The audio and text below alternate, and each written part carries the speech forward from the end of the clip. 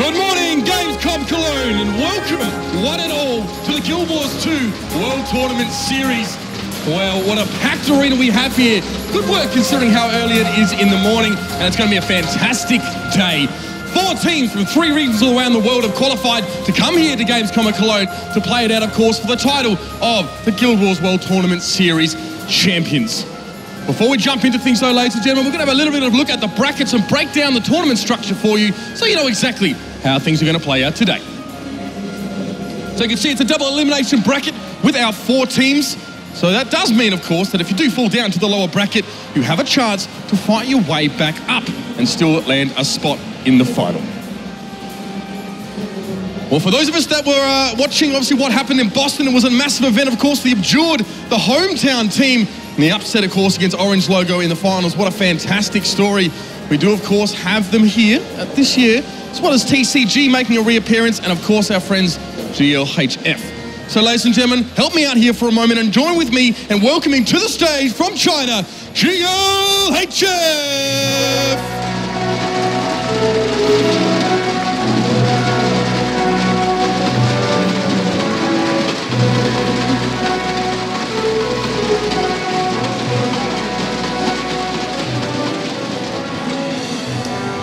And of course, there wouldn't be a game without 2 teams here on the stage, so it is time to welcome, for their first tournament appearance, the Civilized Gentlemen.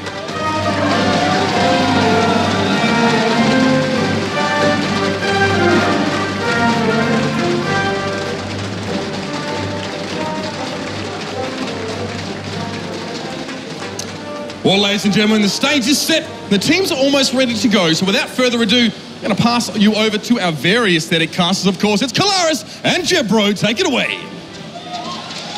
Thank you very much, Mitch. Welcome here to Gamescom. Welcome to Cologne, and welcome to the World Tournament Series here for what is sure to be a great day of games. We have 4 teams competing for a total of $50,000 across the line. Jebro, we were here last time in Boston, but here in Cologne, this is going to be hype.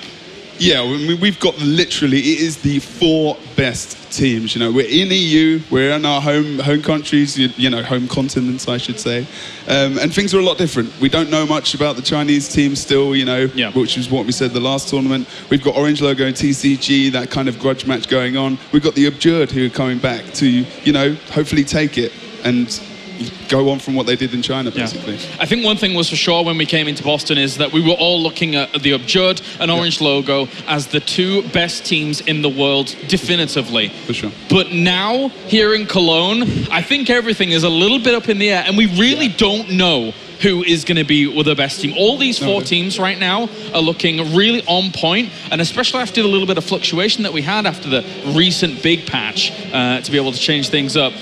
This could go any single way here, Jebro. Really? I mean, we've even got some changes in the actual game with some of the builds as we're even talking. So this is going to be very interesting. Like you say, we are going to, we've got a big day of PvP. This is one of the biggest tournaments we have as well. Of course, this is the Civilized Gentlemen, a team coming up here, not even coming up, to be honest with you, because they've shown in the European scene that they are a force to be reckoned with. Helseth leads the charge here for TCG, but everybody else on the team, not that much LAN experience. No, and a very, very young team as well, you know. And that's what it's that confidence that comes out. You know, we've got the other teams who have actually had a varying LAN experience as well. You know, some people in the Abjured actually have been to varying, like 4 events now for Fanta.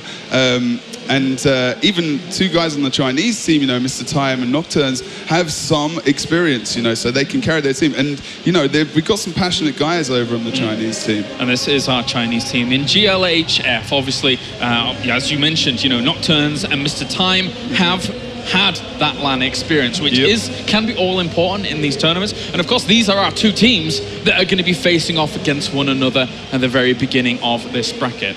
So, of course, GLHF, a little bit of a mystery to most people, a little bit out there. Let's take a closer look here at GLHF.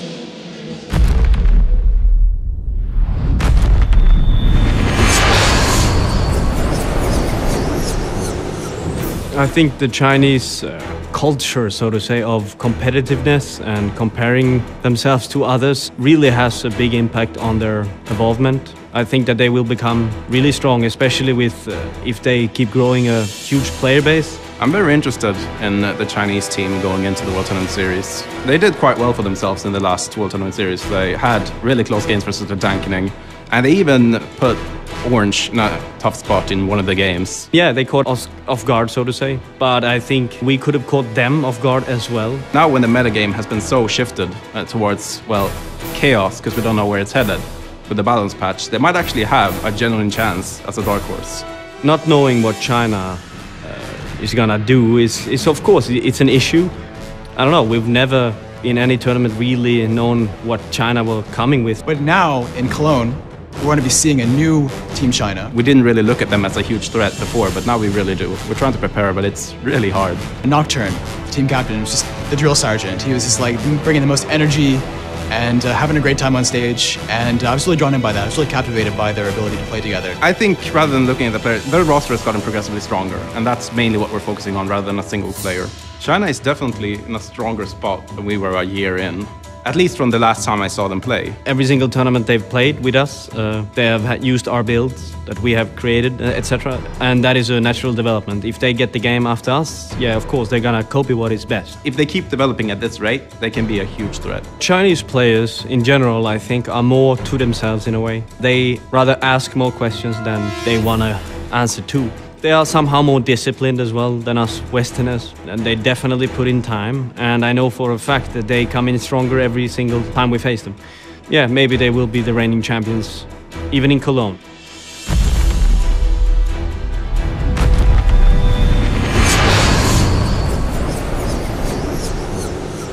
A lot of respect here from our European and American individuals going towards China, who, as much as they are a little bit of an enigma coming into WTS every single time, they still, going into the most recent changes, having looked at their abilities and lineups, are giving them good respect, because you kind of have to at this point. They're looking stronger than they've ever looked of China.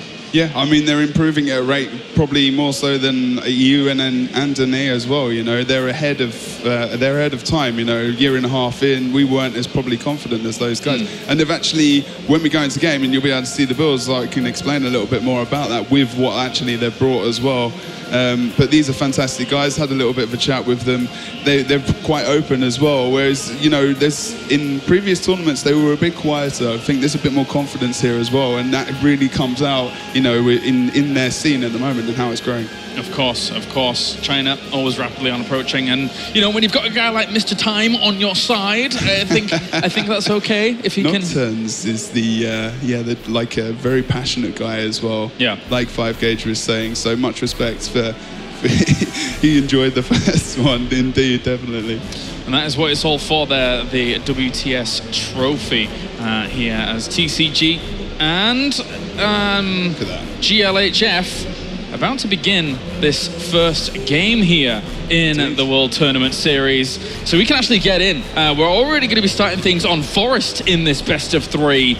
Haven't gone over the builds just yet, but I think we'll be able to skip to those afterwards, because the game is already begun here, Jebro. Indeed. So if we go into the map in Guild Wars 2 at the moment, we're going to see that Texby has gone to mid currently with November, the Bunker Guardian, over on the Chinese team. Well, we've got this split coming out from blue as well. So we're going to see the Chinese team be very offensive and bring out that Moa early onto Lipion there. So he's going to be playing Warrior in this, as far as I was looking before. No changes coming out, but we will go over the build. They might be able to take out Lipion quite quickly. We're going to watch Helseth as well coming in, as they're going to try and take out Mr. Time here as well. Potentially, he's just been gone into vamp form as well, so the thief potentially taken out there as we go up towards mid and we have a look what's going on over here.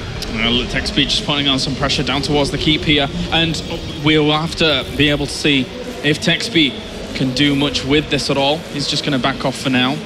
Yeah, it's just moving over to potentially thinking about +1ing this fight. I don't think so at the moment, but we're going to have a look over towards Nocturne. He's doing a good job of getting away, using his mobility as the Elementalist there, as he pushes back with the Thief on the respawn. So that's good movement from the Chinese team at the moment. But we go over towards the mine node now, where we've got a little bit of a skirmish going on. Red Levin's just waiting for his chance to attack here, while Kane might be taken out here, actually. Some fields are being brought out from Texby just around the node to push Kane away, but it's going to be fairly tanky now, bringing out that Death Shroud as well. We are going to go and see the perspective of Helseth to see what he's up to as he starts to come over towards the mine and actually back this fight up. We've got November over on the midpoint. Now, he's the very supportive character, but we do have this benefit for the Chinese team as well, that they're quite tanky, having the Necro and the Elementalist in one place, and they're able to... they're actually going to regroup and pull out here, but now we're going to watch Larissens as he goes in towards the midpoint. Now, caught in a bit of an awkward situation, but going into his supportive role with the Guardian, so he's going to be completely fine here. Yeah, just going to be able to bow on out there for a moment as over towards other locations. Looks like Mr. Time is actually going to go and try and decap over here towards that node, over to the right-hand side, over at Mines, but still the fight continues on towards Keep. Larissens trying to put on some pressure. That decap trying to go down over there, but at the same time, Lipian was able to deny, so good stuff by him.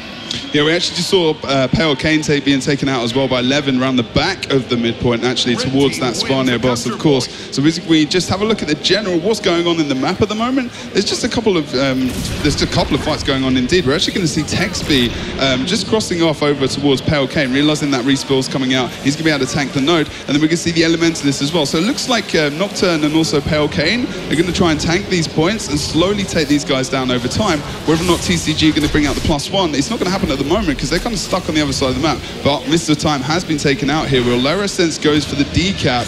Now, whether or not that's going to be an effective thing in the future, you know, he might have wanted to help out Mr. Time there, but he chose to get the decap instead. Can return to mid for the support over there. But this is very much how TCG want to play against the orange logo, you know. They want to out-rotate that Guardian, and the Guardian isn't moving at the moment at all. TCG keeping it on little scrappy fights. Of course, with the 4-man against 1 here, it's going to be difficult there for Nocturne to keep himself alive.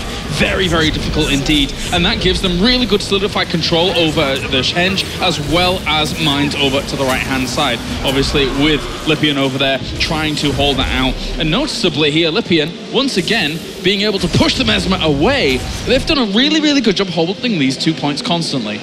Yeah, I mean, they're literally playing on the sides, and when they've got a bit of an advantage, say they've actually got a couple of kills, they might poke mid, and then different blue team members will come back to mid, and then they'll push back into the map. So at the moment, it's a very steady paced game for TCG. They're just holding it down, you know. They're always a couple of moves ahead, like we've been saying earlier, and now we're going to see the stealth fight by Helseth and Red Levin here.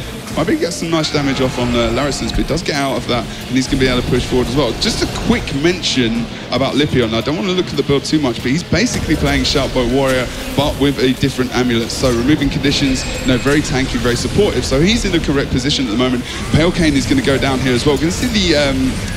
We're actually going to see November coming in for potential red. So he's moved into the team fight. This is better positioning now from the Chinese team. So we're hopefully going to be able to see these guys come out and bring something out from this team fight. Try and get some momentum into the map. Because by any shot, there's no way that this is over yet. We've only got 100 points. It's the first game of the tournament series. They need some warm-up time as well.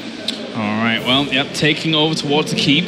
So TCG still in full control of the start of this game. Obviously, they've come into WTS feeling very, very strong. Despite themselves not having too much LAN experience, they are feeling very confident here. Helseth leading the charge, going very low, usually is able to get out of position and make sure that he's going to be okay quite quickly.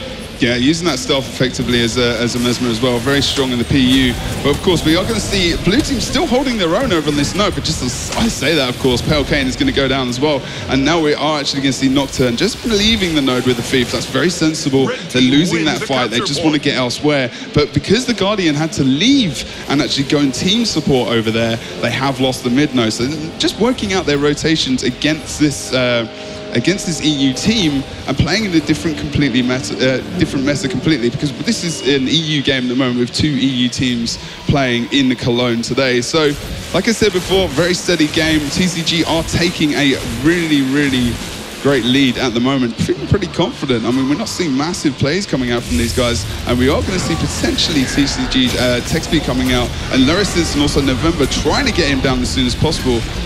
Looks like they're going to be able to perform the task quite well and pick up mid. They really need to grab some cap points quite quickly. Yeah, they do. At least they got themselves down Texby there. That's an okay start to things. Although Texby is back up and into the fight here at the back. Really nice little skirmish going. Also saw the portal was down there for him to try and kind of escape on out of there. Mr. Hellsurf, indeed. Oh, Mr. Time. Very low. Shadow Refuge goes down to try and help him on out, but I don't think he's going to be up for very long. If he's, he managed to get out there. That's quite a good escape, but they're turning their attention back towards Keep to try and plow on some pressure here. Yeah, Hellsurf just moves in. I think he realized he wasn't able to get that Greatsword knocked back onto him there, unfortunately. But we can see Nocturne taken out by Hellsurf with that Blurred Frenzy. November coming back into the team fight now as well, leaving the Necro on the Chinese team to cope with Zan as well over on that close point. Zan being we don't talk about Zan very much, but he's a very important member of this TCG team, being very tanky, being very good at his class, can lock down his opponents when in combination with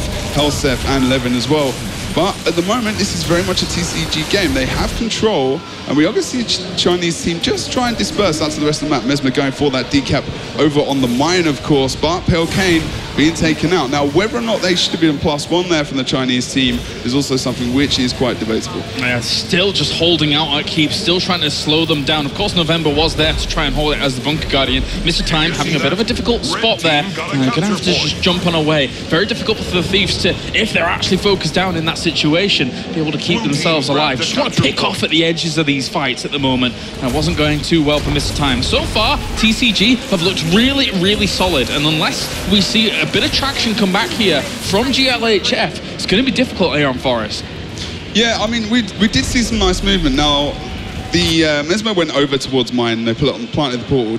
Hellsurf's going to come over for the potential decap, which means we'll see the Mesmer come back, which is exactly what he just did. So we're going to see this nice Mesmer 1v1 now, but we have also got the portal coming out from Hellsurf, and it seems to be a little bit more effective, and now Lipion can come through, tank the node, and they can just back it up. You know, those guys are really there very quickly, and TCG, portal plays-wise, we're seeing them push ahead of those at the moment, using it for survival and very quick map rotation, very effective, and very much used to how we're going to see them. And Hellsurf actually returns back to mid, gets the mower down onto Nocturne. There is no one in range to help him out here, but they're just thinking about going for the rest of the map. They're going for the decaps, and they're trying to outnumber potentially over on that mine node. Yeah. They're actually trying to get the kill now on Red Levin as well, so we need to be careful. A nice little push onto the mine node might give them a little bit of a nudge ahead in this game to really pull them back potentially. And that's the thing, in the click of a finger with the portal play like that, Hellsurf very well versed in just being able to shift the tide of battle very quickly. That's exactly what we saw there at Keep. Just strip that away here from GLHF, turn your attention elsewhere. A lot of them are going over to mine at the moment, trying to fight out against that. Right now, yes, technically they're outnumbered. Texby and Lipion for a little while here are going to try and hold on, and actually a big fight occurring in the middle of the map. Not exactly where they want to be going here to the Chinese team, but they are being ripped apart in this location. Larissense is very low. He's going to try and get away. If they brought this to a 5v4, though, that would be great here. Once again, TCG are in full control at the moment. Fantastic. Larissen's got out there with the decoy, with the port there as well, with the blink, and he actually got decap. He did a fantastic job going from low HP. He had the portal as well, so we're going to have to watch and see if he's still got that available. He does still have the cooldown, so he can bring people in if they start to go towards mid. Now, that would be perfect for the Guardian if he went down here, because the portal is right there, but now he's actually moving down south towards potentially a henge push. They need to get some more decaps on this map, even potentially thinking about maybe going for a boss. As we see the two Thieves kind of stealthed up around this area, but now Red Levin himself going for this decap here over on the mine, but we're going to see a blue team member coming in as well to try and counteract that. Mr. Time doing a good job as we see these two guys go for that one Thief 1v1. Yeah, that'll go on for a little while. Hellsurf is here though, he throws down the portal once again. They're looking still for more rotations, and if they want to be able to dive back on through, that'd be okay, but they're turning their attention back towards Keep. They've got Henge pretty much on lockdown, no real rotations to go back there here for GLHF, looking to burst down Pale Kane as he will try and escape on out of here as quickly as possible. And will he be able to get away? It looks like he's sure fine at the moment. Likewise, Texby also just having to kind of reroute himself. Zan towards this keep. They're not able to wrestle it away here from GLHF at the moment, but still looking to power on against Kane. If you can get themselves some kills, why on earth not? They've got such a point lead at the moment. Yeah, I mean, Zan's got some nice control. Now, again, down the Necro is quite good as well, because he's a very tanky character and he extends those team fights. He's able to get a ton of conditions off onto Zan, though, which is a bit of a problem, but they do take him down in the end. Don't think we're going to see a rescue coming out from Blue Team. We see Mr. Time as well going low, down over on the mid now, going into that Vampiroon proc. He needs to get out of here. He's got no control. He puts down the Shadow Refuge, and also with November as well, maybe just pushing it a little bit far there for trying to get the res, but fair play. It was definitely worth a try. They need to really try and pull it out. Now they can't. We're at a stage where at 500 points, and the game has kind of run away from us a little bit. Yeah. But very, very confident, stable start from TCG. There you go. GG. Game number 1 goes to TCG. Helseth sits on keep and asserts his dominance here in the first game. And for a team that's not as well versed in LAN, but is confident, really confident online at the moment, that is a brilliant start for them to their campaign against a Chinese team that, you know, they didn't 100% know what to expect. But in the end, well, TCG pretty much dismantled their position. I mean, as well, at the moment, I don't think this is going to necessarily mean the Chinese team are going to be downhearted, you know. I mean, there was some different movement coming out through that game, and they need to adapt, you know. They just haven't played against our meta and how we play, and, you know, TCG's rotation is exceptional, you know. They're always thinking a couple of moves ahead. Helseth's always thinking about, you know, talking about chess, and it's very much a similar thing, which is what he says actually, in the fact that they're always pushing forward, always do 2 steps ahead, making sure their rotations are on it, making sure their communication is good with their portals and whatnot as well. So, you know, that's what they need to do. They need to try and involve their Bunker Guardian more. Because that's their strength, you know, that's one of their strengths, and their Mesmer. So if the Mesmer can portal that Bunker Guardian round map, that's going to be a lot more effective for them, but they need to try and get that under wraps. Yeah, and obviously, going into game number 2 now, it's actually going to be Temple of the Silent Storm. Indeed. Which, compared to our usual rotation that we've had for quite a while, is a little bit of a change-up. Yes. We can actually jump into the game very, very soon here. And then once we do, we can look down the builds that we've missed in the previous game, because these guys were pretty eager to get things going in the first one. Obviously here in the World Tournament Series, it's... a day. Yeah. Cool, awesome. We're going to go through a big Zan, or it's just going to be called Zan today, playing on this char. He's going to be playing with that Soldier's Engineer. We're actually going to start the game as well, I think, fairly soon. So he's going to be playing Soldier's Engineer with the lockdown build, pretty much, with that rifle, of course. Red Levin's playing DP Thief. We're going to see Texby playing Dagger Elementalist. Lipion was playing Shoutbow Warrior. He's still going for that. You can see he's using a different amulet. That's going to be Settlers, and TCG, Helseth is going to be playing that Shadow Mesmer we've been seeing recently, but he's going full man mode with the Zerker amulet at the moment. All right, well, yeah, we're starting again, so let's just try and get into this quickly. It's already a split off here, Dan. We're having C Nocturne going very, very far forwards. Oh, against there, actually, no, I tell a lie. He was just trying to defend against Zan, who was getting very, very eager. This movement here by Zan is almost drawing them away from other points, and this could be fantastic for them to try and establish themselves elsewhere on the map. Yeah, I mean, we've already seen the Moa push onto Nocturne here, and Red Levin as well, with Helseth in stealth, able to probably get the kill, although his game regenerated here as well, as we see November, again, like over on the mid in a 1v1 situation, but we are going to see the blue team be quite powerful here and actually take down Zan there, like you were talking about before. And we are going to see that portal coming out. We did see the banner missed there as well, I do believe. My bad. Didn't actually miss that. I know we did see him come back up indeed as we go over to Levin. Just having a look at his stealth moves. He wants to try and pick out Kane here.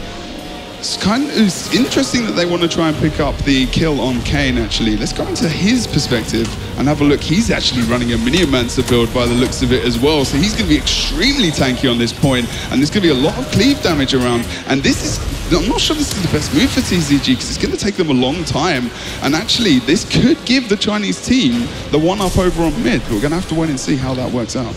Yeah, for now, we have also Levin taking quite a few conditions here himself. He's just going to hold on towards this midpoint and try and power out against Pale Kane, etc.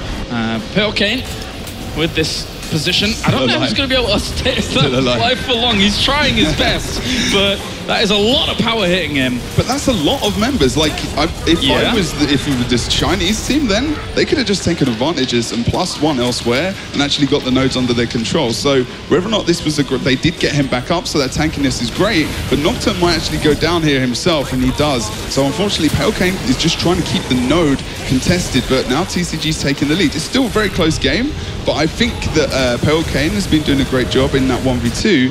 Just think maybe the Chinese team could have gone elsewhere. I mean, we've got the mid, Guardian mid as well, November versus Zan. That's just going to go on forever. And really what's going on over towards the altar is where everything's going to change. You can see November coming in for the res. He's going to be able to get it. We've got the portal coming up as well. Does manage to get him up in the end. So the Chinese team being very supportive here and very effective. This is a different game to what we saw on Forest. Of course, we've got the buffs which come out as well at 11:30. Stillness coming up above, as we know, in this point of the map, so double cap points will come out, but Chinese team not able to lock down a node, able to keep things contested, but not able to get in the kills, which will eventually get them the caps they need. We're just going to go towards mid now, just have a look at general camera view as we see Hellstuff just not down there. They want to end November, they want to take him out here, but we are going to jump back over towards the altar. Still TCG members trying to take down Kane, who is just an absolute beast with his beasts. Yeah, he just keeps going. He just keeps going. You're not going to kill him off that easily. He is down now into the down state, so at least they'll be able to pushing him away from that position. But he did cause a lot of delays here. That being said, TCG is still in a good spot. They can lose XP down there over there, though, and he will go into the down state. So maybe they can actually kind of capitalize from that position. But at the same time, it's still a 4v4 at the moment. Yeah, now, and also actually Nocturne is in a good place. Like 1v1 versus the Mesmer. Like Ellie is very strong, but he went into that fight very low HP and low cooldown, so it's going to be a lot of trouble for him. Let's go into Hellstuff's position now as well. He's still got Moa available as well. When he gets the rest of the team down here, we might see a Moa coming out onto the Bunker Guardian, which is going to be a good way to dispense of him quickly. But Hellstuff is in a position where he's probably just setting up a fight as we see the rest of the members start to move down towards this cap point now. Mr. Time is on node as well. We're going to see a lot of cleave coming out from the Elementalist. We're even going to see the Minion Mancer coming back out as well. Let's have a look where Larysens has gone back through a portal over towards that I just forgot, over towards Temple, sorry. But now Laris is going back through the portal again towards mid, trying to pull out these quick rotations so they can get some kind of advantage, but they're not able to. They've got so much tankability here on this node, they're simply not getting the kills. And actually, TCG able to pick up Mr. Time there as well. Yeah, that's nice. That's nice. Once again, to force themselves now 4v5. At least even if they're able to pick him up, it still causes that situation where they can get a little bit of cleave down here. Larysens is going to have to get away from there for the moment as TCG really piling on the pressure, not only because of the fact that they've got a fantastic point lead, but they're also picking themselves up the downstates as well. Larysens really trying to get out of this position, but he goes down into the downstate. Zan really just being able to power this on home. Really good play by TCG. November's not even going to bother now because he's actually, he knows that he's going to be taken out if he goes for that, and even just backtracks and he is going to be taken out. We're going to see a quick portal coming out for Hellstuff there, and moves back towards the midpoint, just above, trying to get over to Nocturne as well, in a great position, which means they can really pick up another kill. They're going to be rolling off onto this map. We've got a minute till Tranquility and Stillness come up. We did miss the Stillness before, but we will wait for this massive buff, which could really turn it around for the Chinese team if they can pick it up. But they need to start centralizing around this area in about 30 seconds or so, so they can take control of this. They're going to need it. I mean, look at the point disparity at the moment. 200 in favor of TCG at the 9-minute mark. They are rolling away with this. They did lose themselves Gate, but at the same time, that could easily be contested once again. A lot of members here of GLHF trying to power on towards Gate. Temple here is under a little bit of pressure, but even if they're able to take that away from them, they're still biding their time down towards bottom. Larysens is under threat once again. He manages to get himself out of there, but Levin, with the chase on down, is able to bring him into the down state. Really good stuff by Levin.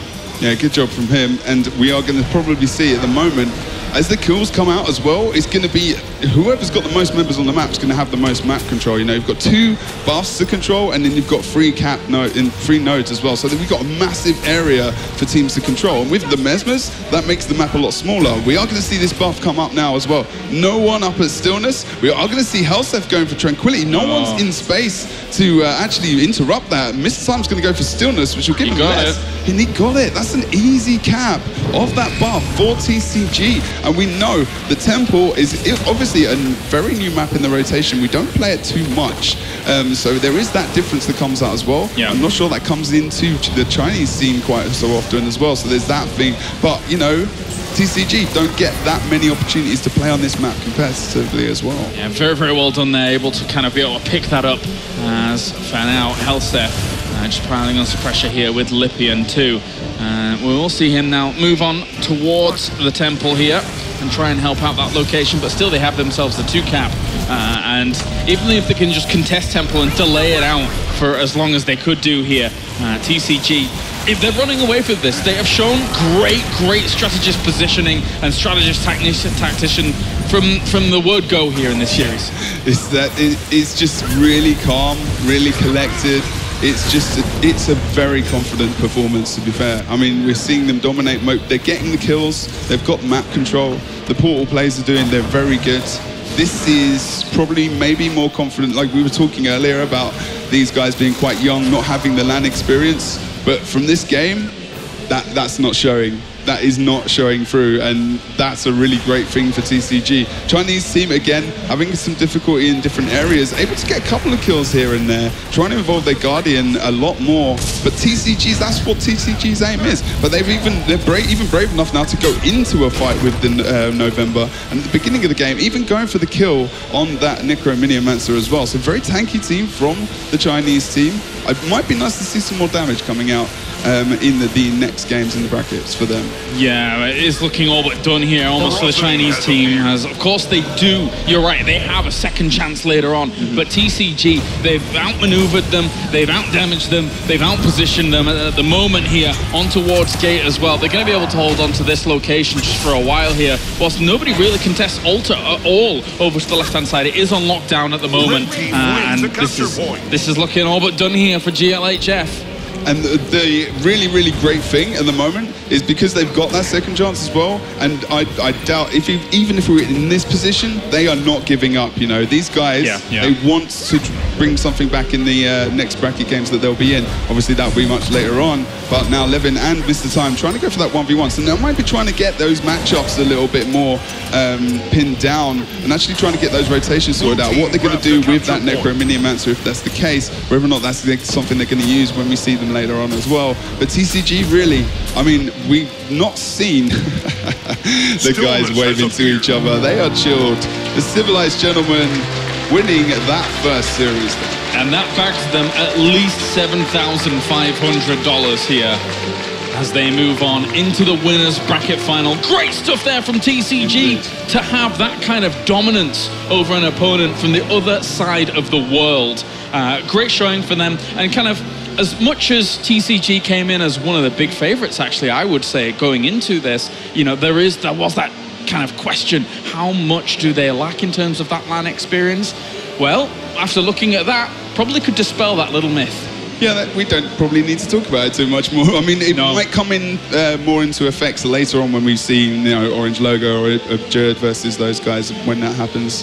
And yeah, I think those are going to be the moments where that experience and, you know, hearing those guys next to them, the calls, you know, Rom and different members, you know, it's going to be interesting to see how they perform with that. Yeah, very well done there by TCG. And without further ado, ladies and gentlemen, we can have a breakdown of that series with our experts.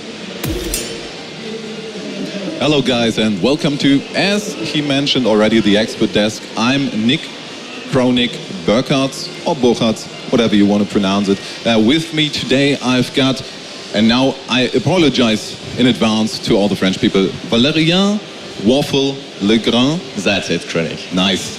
I'm proud of myself now. And of course, Sebastian Mower Groß, or Black Mower. Yeah. Depending on what you want to go by. A bit easier with my name. A bit easier, yeah. Being German and all. Yeah, so the last match, TCG against kind of the team where we don't know what they are about. We've seen a little bit now. What are your first impressions of their performance? Well, surprisingly, I was quite surprised by how the Chinese team played out these games, because I would have said that they would have been stomped a lot more, and in fact they are just not used to the European metagame, and in my opinion, if they had a bit more experience, they would probably take some games and even win this tournament. And this is where I think the double elimination tournament will benefit them a lot. Definitely, yeah. We've discussed while watching this a bit, especially on the first map. We really had a couple of good moments. They seemed solid. You mentioned they looked like a couple of games we've seen between Orange Logo and TCG. Like we have seen Orange Logo have matches against TCG that were very similar in terms of point, at least in terms of the outcome. So some strong points, but yeah, what do they need to improve on to maybe in the losers bracket then with the second chance, as you mentioned, to have a better chance in the next game? Well, one of the main problems in the first game was that TCG just kept focusing out the Mesmer Thief combo of GLHF, which left their on-point guys like the Guardian and the Necro, which are reliant on their pain train to arrive and help them out. They were kind of left on the try.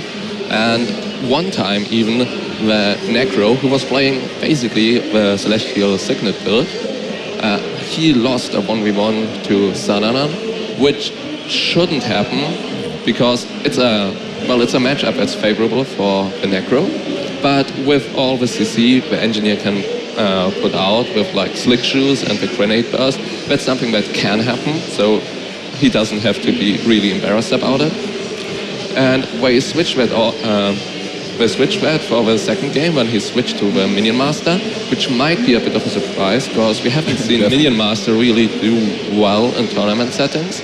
But what it does provide is like more solo staying power on node, so he can sustain longer while their pain train is having troubles dealing with the Mesmer Thief from TCG.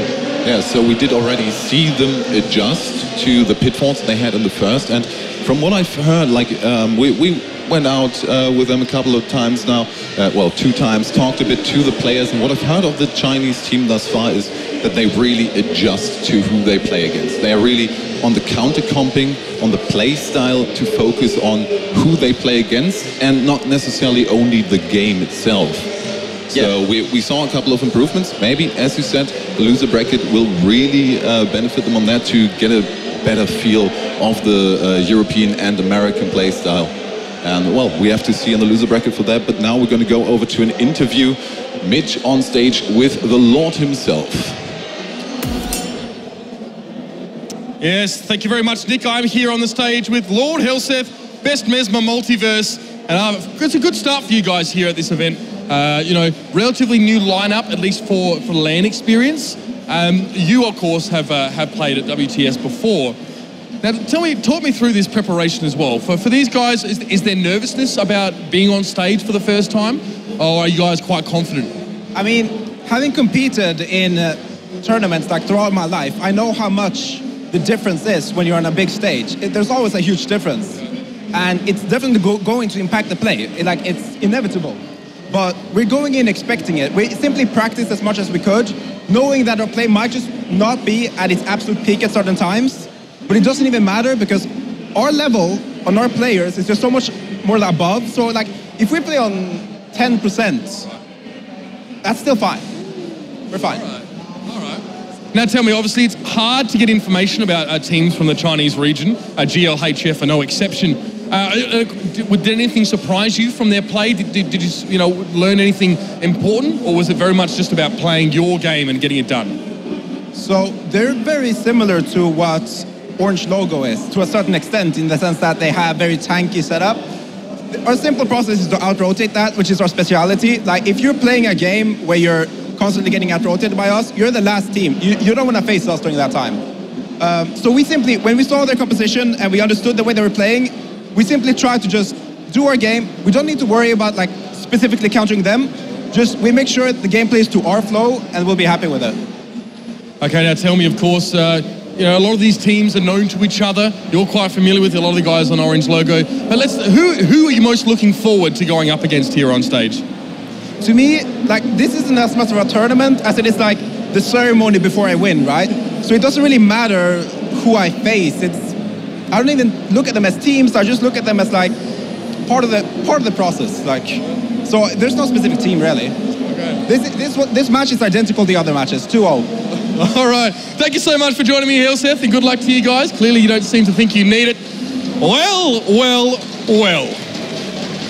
Are we really surprised though? No. Well, ladies and gentlemen, thank you for sticking with us so far. What a great game that was. We're going to be back after the break, of course, with our next game of the day. It's going to be Orange Logo versus Abjured from North America. Hang around for that one.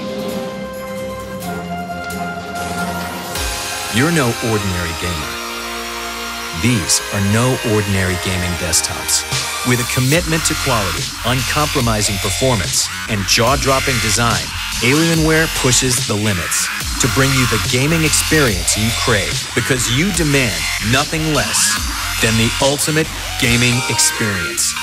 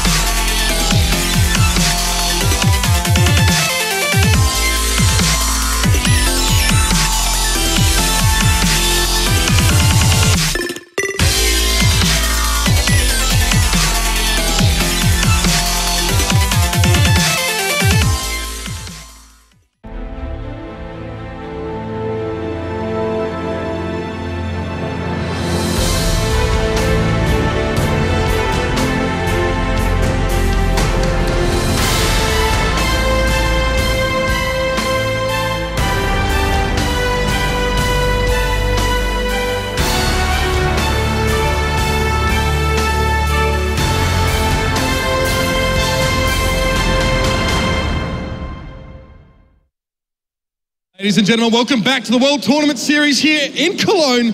Gamescom is already heating up. It's going to be a fantastic day already. Thank you for sticking with us so far. Only a short break. We don't want to keep you waiting. We want to keep the action coming. Let's have a look at the brackets quickly again. Let's check in and see where we are at in the grand scheme of things. Only our first game down, as you can see. And of course it is the Civilized Gentlemen moving forward in that upper bracket. However, all is not lost for GLHF, as in the lower, they still have the way to make it through. Let's do it, ladies and gentlemen. Time for our second game of the day. Going to introduce our first team, of course, to my right or your left, the defending champions. It's Orange Logo.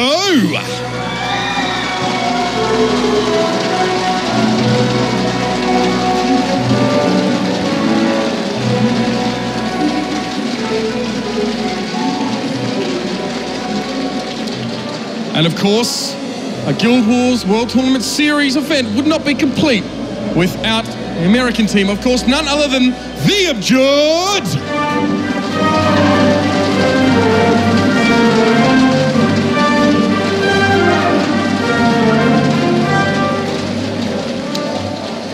This is going to be a cracker of a match. Of course, a rematch of WTS Boston. Let's get straight to it. Of course, we're going to pass it over to our casters, Kalaris and Jebro. Gentlemen, let's put this one under the microscope. Thank you very much, Mitch, as we get into our second series of the day here for the WTS. And let's be honest, Dan, it's going to be a good one because this one really tickled us last time. We had the Abjured going up against Orange Logo. It will be a repeat of the grand final from Boston, and the defending champions look to topple the might of Abjured once again. Indeed, and this is, you know, it's so early on in the tournament, having this replay as well. The Abjured are, you know, they've got to be out for blood. And one thing that was very interesting that the Abjured said, something that 5Gauge said, which really stuck with me actually, was the fact that these guys have been together for so long now. Their friendship, their bond as a team is really what's pushing them ahead. You know, they needed that defeat. They needed that loss to push them to be a better team. They didn't have any losses, you know, up until that stage where Orange Logo are the only team to defeat them so far. Well, this is the Abjured, a team that in the American scene has shown fantastic dominance. They are the kings of America, and nobody has ever really come close to their kind of reign. They've been here many a time now, every single time here for the World Tournament Series, pretty much. And as well. you know, who can really doubt the skill that they exude here on the Guild Wars 2 stage? Yeah, I mean, and that experience as well that you're mentioning, you know, Fanta there, he's been to all our live events. Yes. You know, he was here last year for Gamescom. And so he's got so much experience in this team. And you can actually, if you look at these guys, and we look at them from last time, even like that camera shot, there's more confidence, you know, there's more focus there. They know they've got a lot to prove now. If I cast our minds back to Boston, when you would see them on the stage at the beginning, you know, they were smiling, jokes around, things like that. Yeah. Look at those faces. Yeah, that's different. That's a different team. That is a different Fantaram to what I saw last time at the very beginning of it. And he was literally sitting right there, right next to the camera. And he was like, you know, sitting back, he was quite chilled. But they can't do this against these guys. No, they cannot do that. Especially with how the games went down last time against Orange Logo, especially with them being in control of those games, and everything was turned on its head in seconds. Yeah. In seconds, that's when they let things slip here against Orange Logo. It only took a brief moment for them to let it slip and lose it. Obviously, they will be coming in very strong. Now moving on to our second team. They're the defending champions here of the World Tournament Series in Orange Logo. Indeed. We've got a new boy, Sindrina. He's coming in to replace Blackjack, of course. So Thief Roll coming in for him. Rom Denshi Tage and Frey, as you said, are defending champions. So they're looking to come back and take this one as well. And I've got to ask you, Dan, with Sindrina in here as that Thief Roll, that freed up a little bit of room for Frey to actually take on different roles. Does that give Orange Logo here a bit more solidity in their lineup, with Sindrina really kind of overtaking that position? Yeah, I mean, he's going to be, you know, he's roaming around, and Frey doesn't have to pull out the Thief. He can actually change. Now, it's an interesting thing you say, because he multi-classes quite a lot. He can change from anything, you know, like Bird Guard. He can play Thief. He can play Warrior. He can play Ellie. He's played so many different things in the recent Go4s and the ESL Weeklies that we're not exactly sure what he's going to pull out today. And even that man right there, Mr. Rom, the man himself, is, you know, he can multi-class as well. And Warrior, in a place at the moment where we're not sure it's going to go. We just see Lippy on earlier playing Xiaobo Warrior, a very surprising pull out there from the TCG. It's going to be quite the fight. I cannot wait for this series. But before we get to this series, Dan, let's take a closer look at the Abjured. In Guild Wars 2, I go by the name Chafe. I represent Team North America, aka the Abjured. The reason Abjured has a great edge is because of our mechanical skill in our specific professions. So we have, you know, the top of each profession. I think the friendship factor that the Abjured has together definitely allows us to get over obstacles and overcome things that would break up another team, because it didn't have that friendship holding them together. The Abjured is not used to losing, so taking 4 losses in Boston was definitely a jarring experience. But you can't grow without facing losses. Having that loss was the best thing to happen to us in a long time, because that kind of created a foundation of scar tissue in which we can actually build on and become much better as players. We don't feel like it's going to be an ongoing incident. It's more of an isolated thing. When you take a big loss to a team, that really only matters the day of. So in Cologne, we're the comeback boys. The biggest lesson we learned from facing Orange Logo is not a conventional sense of, oh, we need to play this profession or do this with our comp. It's more like we have to really feed off of the energy of the crowd. We have to be there in the moment. We have to bring our best game. We have to get hyped. So we've made many changes to our team and our strategies and our general philosophies. It's about making the changes. It's about being adaptable and playing around what is going to be changing with us. The reason why I got into Guild Wars 2 at the start is because immediately from when the game was announced, I was a huge fanboy. I loved the art style, and when I played the game, I fell in love with the mechanics. And the combat being action-oriented, how fast-paced it was, that's really what got me hooked. For the fact that I'm always a competitive player in everything that I do in terms of gaming, immediately it just went hand in hand with that love. The love I had for the game built a pretty competitive career. It's currently unclear how Heart of Thorns will affect our team composition. That really depends on how things are for the competitive community. If certain things are strong, we'll use them, we want to win and be the best. If they're not strong, we'll ignore them. The most recent balance patch has changed a lot of perspectives on how we can play the game. There's so many possibilities that weren't possible before that now are a huge consideration, because the rules are all changed. It's really a race to explore those possibilities and be the first to find the best ones. I see all 4 teams as being great contenders in this. But really, it's going to come down to the day of who brings their A game, who can really drive it home. Well, that was 5 gauge there from the Absurd, looking to try and kind of make the recovery happen here against a team that are like Orange Logo, that as much as the games were close, in the end, Orange Logo had their number there back in Boston. His face in the moment, look at that. Sindranir is so focused at the moment. That's the thing as well, you know, he's the one who's come into this team. He's in the space now where he needs to, you know, maybe pull something out. He's feeling, you know, it's his first real LAN, and these boys are experienced. Yeah. Sindranir needs to gel and mesh more than ever than he has done before here with Orange Logo. There is Rom. The intensity that Rom puts out onto the field, not only in-game but out of game as well. Yes. We've witnessed that. We witnessed that in Boston, and we saw how in-depth he really gets. He's basically not only one of the strongest members of Orange Logo, he's basically also their cheerleader. He will get them rallied behind them. And the way in which Orange Logo plays is very, very heavy in terms of team focus, right? And very, very, very heavy actually going in for big fights, happy to just kind of engage into it with multiple people and just trying to bring on those kills, even just 1 point, not really focusing on anything else. No, and it's that passion and that aggression that takes him through. And what 5 gauge was talking about is pretty much what was missing. Like that was what felt like it was missing. They're different now, you know. There's more focus. They've got some. 5 gauge is like, yeah, we need hype, we need excitement, we need passion. We need to show this on the outside, you know, so we can get excited about this and push forward and take a win. Well, before we get there, Dan, we're going to head over to the analysis desk to see what they have to say about this epic rematch. Epic rematch indeed. What we're about to see is basically the final of the last WTS. So something good really early into the tournament. We have Orange Logo, we have the Absurd. Let's just go with kind of predictions just from the start. What do you guys think is going to happen, and then explain a bit on that. Well, to be honest, I have absolutely no idea who could win this match. It could be any of these 2 teams. Obviously, I'm European, so I want Orange Logo to win, but you know. In fact, I just don't know. Orange Logo has some great players, Rom, Denshi, Tej, Shinrunner, Frelina, and Absurd has the same great players, so any teams could win today. Yeah. And I mean, I remember in the highlight video of the last WTS, we saw, I think James saying, no, it was actually the host saying they lost their first match there for 3 months. Now we have it again. The Absurd not been beaten since the last WTS, and the guys who did it are sitting right there, are facing them in a matter of minutes.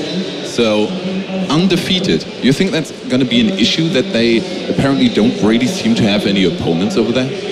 Well, that obviously is going to be an issue. Like, it's much easier to improve if you have people over there that you can practice with. I mean, Absurd has been practicing with TCG, but obviously there's going to be some connectivity issues if you are playing from America with a team from Europe. Like, one team is going to be at a disadvantage because they have like 100 ping instead of 20. So that obviously is an issue. But last time they faced each other in the finals. And as we know, well, the Absurd isn't really, or at least wasn't really that good at drawing in the energy from the crowd, even though it was their home crowd. So probably they showed more exhaustion towards the end than Orange Logo, who have Rom there, who's just on the stage. He's like motivating his whole team, and this just goes on. They are in the final, so he just gets them all hype.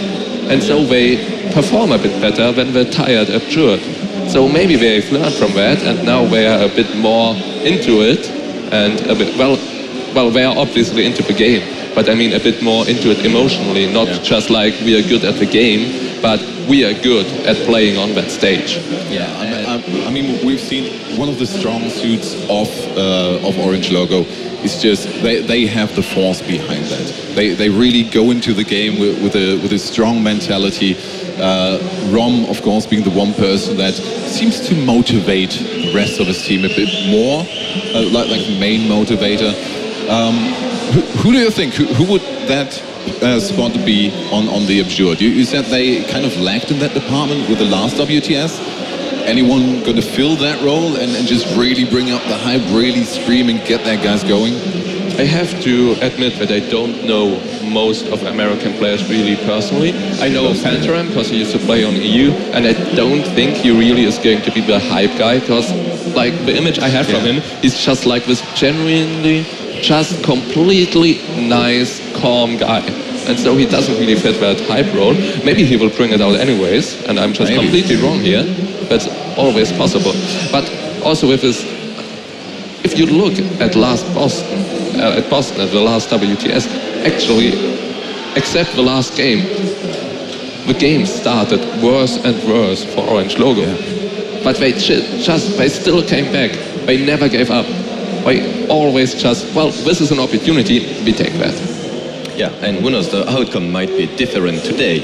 Obviously, Absurd hope the outcome will be different, but they must feel pretty nervous about the fact that, as you said, they haven't been beaten in 3 months now, and they are facing Orange Logo again, which is basically the only team that defeated them in half a year. So yeah. And maybe in a bit we're going to see a repeat of that performance, but for now we're going to go back to Mitch on stage. Thank you very much, gentlemen. It's good to hear you break down this game even before it starts. Have a little bit of an idea. There's a heck of a lot of backstory accompanying this particular match. Obviously, the reason why I'm back on stage here is we're having a couple of issues, some of the players getting their technical stuff sorted. So what we're going to do is throw to hopefully a very quick break. And when we get back, we're going to see the outcome of this blockbuster of a match. It's going to be Orange Logo and the Absurd back after this.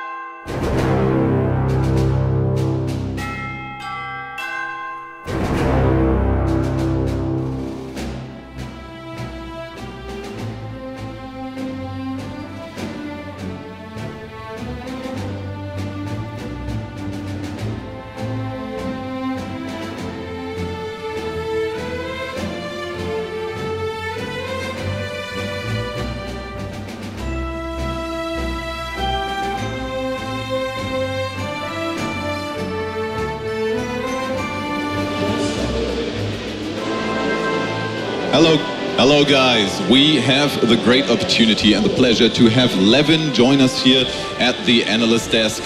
So we basically can ask him a couple of questions about, well, what he's planning on doing and his performance in the last game. So maybe considering we just earlier saw the interview with Helseth, he seems very confident, which is kind of how Helseth is. We all know that. He is the Lord Helseth, of course. Do you share that confidence? Well, I was pretty confident in China. Like, we didn't know too much about them, but like I saw some like matches from them in the qualifier, and like we as a team, I think we're like pretty confident in our skills. Like we scrimmed a lot and practiced, and I think we like went a lot over in theory what other people can play, and I think like our comp is pretty optimal. Like I think it's especially because of the Mesmer, and like the lack of other teams to like outplay Portal. Okay, yeah, I mean, Mesmer, of course, is a big help with that. You play the very rotating game. We've seen it in the past, in the last game, maybe not that much. We had, especially on Niflhel, very focused on the side points. You held that for quite a bit and just completely ignored the midpoint. Yeah, like the bunker guard was staying at the midpoint, so we just try to play point, like the sides. And that was just the immediate call, like bunker guard, we just don't bother with them? Yeah, like I guess it's like just a general idea. Like we don't want to like fight team fights against bunker guardian, so we just try to like avoid him as good as possible. Like one time he like actually rotated into our fight, but it was like going well, so we just took it. But other than that, we just like try to like, cause like the thing is bunker guard is really slow, and we're like really fast, like you said. Like we like try to rotate a lot. So if you like coming into our fight, we can just like look like if it's like going real well, we can probably take it. But other than that, like someone can just rotate out and get the decap. And if like other people are rotating out, we can just follow up and we can leave the bunker guard in and out. Like our ally can or something can just like take the bunker guard and someone else pretty easily and like sustains that fight. Okay. I wanted to ask you something about the Chinese team. How do you feel about them in this tournament? What do you think about their gameplay? Well, I don't know. Like they seem still like everything seems still kind of underdeveloped. Like I guess rotation, where maybe it seems like I don't know. They don't seem that experienced, and their build seems not really optimal. I don't know. I don't really like Necro, to be honest. I know Abjurd is like pretty much playing the same thing, but I don't think it's too strong. Well, they have a Thief. I guess everyone needs a Thief, but pretty much, yeah. Yeah, I don't really like bunker guard too much as well either, but I guess Orange is doing fine with that, so well, that's just my opinion. But that Mesmer was like playing some really weird specs, some like hybrid. I don't know. I don't really figure out what he was playing. He was kind of bunkerish. That didn't really seem too strong to me. Like the problem from China kind of was like you could see they didn't really got a stomp on us. Like sometimes they don't. Like I think they got like OLE down one or a few times, but we easily could wear them up. Because like you can just see like the bunker guardian is like doesn't really have DPS. The Thief has like quite some DPS, but not too much. So the Mesmer's more like tanky as well. So it's like it's pretty easy for us to like just get out and sustain ourselves. And what would you say is the main weakness and the main strength? Oh, for China? Yeah. I think they should like try to get like maybe like a better composition in the first place, and maybe it's hard to say. Like I mean, China's quite a lot behind us, like in like playtime. So I guess they just need to find like good scrim partners and like keeping up. I mean, China has like developed quite a lot if you like look back. I mean, they're like doing like way better like every World Tournament series. And I mean, like tournament is still not over for them, so they're still playing again like Objuda or Orange next round, so might go better for them there. Who knows? Yeah, I mean, we've seen them after the first round kind of adapting to it.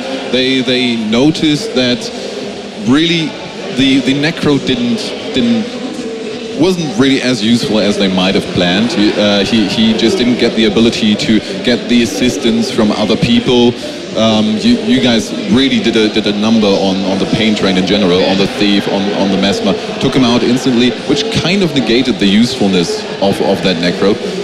So do you think it was a wise decision, or rather something to try out to go for that Minion Master? Oh, I don't really know what they were like thinking when they were like playing that Minion Master. I think they was just like, oh well, the one Necro build apparently doesn't work, so maybe let's just try out another one. I was like kind of confused actually when they like just randomly played Necromancer, because I think it's like even worse than the other one, but okay. Oh well. So I guess they were just trying stuff out and like see what they can do. Oh. So with you taking out the pain train just over and over again, from a top-tier perspective, what is your main motivation to go for them? Is it just because they are the easiest to burst down, or is your main motivation because they deal the most damage? Oh, sorry, Mo, again? So what is your main motivation when choosing your target? Do you choose the one that are the highest threat, or just the one that are the easiest to get? Well, it pretty much depends. Like everyone in this meta kind of is like pretty sustained, and like Mesmer have like long stealth now, and Thief can like easily disengage. So I normally want to like keep up on the main target, like even if it's an ally or something.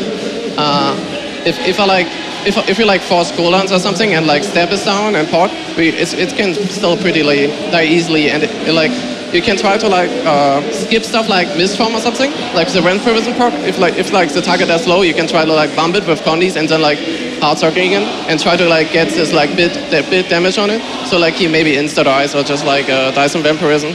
So, but there like sometimes when the fight didn't really go off, I like try like forcing as much cooldowns from like people that could be like a threat. So I try to like jump on the thief if I get the options rather. So I can maybe like force Shadow Step and then just leave him alone. And the next time I see it, like Shadow Step is done, and then I can maybe get a kill on him. But it's always like depends on the situation. Okay, so, thank you very much for that insight. We now have the time to go back to the casters. Take it away.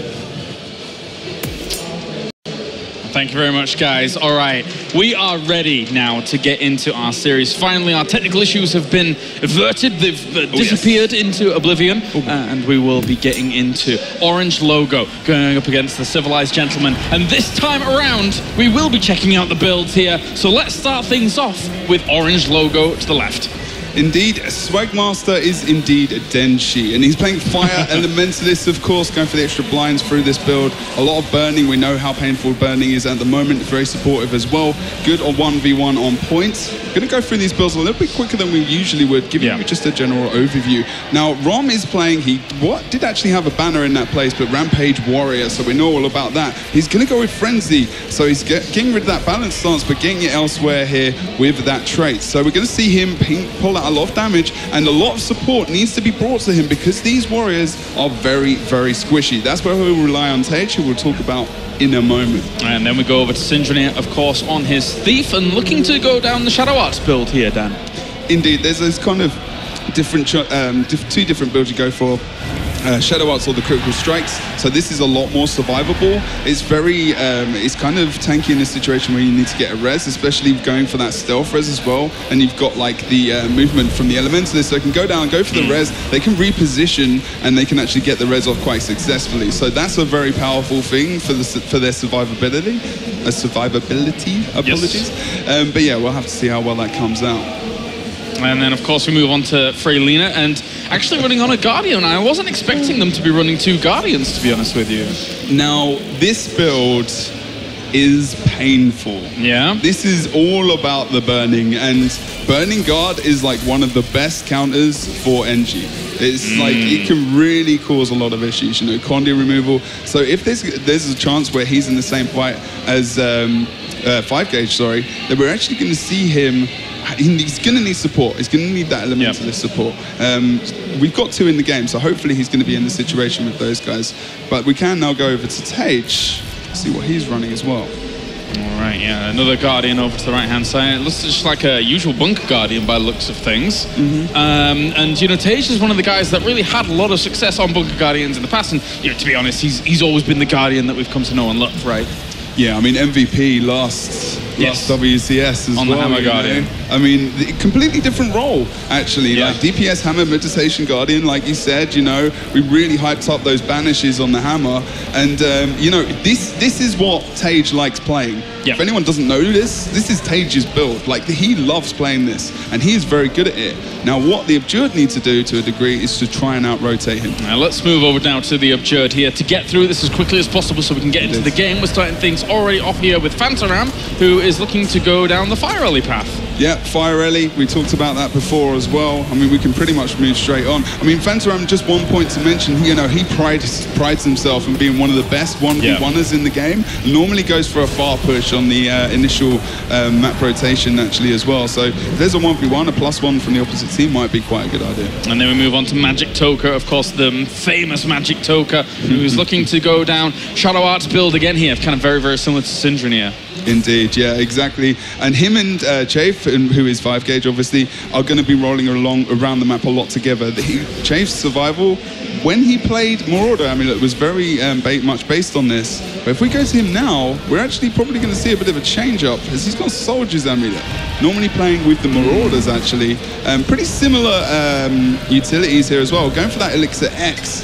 and also trying to counter that Rampage with that toss Elixir X as well, getting that Mara off. And then, of course, we move on to Nos, who, for a lot of people here in Guild Wars 2, they consider him the best Necromancer in the world. I mean, he is the man, you know. This is his build, playing that strong Signet, very tanky as well, you know. He's good in a 1v1 versus an Elementalist as well. In the end, he might get burned down, but this is Nos, you know, his experience, like you say, the best in the world. You know, he's going to be able to hold a 1v1 and get +1 hopefully by the feet. And then finally we have Wakey here on another Elementalist Dagger and going down the fire line. And similar in a kind of comparison to what we see from Fantaram, you mentioned that Fantaram always likes those 1v1s, those far pushes. Wakey plays it in a bit more of a supporty area role with his team, right?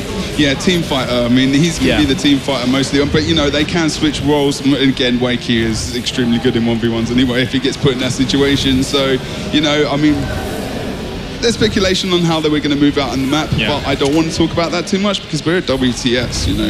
This is different builds. This is a different setting to last time, and I think and hope that we're going to see a lot of difference from the Abjurd in this, because that's what they need to pull out today to be a step ahead of Orange Logo and TCG and the Chinese team. All right, well, the match is about to begin. The rematch here from the grand final of WTS Boston. I am so excited for this one as Orange Logo face off against the Abjurd as Europe clashes against America once again. Let's get into it, Dan. Okay, so we're going to see actually Wakey and Chafe. Chafe is going to go for the back point now because he's a lot more tanky, so he can sustain that 1v1. Rom's going to do the immediate push with Sin and Freight going for that stealth movement themselves. Orange Logo leaving their close point open like they've done very recently as well. So we go over towards the henge point now. We are going to see potentially Rom and Chafe taking it.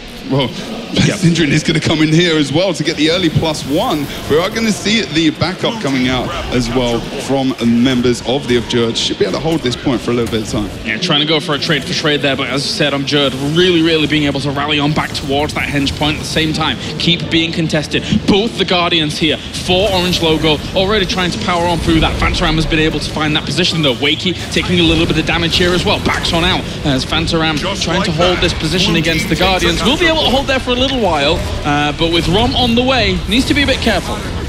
Yeah, we do have this, early 2 side caps for the Abjurd here. Nice. We just see that as long as they can keep this up and keep this focus, then they're going to be pretty good. Wakey going into the down state there, and this is where things can really get painful. The burning damage down will be very heavy from Frey. Wakey's still in the down state, of course, using that Vapor Form. Will they be able to bring him back up? Nos as well in the down state. We've got 2 down states coming out for all the Abjurd.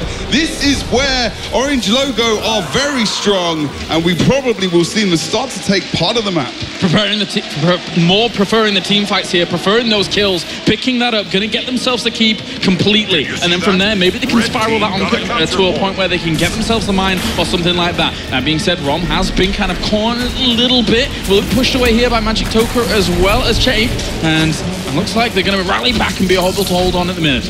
Tage is his support. He's the main man. And this is the main thing that Ron was talking to me about, how Tage is his survivability. And he enabled him to push back there into this fight. And even to a point now where he might be slightly overcommitting here. So very dodgy situation, unfortunately, for him. Freylina can't do anything about that. Tage is on the other side of the midpoint. And they 2-2 kills themselves. Unfortunately, Tage is just not in a position to get those reses. Kind of surprising, actually, as we see that position. Because Tage has to remain up top. Wakey doing a fantastic job at just holding Tage on node. We're having difficulty here from the Orange Logo with their confidence, with their positioning there, and Abjurd really taking them apart over on that midpoint. Yeah, very well done. Of course, those kills there for them were pretty important considering they lost 2 people themselves. Abjurd couldn't, the Orange Logo even couldn't turn that around to some kind of advantage, some kind of movement towards henge here. But at the same time, we do have now the mines under a little bit of pressure. Freylina's going up against Fantaram, but trying to go up against Fantaram is a little bit difficult. Of course, Rom there for the help. They're going to be able to decap that. That's a great move by them, pushing Fantaram off of that point, but here comes the reinforcements. Yeah, and this is a good rotation from the Abjurd now. They're piling bodies onto this node. We're actually going to see Magic Toker as well, potentially coming up from behind onto Tage to slow him down in his supportive play. This is great movement from the Abjurd. They're really trying to keep Tage out. And they've actually got the mower down onto Rom. That's coming from Chafe there, of course. and Rom is really going to be one of the main targets. Goes into Rampage form as well. He's got low HP, but does start to chase off Magic Toka there. It survives surprisingly well. He's got that support coming out from Tage, and one hit takes Magic Toka down. We need to see Tage potentially go for that down fight as well. How was Rom still alive during all of that? He finally goes into the down state here. Tage trying to get him back up though with some defensive cooldowns. It is going to be enough. The rally is there for Rom. He is back up, but still in the fight, still trying to chase down onto Chafe, but at the same time they managed to cap themselves Henge as well as mine. So a really good little upstart here to a comeback for Orange Logo. Yeah, and this is where they need to start taking control. Those team fights, they are the best team fighters in the game. There is no one that can beat these guys, and they know that. And they've been sucking into that team situation, and Tage coming in for that support, and that decision to go into Rampage at low HP was very, very good from Rom. That made that fight there. Swagmaster X as well. I can't call him that seriously, but I'm going to have to in the middle of these casts as he does try and get on away from the kind of theatre of combat that we're seeing there. Vantaram was down over at the mine and he will be brought down completely, but everything is on the Henge right now. They're really powering down onto that. Nos is going to drop himself into extra form so he can try and keep himself alive during the pressure that we're seeing here. Stage also looking at positive pressure, so is Rom, but he is under the fire line as Magic Toka going to try and blade him down completely, brings down Rom. Good kill there by Magic Toka and the guys. Yeah, Tage couldn't get in there. He knew that he couldn't risk going for that res, and he wants to keep that point contested. With Nos on node as well, it's going to be very, very difficult. Denshi does get on point as well, and him and Tage can really tank down on this point. Chafe indeed can now go to mid and equalize this fight. Freylina and Syndrine have just rotated over there to try and take Wakey, move things in to another position on the map. They should be able to get this, but now when Chafe comes in, this is a very tanky setup. They can't win this fight very quickly, and if the Abjurd get the advantage elsewhere, you know, then she's dead. So they could +1 that quite easily and easily win against those guys if they should decide to. Freylina down, Wakey down. There goes the Shadow Refuge here to try and get someone back up at least. They managed to pick up Wakey for a moment. Actually, no, he got out. There's another Shadow Refuge as well here to try and get them up overall. I think they did get a Tage up during all of that, but Wakey's the victim in that engagement.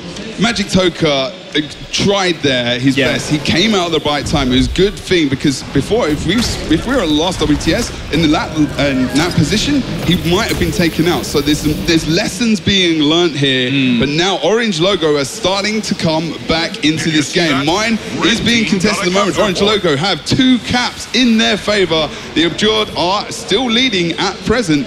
Still a decap happens over towards that mine node as well. Good move here by Abjurd. What a way to start off this series between these two teams. After seeing how they performed in WTS Boston, now they're really starting things off with a show. As the power over towards this position, Vantaram trying to hold on to the mine so quite successfully at the moment to slow down the points incoming here from Orange Logo. And Tage just trying to kind of battle him back off of that position as well as... Oh, we can see downstate of not successful res maybe. No push from anyone else. Stun comes out.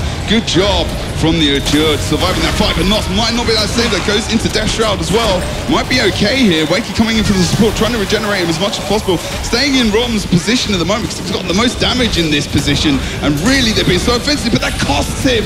And Wakey going to be able to get the down here. Don't think we're going to see a res coming out. We're going to see the knockback to anyone in a position to try and get the res. Tage is there. They're going to try and take out Nos. This is big. Rom gets taken out first, and that's massive here. And now the Abjurd should be able to take control of this map. But look at Syndrine.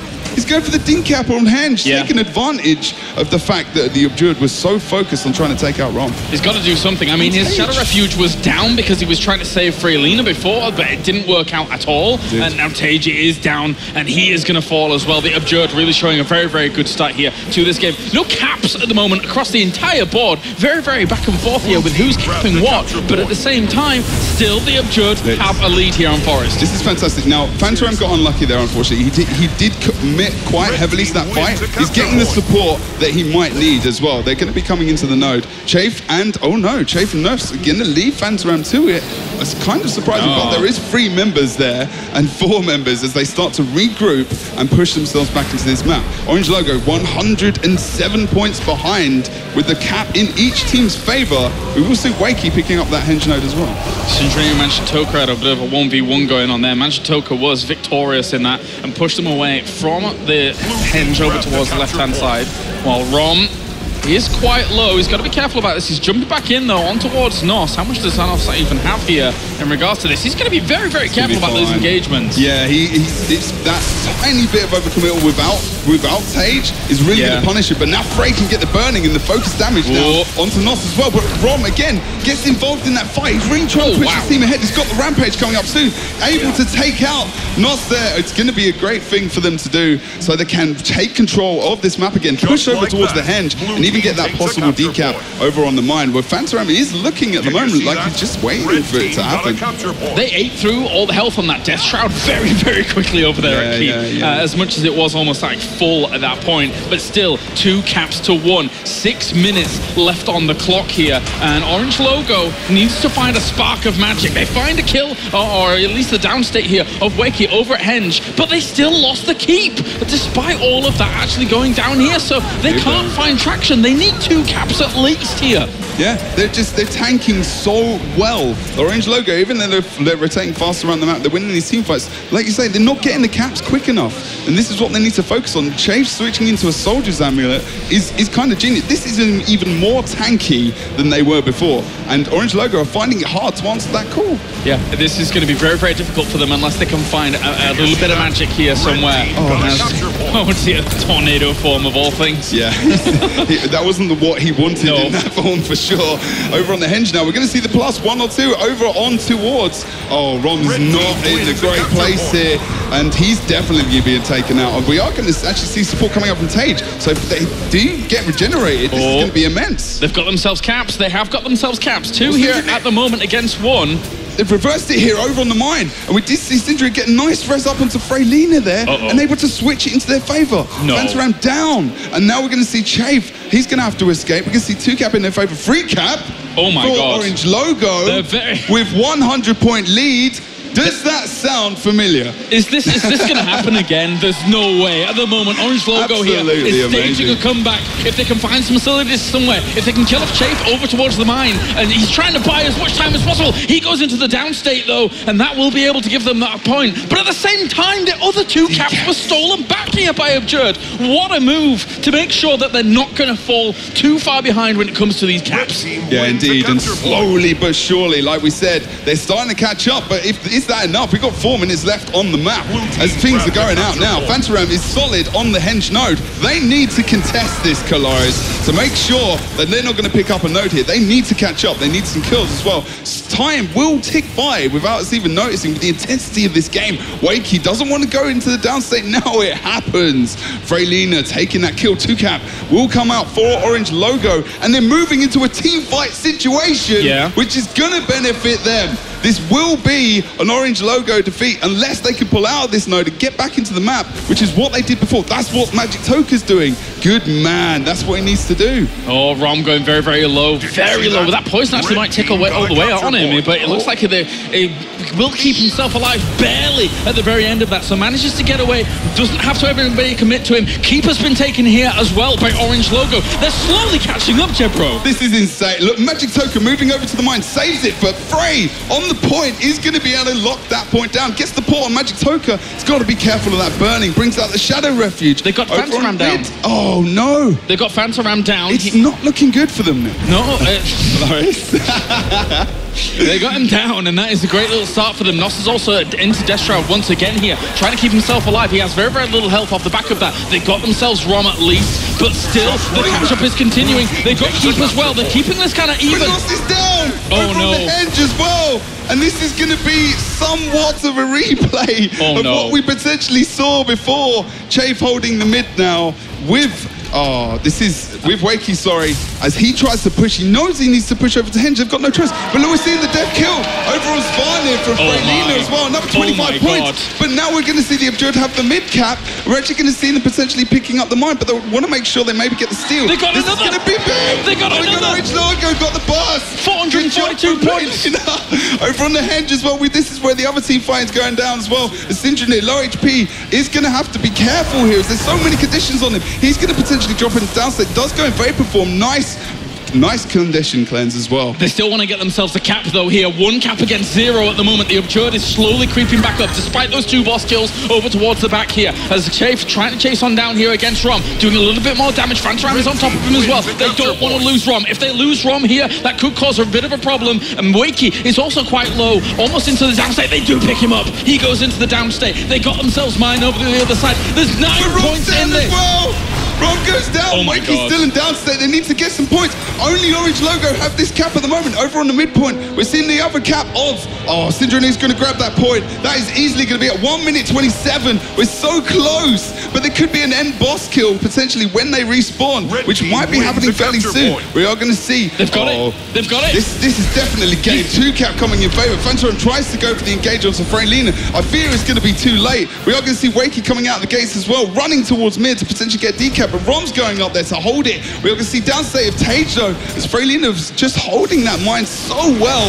Swagmaster trying to get the res on Tage, but I fear it's not going to be enough. They need decaps, they need points, they need to get these caps in their favor. That's going to be it, 7 Jembro. points, 5, oh my God. And there you go, GG, Orange Logo is able to take game number 1 in this series. And I cannot believe what we just saw in the end. How on earth are they able to keep staging these comebacks against the Absurd? But the Absurd did so well towards the end. They had it worked out. But like you say, that is just look at Denshi. Look at that man. He's just like, yeah, we got this. That was immense. He wears the name Swagmaster X for a reason. That was unbelievable. Rarely do we see these kinds of close games in Guild Wars 2. When these 2 teams meet each other on the grandest stages of them all, they just produce magic. It's risk. All about that risk and aggression, you know. And it's like, we've got TCG, they're basing off of strategy, they're thinking ahead. Yeah. Orange Logo about that passion, that hunger that Rom and Denshi have been talking about recently, which I keep focusing on, you know. They want to win this, and that's what pulls it out at the end. And I think that the Absurd maybe tiny bit downhearted towards that when they started to lose some players, but still kept it. Magic Toka's movement was completely different from the last WCS, you know. Yeah. They knew when they had lost a fight, they didn't get in there, they went for the decaps. Well, that is just but one small chapter of this overall series, as we're going to get onto Temple of the Silent Storm here in just a moment between these 2. Let's jump into game, guys, for game number 2. At the moment, Orange Logo leading 1-0 after I thought Absurd had that game. They looked fantastic at the beginning, but then all of a sudden, Orange Logo comes flying out of the gates and was able to make the recovery. Such impressive stuff. You can never count Orange Logo out, right? I mean, you know they're going to come back with something. Just having a look to see if we will see any significant changes coming out. Rampage still with Rom.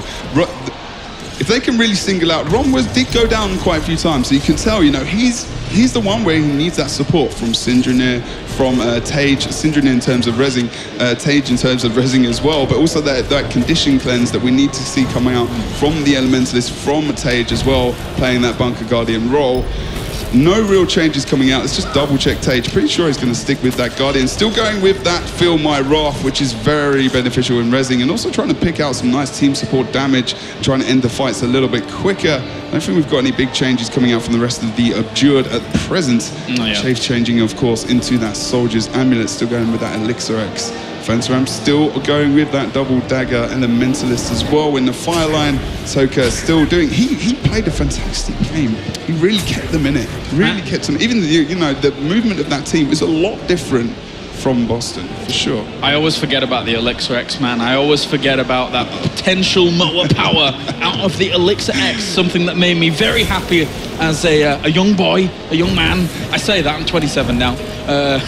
Oh yeah. Not quite as young as I used to be, but still. It's okay, I'm older. I like mowers. I like mowers. We've talked about mowers before. Mowers are strong. Especially mower on the desk. Yes. Like him as well. He's a good lad. He's over there. He can't hear me right now, but he's a good lad. They're all looking very, very professional today as well. Look at them. First analyst desk of our tournament. They look classy. That's one way to put it. That is one way to put it. All right, well, we'll be getting into game number 2 here in just a moment. There was a small hiccup there with one of our players' keyboards, but we will be getting into this. Can Orange Logo once again cause this insane kind of comeback? Because if they're able to defeat Abjord again here on this stage, then they would go up against TCG.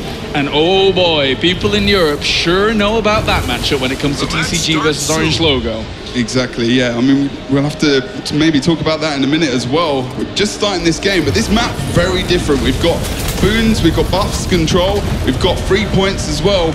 I think that's going to be a big factor, which might actually win it for the Abjord, but we're just going to have to actually see how well this goes as we watch the splits. That's right, very, very heavy rotation map here, of course, with those extra objectives. You've got to be careful here on Temple of the Silent Storm. There's already the cloak up here from Rom. Let's try and look for a small engagement, maybe luring their opponents towards their close point, and then trying to jump on them to get some kills, potentially. This is very defensive at the moment, and we are going to see the push coming out as normal from Fantaram onto that far node, but Nos is going to come as well. Maybe they're going to sucker in Syndrony here as well. They're going to have to be careful. Tage is going to go for the switch up as well, over towards the team fight. Now, they're bringing more players in to instigate this team fight position, which, you know, they will be very, very positive in. Now, Chafe probably would be a good position for him to push in mid rather than going to that team fight, but we'll have to wait and see what happens. He is indeed. He's going to go for that push there. Nos low, though, as we see him potentially going into the downside. They have to be careful. Magic Toka this side needs to go to mid as well. Nos probably going to be the man who's going to keep them there distracted so they can push over towards the mid. Wiki did a good job over towards Gate, popped a lot of his defensive cooldowns, but still is being able to hold on to that, whilst Alta is now going to be trying to rotate it on here by Syndrony, looking for that decap over towards Alta. And really, it's all about the mid fight towards between Temple and Gate here. They're really trying to power on against one another. Odenshi survived that really, really well. He came into Vamp form, he's going up towards his team. Tage actually moved down, popped a lot of cooldowns to try and keep him up. Actually, we'll check that. I don't think he popped too many, actually. Got rid of some conditions, just gave him a little bit of buffer, body blocking as well, so he could get away. But now we are going to see, still, again in this position, when the Abjord are ahead on points. What does that mean, though? Exactly. At this point, you may as well just throw points out of the window and just look at the last 2 minutes of the game. It's like, oh, okay, now we can check it. Because right now, both of these teams just so equally matched. And Orange Logo somehow always seems to find some magic from out of nowhere, thin air. Just wondering if we're going to see Magic Toka coming into this point. He's not. He's actually going to leave his teammates to just 1v2. And that's what Fantaram can do. But the thing is, Tage is here then and not involved in this team fight. Magic Toka does come back though, trying to get some damage off onto these team members of Orange Logo, pulling down that Shallow Refuge as well to just stop them from getting that extra damage onto him. Should be able to re-engage here. He's stealthed around the back, but probably looking for the kill, obviously, onto Freylina, who's just trying to get those burning conditions off. Actually, Fantaram might go down here, going to pull onto Tage. We're going to see a potential res coming out as well. Oh, Vamp form, that's what I was talking about before. That stealth, and Syndrony can't do anything about that res. Nice. There is nothing he can do. And that is great positioning from the Abjord with the stealth res coming out for the thief. And now Magic Toka goes for the potential decap here, again with the tank ability of Fantaram on that point. One thing I'm really scared here for the Abjord is that they really need a great start to this game, because after every single time they've played Orange Logo, there's been these insane, miraculous comebacks. They cannot get demoralized going into this second game. They cannot let their focus slip, because if they do, the doubt will set in and then they will go into the same situation. Orange Logo is more than happy to take those recoveries. Yeah, indeed. We're actually going to see Denshi pushing away Chafe now. Like you say, like they need that buffer of points so that they can't come back in such a powerful way.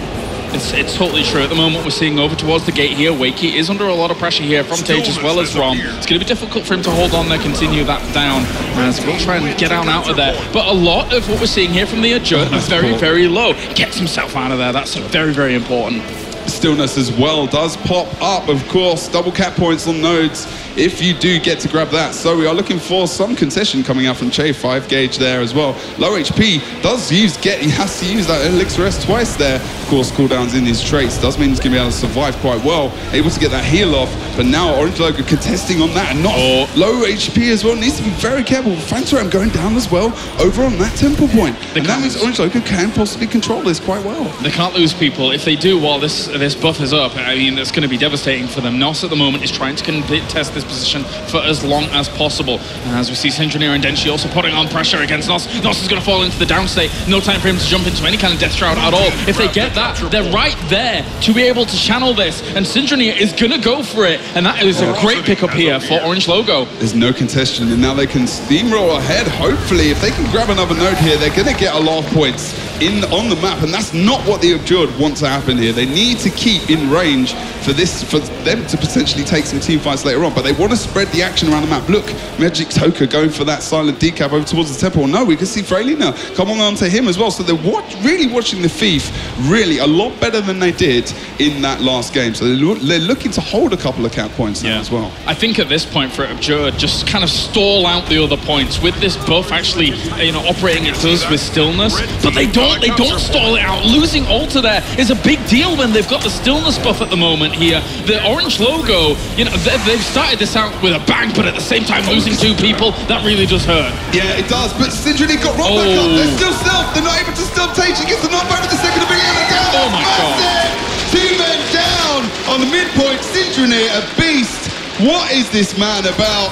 Legend. Good play from him. Good job. Very well done. Rom is going to go down once again here, but as you said, that recovery was very, very well done by them. The vengeance res on Tage, my bad there, sorry. But it was still very important that he did go for that and get that off in the end. But still, they're able to hold that node to a degree. Tage can just tank on it, contested. Things still in favor of Orange Logo by a long shot. We had the stillness. We're also going to get the full cap back of that temple. Freylina able to finish off Wakey there. Do believe he did get the +1. Did just miss that, unfortunately, as we see different members moving over towards that midpoint now as well. Rom respawning, come back into the map with his partner Tage, is able to be very positive, very offensive here, but still a lot of damage coming out to him from Fantaram as well as Chafe from afar.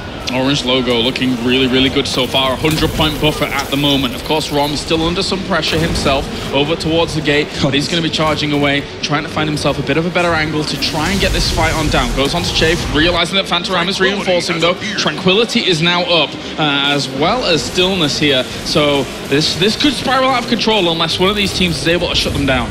Yeah, indeed. Now, this is where the rotation of the Guardian on Orange Logo is going to be so key. They might, are they going to dump him on one of the points, the Tranquility being the most important? They're not going to be able to kill him very fast, which means Abjured have to commit someone extra to try and get that kill. Magic Toka and also Sinjunir going to go for the Thief 1v1 over on Stillness as well. Gets +1 by Chafe there.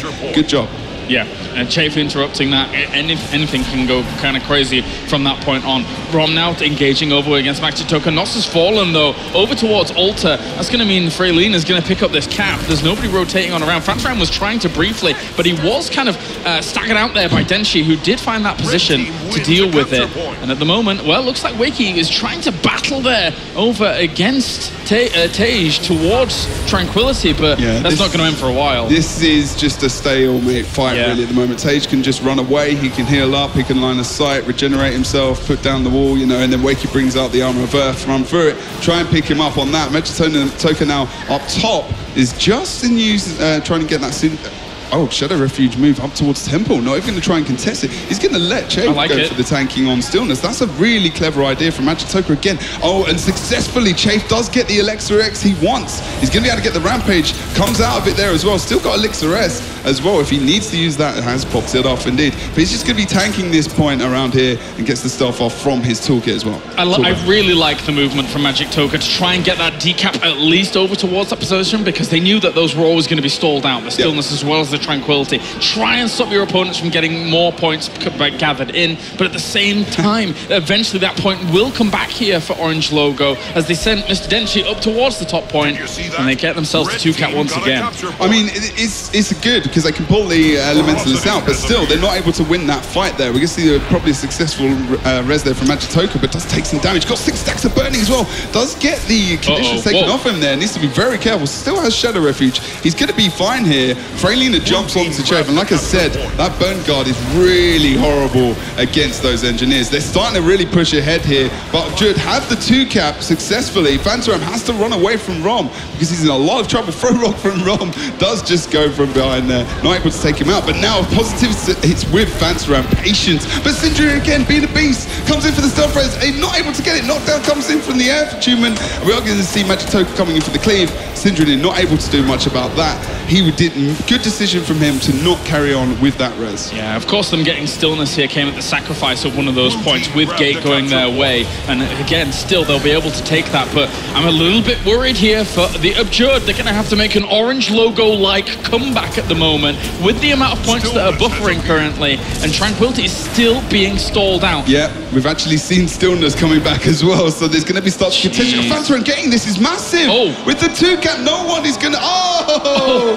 Syndrome again is going to save the day for Orange Logo. He is an absolute monster today. We are going to see Denshi is going to be in Vapor form, trying to get the save, from someone on the Orange Logo, of course, not able to. Maybe we'll see a Tranquility push, actually, as they get the kill on him. Yeah, with Freylina and Denshi down, that could be a good opportunity for them to try and do that. I mean, they had the capture point buffer, right? Of course, over the other right-hand side, they were able to decap the temple. They're able to just kind of slow and stall out the other one. They've got themselves stillness. Indeed, and they've got the 1-cap still, but we did see almost a downstate there as well. But Syndrome and Swag still down and out. This rampage from Chafe is being very well utilized at the moment. If they can take this kill here, they can maybe possibly bounce off this and go for Tranquility. But I'm not sure this is going to be a tactic for either team, and maybe the Abjurd can just put Orange Logo across the map, and the rotations that are coming out from the Abjurd are going to be good. Rom cannot tank on point versus Nos and Magitoka. If they take Rom out, they're easily... Look at the HP of Rom, as he has already taken so low and no one is in the position to help him out. They've not been able to regroup. They've not been able to regroup. All of these kills have really snowballed here by the Abjurd, and Synchronia in his Shadow Refuge over the other side is looking to try and re-engage onto another location. But look how well the Abjurd have been able to battle back. Again, I have to reiterate this. This is how close these teams are when you give them just a small little edge. This is a comeback of their own. But Fantaram goes down over towards the temple now. Freylina and the rest of the team members aim to take him down. They just want to get rid of him so they can equal it back out and win slowly across the map, outnumbering as well. Magitoka pulling out that Shadow Refuge as we see Chafe even going for a potential for us. You know, he's just having a look, checking it out. He's still got this 1v1. The problem here is that Tage is not being utilized in their team fighting. Maybe Denshi would be a better idea down here, so they could bring that team fight back up from up top and try and take this game ahead in that team fight situation. And now we've got the lead coming up potentially from the Abjurd. The Orange Logo here, as much as the numbers are encroaching here for the Abjurd, they will be able to take over momentarily. There's 2 down. There's 2 down. Oh my God. Man. Legend, as he tries to pick up the decap there, does need to come out self, gives him a little bit of time. Orange Logo going for that cap over on the altar. They will pick that up, but we will see downstate Chafe. There's too many people that we had a successful res there, from Fantaram. Decap should come out mid. What are they going to do here? We've got another 10 seconds or so until another stillness comes up. Tranquility is just there, and the rest of the members now we should be able to see potentially this. Look at this, 405 oh my God. 403 again. For Orange Logo, this is intense. What is going to happen? Someone needs to try and pick up this stillness buff just to make sure that Orange Logo, they don't want to push it. They don't need to. This has been so close once again, especially in a 4-on-4 for the whole game, because Tranquility has always been there. Chafe's gone quite low though. They need to keep him alive. He's going to back off line of sight and make sure that he can get back into the fights. But the Orange Logo once again have taken away the altar. They've also been able to decap every other location. 420 points at the moment against 403, trying to stall out stillness. Both of the blessings basically here are so important to make sure that no team gets them. They have to go for caps, but that was a 2-cap coming out from Orange Logo. Syndronic down as well. This is going to be big. Tage still being a boss down the bottom, just holding off. And to be honest, at the moment, they just need to hold on as there is 1 minute, 30 seconds left. Orange Logo 2-cap. Oh my God, Swag moves over towards the altar point as well. We have seen Rom going down. No one's in defense there to get to him.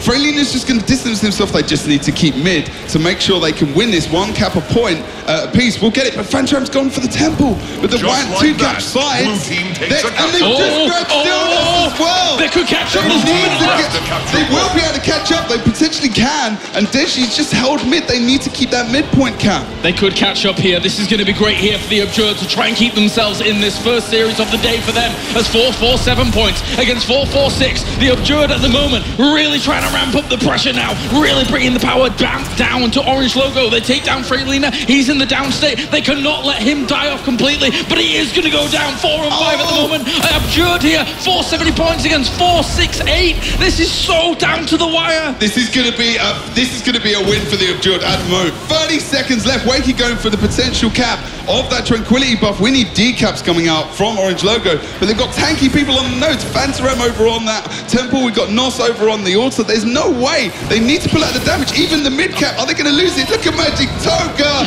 once again trying to go for that decap. This is an Abjurd game. GG. Wow, the Abjurd looking to keep themselves in this and show that they can make the recoveries just like Orange Logo can.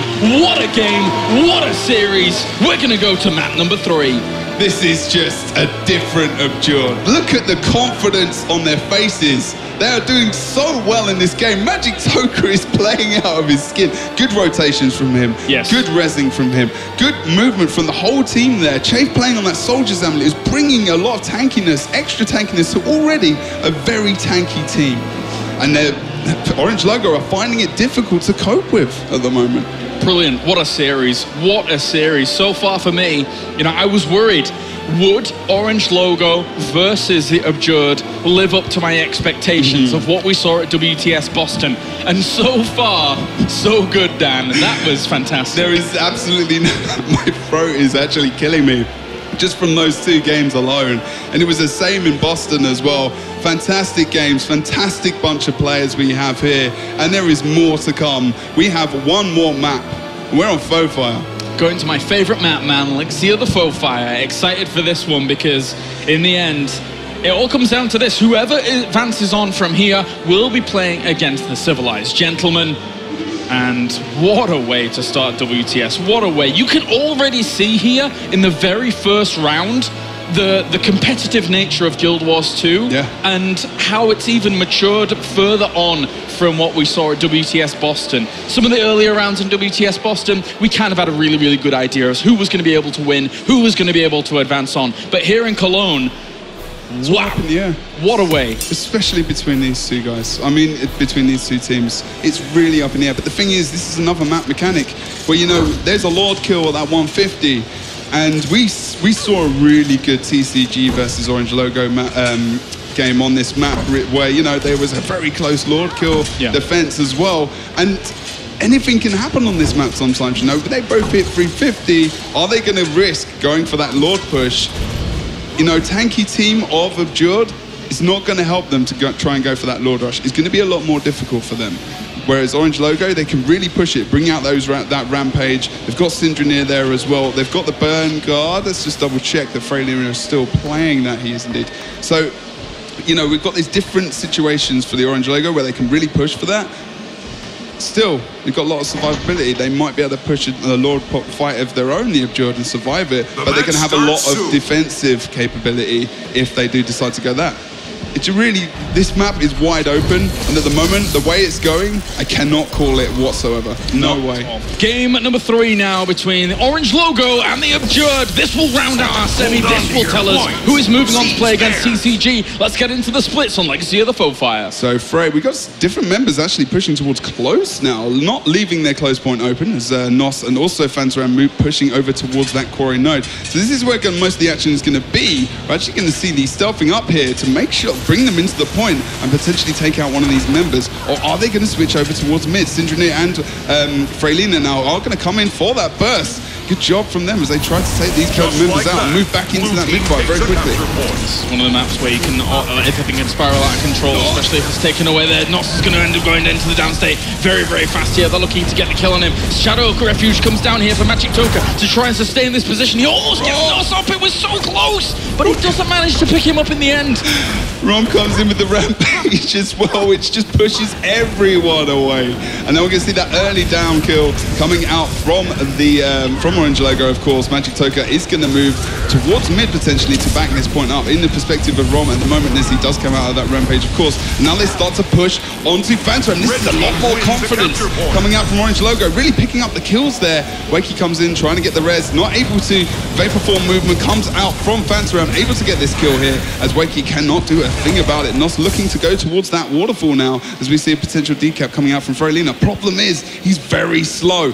This burning guard build is just very slow. DPS meditation. Oh, look at that nice spot off spot. He's going to be able to just immobilize him there. Gets the decap. Good job from Frey. And we're going to go back to mid. All right, well, what is going on at mid? Chaf's here trying to win this out here against Rom and Tage, but they will be able to hold on for quite a while. Likewise, Wakey helping out in that regard, helping Chafe make sure that he's going to be well sustained here in the midpoint. But here comes also Freylina. Oh my God! Blowing up Wakey there. Absolutely, and now should be able to take him out here. Chafe has not got a chance. He does not want to go for that res while Freylina is around, and in fact even stealths up and moves back out towards Nos. Maybe they can push in to potentially keep this point contested. It's dangerous. I'm not sure this is going to be the best move, because if Freylina comes back in with his cooldowns, he can really take Chafe out. But look at him, he's actually distancing himself to a degree from this fight. Magic Toka comes in the stealth now, using that blinding powder. Could take out Rom here. This could be dangerous, but look at the support comes out from Tage. Just gets a nice shield knockback there as well. And now Rom trying to get some splash damage out onto Magic Toka there. Point's not that big a factor at the moment. They're just wanting to look and try and get a kill somewhere, try and snowball from that position on. At the moment, Rom as well as Freylina were under a little bit of threat. Rom has got to make sure he's going to keep himself alive here. They do not want that kind of situation to really lose out of their control. As Chafe and Nos, though, also quite low. They're going to try and jump onto them, straight onto the edge of that graveyard point. We'll be able to escape from a moment. Good job from Tage there, actually. He used that shield just to make sure that he could just negate some of that damage. We can see the AoE Moa coming out as well. Chafe going low HP again, does get that stealth off. We're also going to see Nos just doing a good job of tanking on Node. Chafe is going to go down here. Are they going to go for the res? It's going to be risky. Wakey just puts Cleave down. Nos is going to go down as well. They can't do everything. And in the end, the committal to this Node really does put the nail in the coffin for that mid-fight, but we can see the decap here over on the quarry now. That is going to... Magic Toka goes into the right fight here to +1. They're going to push away, Denshi there, but we are going to see Citrony coming in for the potential save. Is he going to be able to get the stealth res to move him? He just needs to pop down for a second. He is going to be able to, and we're going to see Denshi possibly getting the res, and Rom over on the waterfall now as well with Freylina. Picking up Denshi though very, very quickly there over towards the quarry, and he will be able to get himself back on there. Tries to push off Phantaram. Only briefly though, as we see the Shadow Refuge actually also coming out here from Magic Toka. He wants to get back in onto that fight, wants to try and push away Denshi as quickly as possible here with Phantaram. They're doing a lot of damage here to him as we also see reinforcements trying to come along with Synchrony on his way. Yeah, he's in position to just help out, and he just wants to put some damage onto Toka to make sure he's not going to follow up on that kill on Denshi. We did see the down coming out over towards Waterfall as well, so we're possibly seeing a 2-cap. Freylina is in the best position, you know. He's against the engineer, but now we can see Wakey moving on to point, and Freylina is in a bad point. They're doing something similar actually to what Orange Logo did, just +1ing, making like +2ing to a degree. We are going to see the support coming out, and he's going to be the correct man of Tage. Good rotation coming out from Orange Logo. That's survival. Great job from them as well. And over towards the quarry, as quick as Denshi was down, he was back up again, going over to the graveyard here and just trying to push on against Chafe, trying to see if he can get anything done here at all. So for the most part, just holding out against them, just slowing them down, slowing down their progression. It's 1 cap against 2. It's 1 cap against 0, actually. So they don't really have to do a whole lot, although Shadow Refuge here from Synchrony over towards the waterfall, picks up Freylina. Great stuff. Yeah, good job from them on the terms of their survival over there. We are going to see actually Rom going into the downstate, not able to get through back to his keep there just for the survival. Magic Toka should be able to get that down. And Rom was really left in the wind for a while there. Now Denshi is the only man on point. And Tage, as he moves over towards the waterfall, this is not going to be a great move because they will be able to get the outnumber on Denshi in mid, and they could possibly take him out very quickly. Actually off node there. Needs to be very careful. Does get a couple of ticks back, and we're probably going to see Sinjinir actually moving back over towards that midpoint. Now we're going to see Tage coming in for potential res. We're not going to see Freylina raised here, and we are going to see that Elixir X popped out from Chafe to try and make Tage also pop that stability. Decap mid as well. As we see the Abjured picking up the 2 side nodes. Res comes out for Swagmaster there again, and Orange Logo can just hold off as Sinjinir really pulling out those medic reses there. Yeah. A lot of survivability now for the Thief, of course. That was funny. Denshinier really tried to get away there. Fantaram was having none of it. Lightning flashed onto him in an instant and was able to get himself into that downstate briefly before he was able to get away. So that was kind of cool to watch out. Sinjinir into the Shadow Refuge, but do they have any cleave to be able to bring him down during all of that? Doesn't look like enough at all. He is trying to keep himself alive, but he will fall down as well. Uh-oh. Oh, who's going to get the kill here? We're looking at Freylina going for the res here, potentially. A lot of burn damage coming out. He's still got his heal as well, and we can see the res coming out. Nos is going to be not back there. That's a great play from Orange Logo to try and take control of this point and actually move back at Rom. Needs to be very careful himself as well. Low HP Freylina just going to finish off Nos there. And we are going to see Rom going into the downstate. Needs to try and get him back up. Fantaram down as well. Can they get anything out of this? Rally comes out. Rom's back up, and Orange Logo should be able to take control of this position and the map to a degree. I'm not going to say that 100% because I'm not confident that that's exactly going to happen. They've got a lot of people down here. Magic Toker is also in the downstate. Chafe was being chased away and being pushed away to the point where he's had to just completely evade any kind of fighting for a little bit here. As much as they are ahead in terms of points, they've lost a lot of men, and they're now going to have to try and get themselves into a good position. Denshi's going for the decap over at Quarry. Look at this rotation coming out. Tage can go over towards mid and potentially a teamfight position over on the Quarry. Hold that while Rom and Sinjinir just take out Wakey, giving them the time they need, but they need to take him out before we see Fantaram coming over as well. They should be able to, but Wakey's doing a great job around this side point here of staying alive. Not able to in the end. Fantaram comes into node. Is he going to be able to raise him up here? He's going to have to pop a lot of cooldowns to do that. Does stand up top, but I don't think he's going to go for it in the end. Vapor Form is going to come out. Is he going to go for it? No! Venom comes out as well, a lot of damage. Fantaram needs to be careful he's not going to go down himself here. He puts down a lot of down cleave, which actually really pressurizes Orange Logo team members. We obviously Nos as well going down over towards that quarter. Yeah, Sinjinir went down, but he got rallied back up straight quickly, and then Rom here as well as Denshi also taking a lot of damage on the other side. Wakey, you needed to get up, but unfortunately he completely died off over the other side. And Magic Toker also under a little bit of pressure, having to get out of that fight over towards Quarry, reset himself a little bit, and try and put some, maybe even a decap towards the graveyard, but it's a little bit difficult. Yeah, that's what he's going to go for. Now we're going to see, no! Then she gets on node, just not in time enough. And look at the point score again, 178 to 174 now. As we see 2 members still down of the Abjured. Orange Logo will pick. Oh, Wakey does get that port back onto point there versus Sinjinir. Needs some help here. Magic Toker got himself onto Rom. Constantly, Magic Toker has been hunting down Rom and really pressuring him every single time. Rom has had no room to breathe all game, but because of that, I mean, the rest of his team is doing extremely well on the other points. They've got themselves Quarry, and they've got themselves the graveyard. These 2 Thieves are just playing fantastically at the moment. Their confidence is, there's nothing that's knocking them at the moment as well. And they're really performing well in terms of their rotations around the map. Their +1s, their rezzing capability as well. They're just playing phenomenally at the moment. And Rom just wants to get himself back on towards the graveyard here to just help one out basically, as Chafe had to just run away for the most part and just get himself into a better position, a better strategical position so they can fire down onto this location. Rom still, once again, he is the focus, he is the target. They want to bring down the captain here. They want to bring down Rom. They want to try and power that out, but sometimes it can be to their detriment. We've seen them focus fire him so hard, and everybody around him has fallen on the side of Abjured, and right now they are taking on and sustaining a lot of damage themselves. Yeah, look at Jake comes out with the Elixir X, gets the rampage, that's what he wants to take out Rom from. Surely he's going to go down here. He's jumping away. Still alive, there's conditions as well. He's got vulnerability, he's got bleeding, he's got torment now as well. Still survives with that weapon swap, does get rid of those conditions. We're going to see more support coming out from Denshi. This is great fighting here from Orange Logo to survive. Is it going to be enough for them to keep Rom up in this fight? Not able to. This is big. Tage is down as well. One of the main reasons probably why they lost that fight there. Freylina picking up that quarry note to give them a bit of a buffer. Is it going to be 3? Is it going to be 3? Denshi goes down as well over towards the graveyard. A great move here by the Abjur to pressure down Rom. They're still at mid. They're not taking advantage of this. Syndrome is going to get the decap here. And that's not going to really be a massive push out. And if anything, Orange Logo are probably going to get the regroup here. They need to be careful not to lose Frey though, because they don't want to lose so many members. Still, oh, his heel. Microseconds off there, unfortunately, not able to get that. Fantarim now able to get that decap. Rom's going to come in for the res. This is going to be an awkward situation. He's a 1v3 position. Doesn't want to go for that. Yeah, they were eventually able to kind of snowball off of that position. They did well.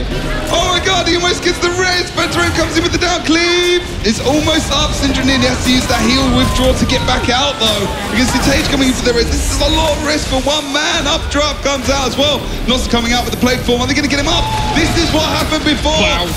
Magic Soka is down on this point, and this is that point of the game where you can probably see the Orange Logo will come back. This is a very awkward moment. 3k HP for Nos as well. Got to be careful. Death Shroud. He's going to die on this point. They're going to lose that control of Quarry. They can move over towards mid now, and this is the movement earlier when they weren't moving out from mid fast enough, where I think he's just maybe caught up with them as well. Still have themselves the 2-cap. They need to try and delay this somehow, some way. Very difficult with 3v5 situation at the moment. Rom as well as Tage trying to fight against Fantaram and Shape. There's a knockback here as Fantaram still keeps himself on the point. Magic Toka is back in on the fight there. They've still got themselves Waterfall. So for all intents and purposes here, Abjurd have been able to sustain the losses very well. Yeah, I mean, they've still got the 2-cap. Orange Logan needs to try and take this away. Wakey more than likely will go down here. Nos. Cheeky Nos. He's over towards the quarry. Nobody's actually following him that up. And that is going to be the decap completely. Whilst all the other points are being contested here, they could actually get themselves a 3-cap. Look at Magic Toka though, as he comes in for the res, repositioning. There's nothing, the Shadow Refuge is down, they get the res back up. They're able to sustain on this point again. They need to get these kills quick. Orange Logo, 2-cap, comes out for the Abjured as we push over towards midpoint. Freylina, Tage, and also Rom here will try and take out Chafe. Fantaram getting on point. This is nice rotational play here from the guys. Nos tanky as well. They need to pick this a little bit better, because in the end, I think that Abjured are just going to out-sustain them and keep them capped here and keep them still on this point of the map. But Orange Logo need a cap to even get closer to that Lord Rush. 2 minutes of the game as well has gone by. This is intense. The Abjured could take this. I didn't even notice the timer. That's actually getting crazy. I was losing myself in the game, and apparently 13 minutes flew by. And they do get themselves Waterfall though, so that keeps them a little bit. Are they going to be able to get this res here? Tage tries to go for it there. Oh, the AoE mower! Oh my god! Epic play from Chafe. Brings out the AoE mower at a very significant time. Tage in the downstate as well. At the perfect time. The perfect time. They're going to be able to snowball off of this. They've got themselves Graveyard. Syndrome is pushing that gate right now. Orange Logan needs to hold that point. They're desperate. Go for the kill. They're desperate. They've got to try and do something. They've got to try and make something happen in miraculous fashion here, Orange Logo. Otherwise, they are going down to the lower bracket. The gate is down. Sintroneer trying to push on forwards as quickly as possible. The Abjured, how are they reacting? They've already got some good members in defense at the moment here to try and stop this from actually occurring. Denshi is pushing on forward. 58 seconds left on the clock. They've lost themselves the point. So even if they get it, it's going to be difficult. I don't know if they're going to be able to successfully get this rush here. I mean, oh no, they've got the Rampage Lord at 70%. Oh my god, look at this thing, he's going down at 50%. Can they get the Lord? They're going to get the kill, but they're going to get the win. They're not at 350. It's down. They're down at 350. They've still got 16 points left. If they die, they will lose points. It is not over. But now that cap comes out, it might just be. They need to try and pick up the nodes. They need to hold the point, but look who's on node. Tage is on point. They should be able to keep this. And this is a very big surprise, but can the Abjur go for a Lord Rush themselves? They're not in range. Freylina gets the res from Sintroneer. And again, Orange Logo bringing it out at the last minute when we have not a chance in hell of knowing what is going to happen. This is an epic win for these guys, Cologne. There you go, GG. Oh my god, Orange Logo pulls it out at the very last moment. The Lord Rush is successful.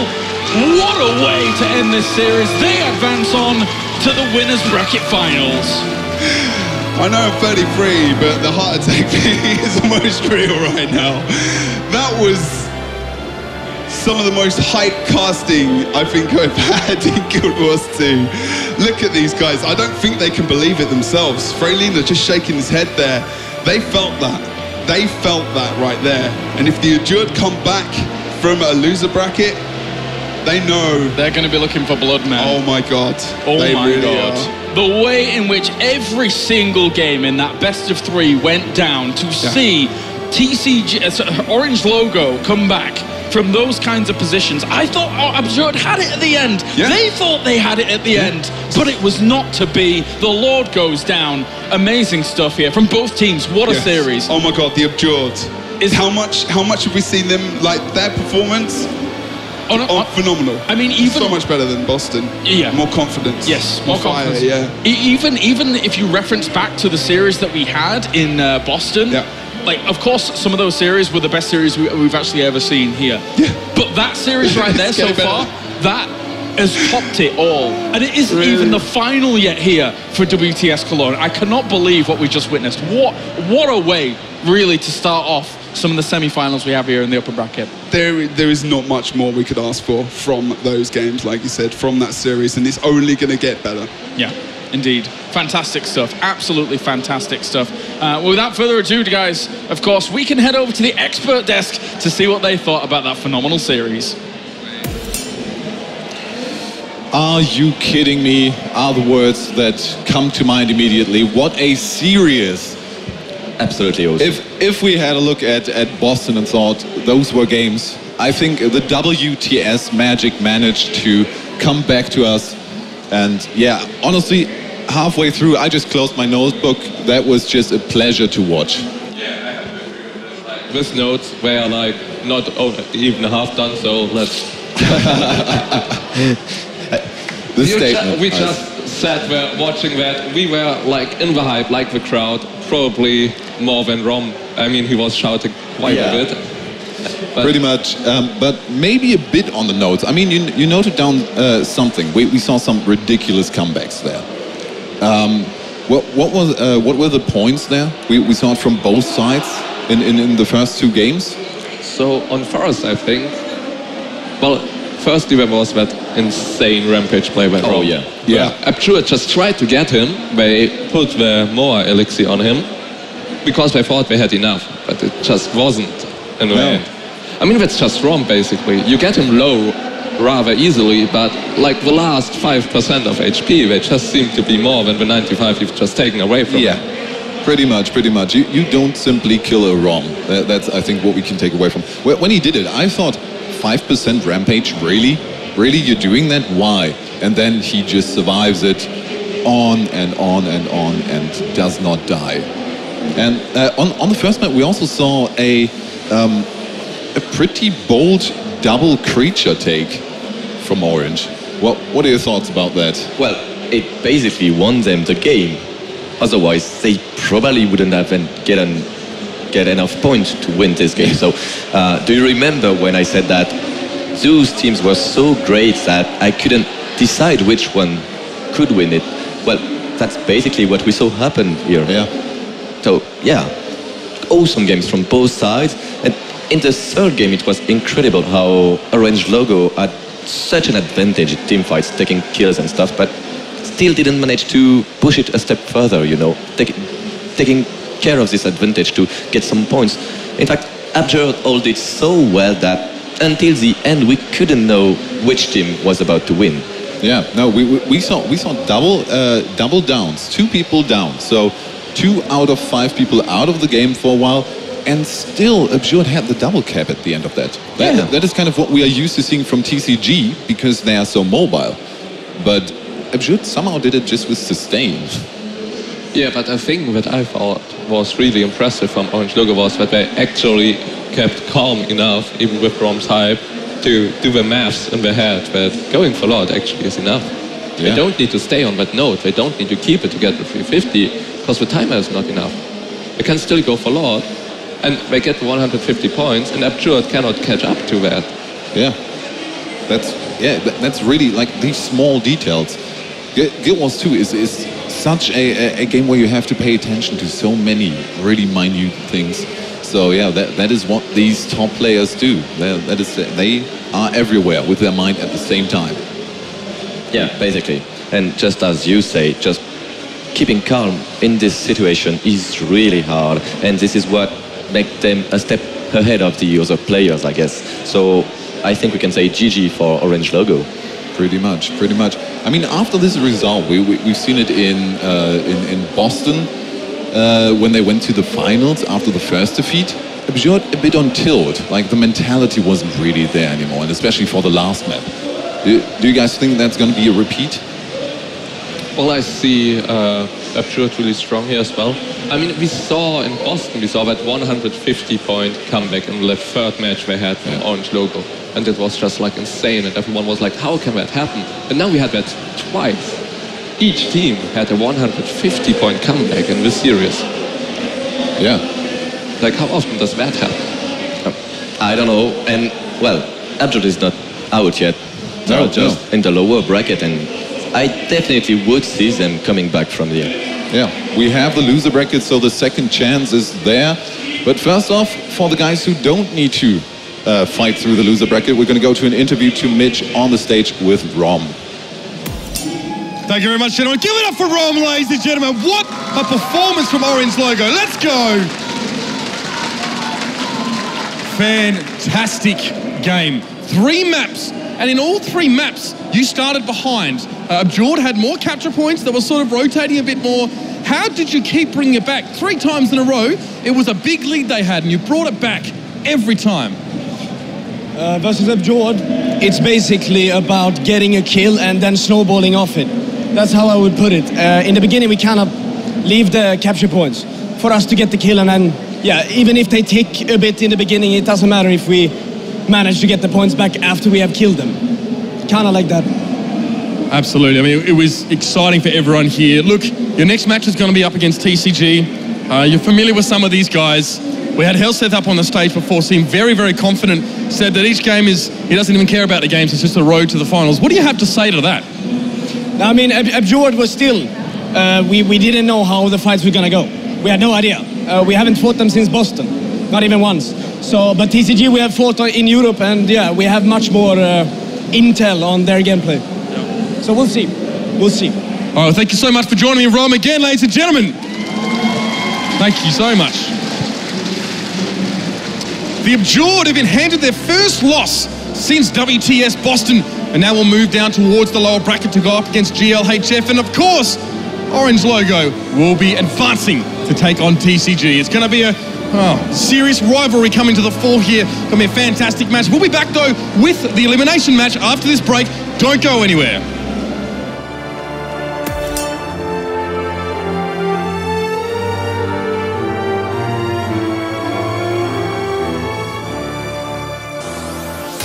You're no ordinary gamer.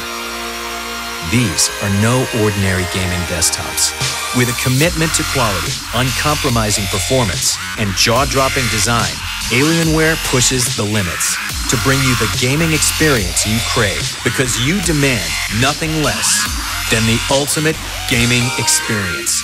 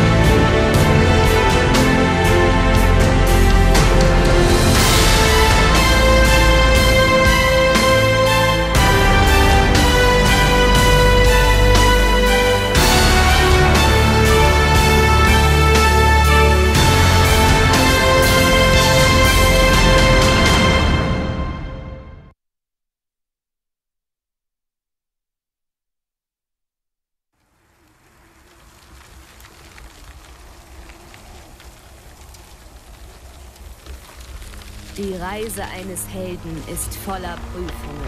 Es gilt, Tapferkeit zu beweisen, Verluste zu ertragen, Schlachten zu schlagen. Helden gehen durch das Fegefeuer der Entschlossenheit, Weisheit und Stärke. Die Reise führt ins Ungewisse. Und sie nimmt kein Ende. Sinn der Reise ist es, zur Legende zu werden.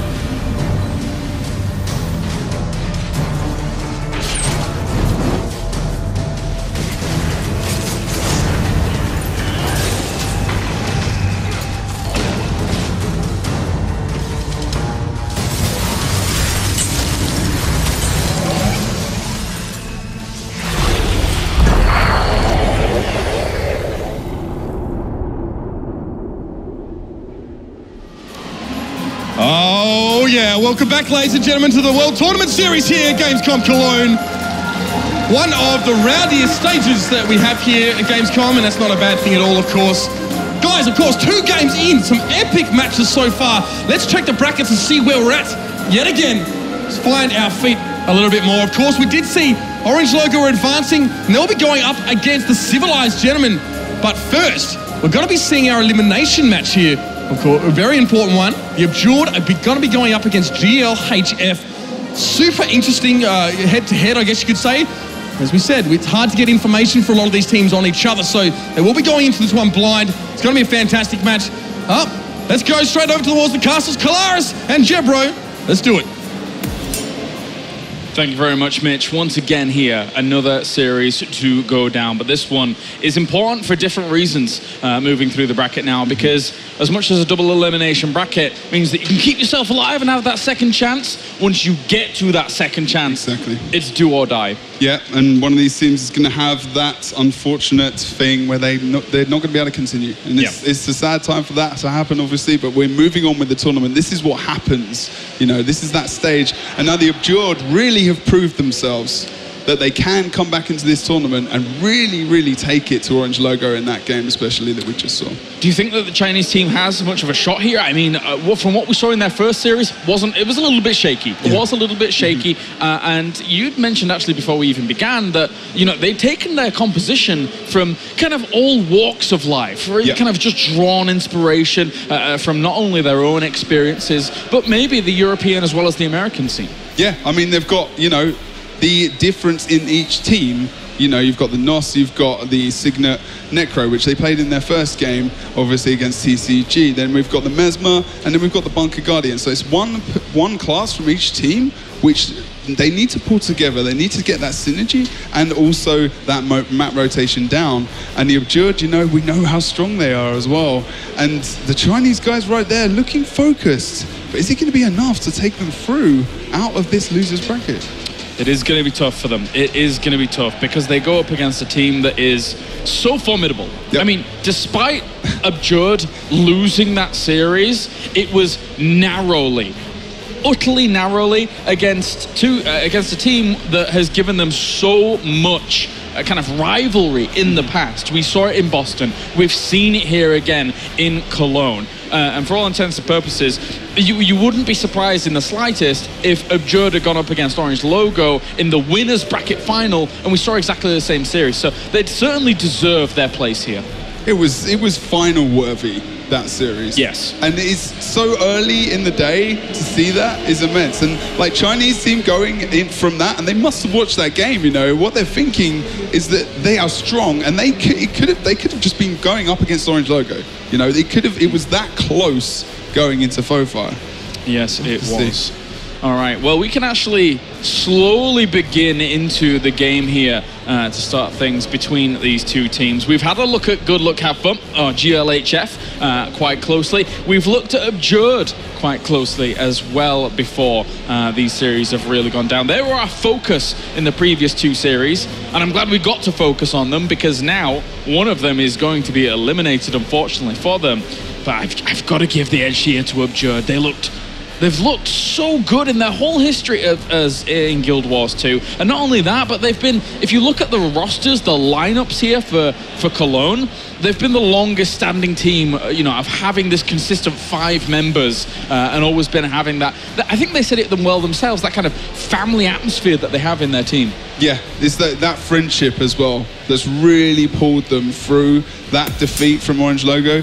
Because one thing in NA especially is it's like a consistency issue, which is one of the reasons why not only the Abjurd have been in that position because they can get through those difficult times. Yeah. You know, they now, even now, you know, they've had that experience of losing now in different tournaments. They know they need to be focused, they need to be confident, and they need to push through that, get over that. You know, that last series, nothing now. They'll remember that when they come back later on. Yeah. But they need to be focused on this game, this series, to push back through, to get back in that position they want to be in. Yeah, they definitely want revenge. Oh, gosh, that's for sure.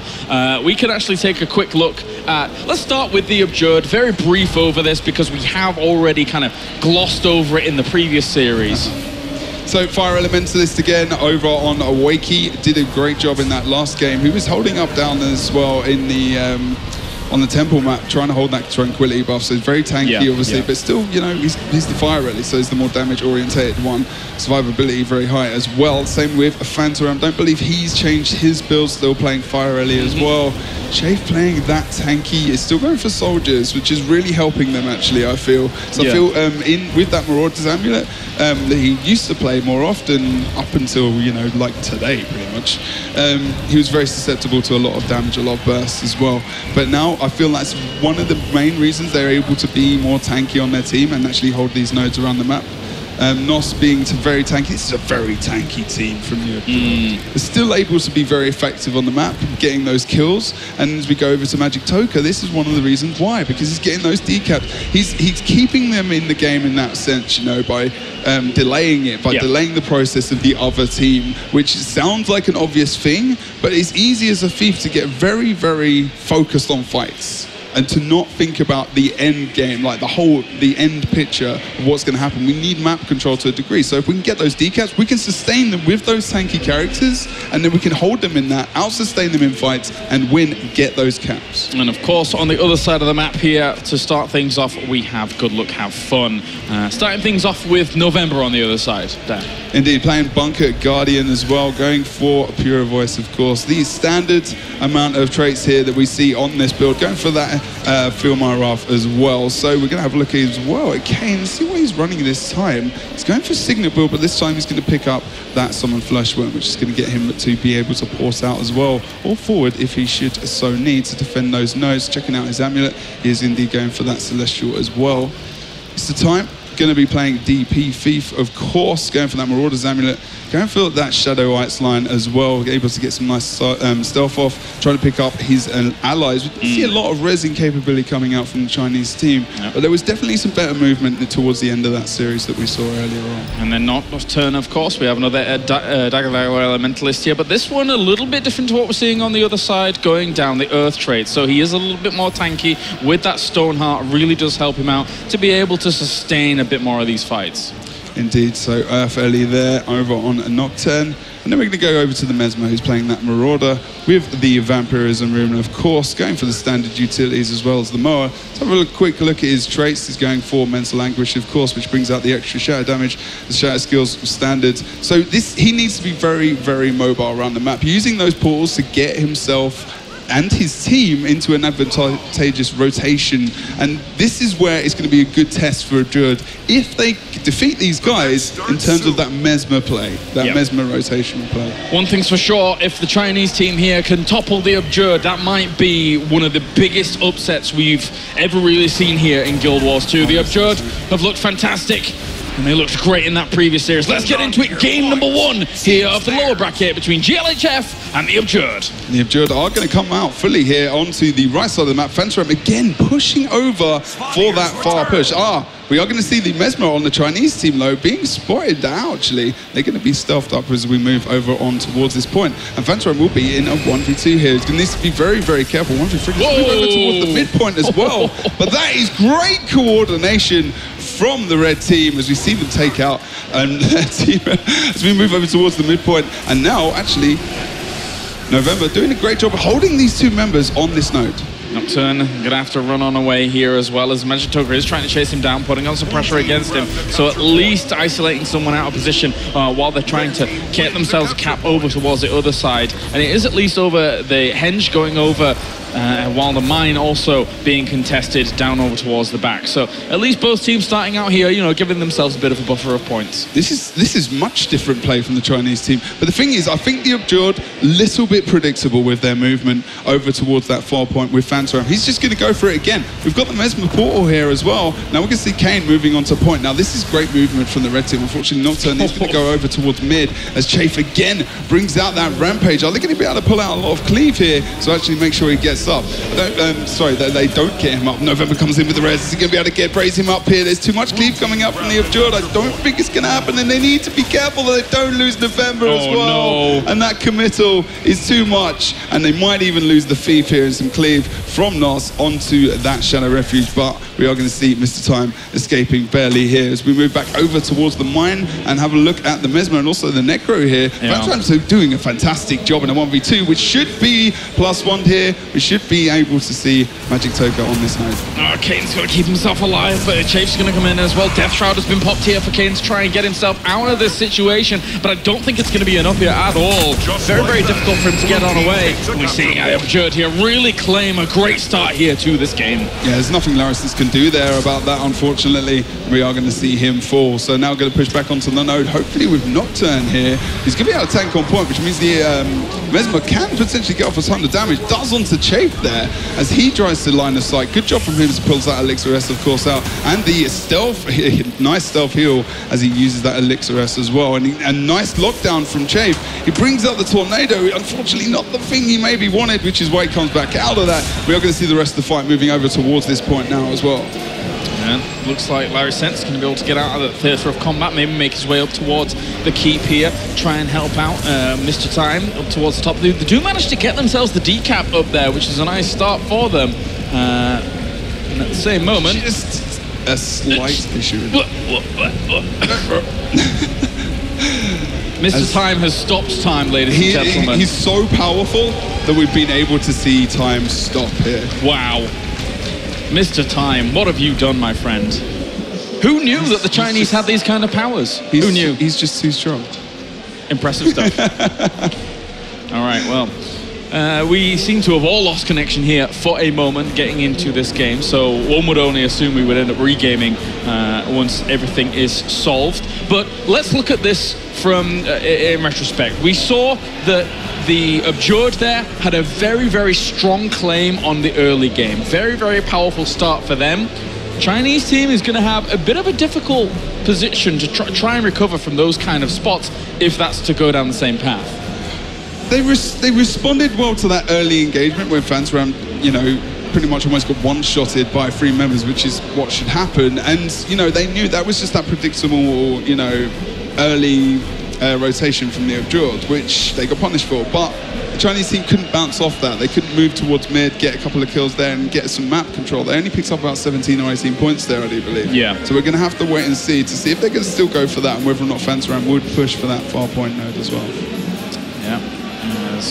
Well, points have been ticking down, so I can only imagine we would end up restarting this on level playing field for sure. That was kind of unfortunate there to have that kind of disconnect. But these things happen from time to time. That's the magic of the internet, that it is not infallible. Magic of live TV. I guess so. That's what we do. But we're just, you know, ad-libbing this whole thing, guys. We have no clue what we're talking about. Yeah, pretty much. That's the way it goes sometimes. But, you know, I mean, it's a little bit of a delay here as we get things started. Obviously, we want to make sure this is going to be ready for these guys to come back in, because the Chinese team, you know, that second win to come back in and see if they can actually essentially work on those matchups a little bit, because of George, you know, they lost Fantaram really early and they were able to come back and take that control again that we were talking about and actually get those kills down on the map. You guys look awesome, by the way. Good crowds, great crowd of people. It's been really good atmosphere in here as well, and I've been looking forward to this for a long time. Well, since the last one.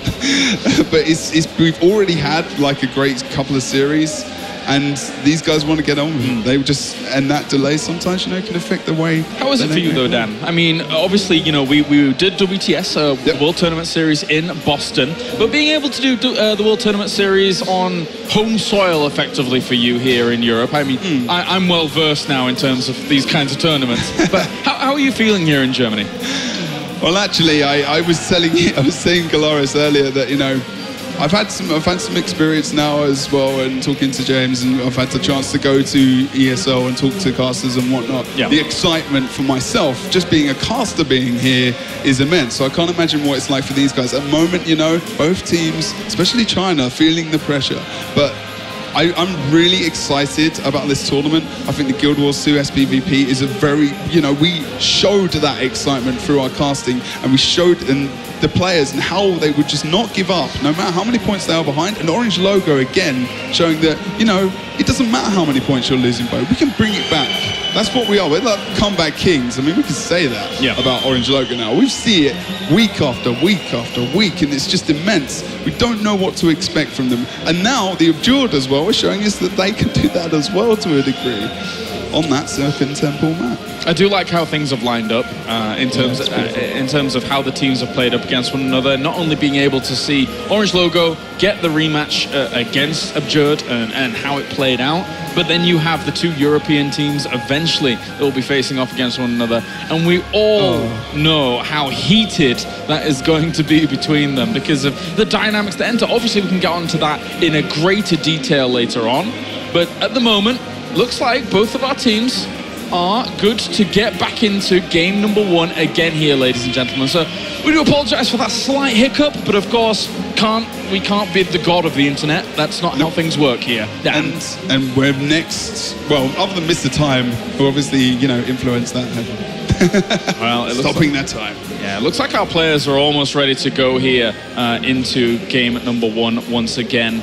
Mr. Time, man, you're right. You're on the money. He's He's a wrathful god of time and space, and I'm blaming him. That's how it's going down. Also, just a quick mini shout out to Mr. Oliver Briggs, the law, who is doing a great admin job today as well. He was just walking behind there. Yep. Nice to mention him as well. Indeed. Obviously, all of this needs to be readied up and getting good to go into our first map once again. Looks like the countdown is about to begin here for the Abjured going up against Good Luck Have Fun on GLHF. I don't even know if their GLHF stands for Good Luck Have Fun, but I'm just assuming. As we get back into game number 1 with 3 seconds left on the clock. These two facing off against one another to find out who is going to be eliminated from the World Tournament Series. They're going for a different movement, maybe potentially here. Look, they're actually selfing up. And the Chinese team, this is maybe going to be the opposite effect here and what's going to happen. Nocturne on the node now should get pushed by Phantom there, of course, to keep it contested. And they're going to go for the +2 to get this ended quickly. Both Necros going 1v1 over on the Henge node now as November. They're going to get the kill on Wakey here. This is a good movement coming out from the Chinese team. Wakey can survive. Oh, great pour. Up top, we can see the Thief chase. They need to get this kill on Wakey before members coming into the node. We are going to see Chafe coming in as well. 1 cap apiece at the moment on this map. We will see the mine node picked up by Phantom here as well. So the Necros are fighting out, still quite full on HP. No real big worries here for either team on that point. And the original portal here for Larysens is up towards that key position and is just firing off some damage over towards the mid as well. Maybe going to be using that later on, looking to put some pressure on still to Wakey after that initial little fight that they had up towards the top, almost getting themselves that kill. They really still want to put on the pressure, but with all of the pressure that they're putting on in the middle of the map, you know, they've lost themselves Henge as well as mine. Yeah, now we're actually going to see November is up top. And that's what they want to do. They don't want that. They don't want the Bunker Guardian in the fight because they know how strong he is in terms of getting those kills. Larysens tries to advance here over towards the Henge on possibly the Thief, but he's not going to be able to get anything out of it. Chafe, he's trying to escape here. Does get some stealth as well. He's going to see that portal coming out. Let's have a look whereabouts the Mesmer is exactly, moving back over towards mid. Just making sure he can mitigate that damage, get a bit of regen, and make sure those conditions are going to run out.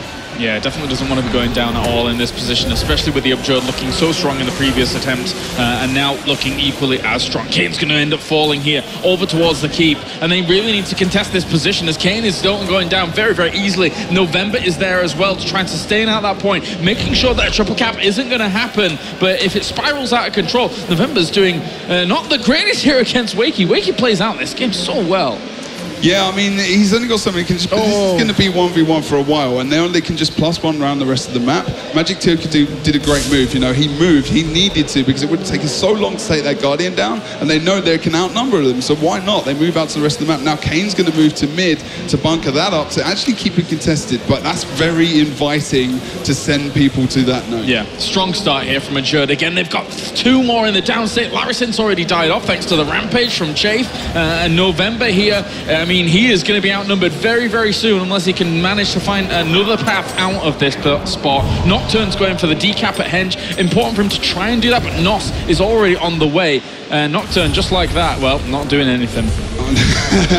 He's not able to be in that downstate, definitely, unfortunately. Now, we are going to see a nice decap coming out from Larysens, but where's his backup? He can't stay against Phantom Forever. He needs to just contest, go off node, comes out into stealth there, gets a nice knockback. Good job from him. Then that Burning suffering a little bit from that condition damage as well, but Phantom can really win this fight here on this point. I don't think anyone needs to worry, but we can see the +1 coming out from the Thief. They take Phantom down here. They can even up the caps and easily get back into the map. Good job from that Chinese team Thief there. As we see them actually moving out towards, they're not going to get the cap here because they need to be aware of those players coming in. Magic Toka potentially coming in for the res as well. Are they going to be able to get Phantom up? They do! And the Thief and the Mesmer needed to take advantage of that situation that was so strong for them. And they're going to lose members here as well. Thief almost going down, Kane down mid.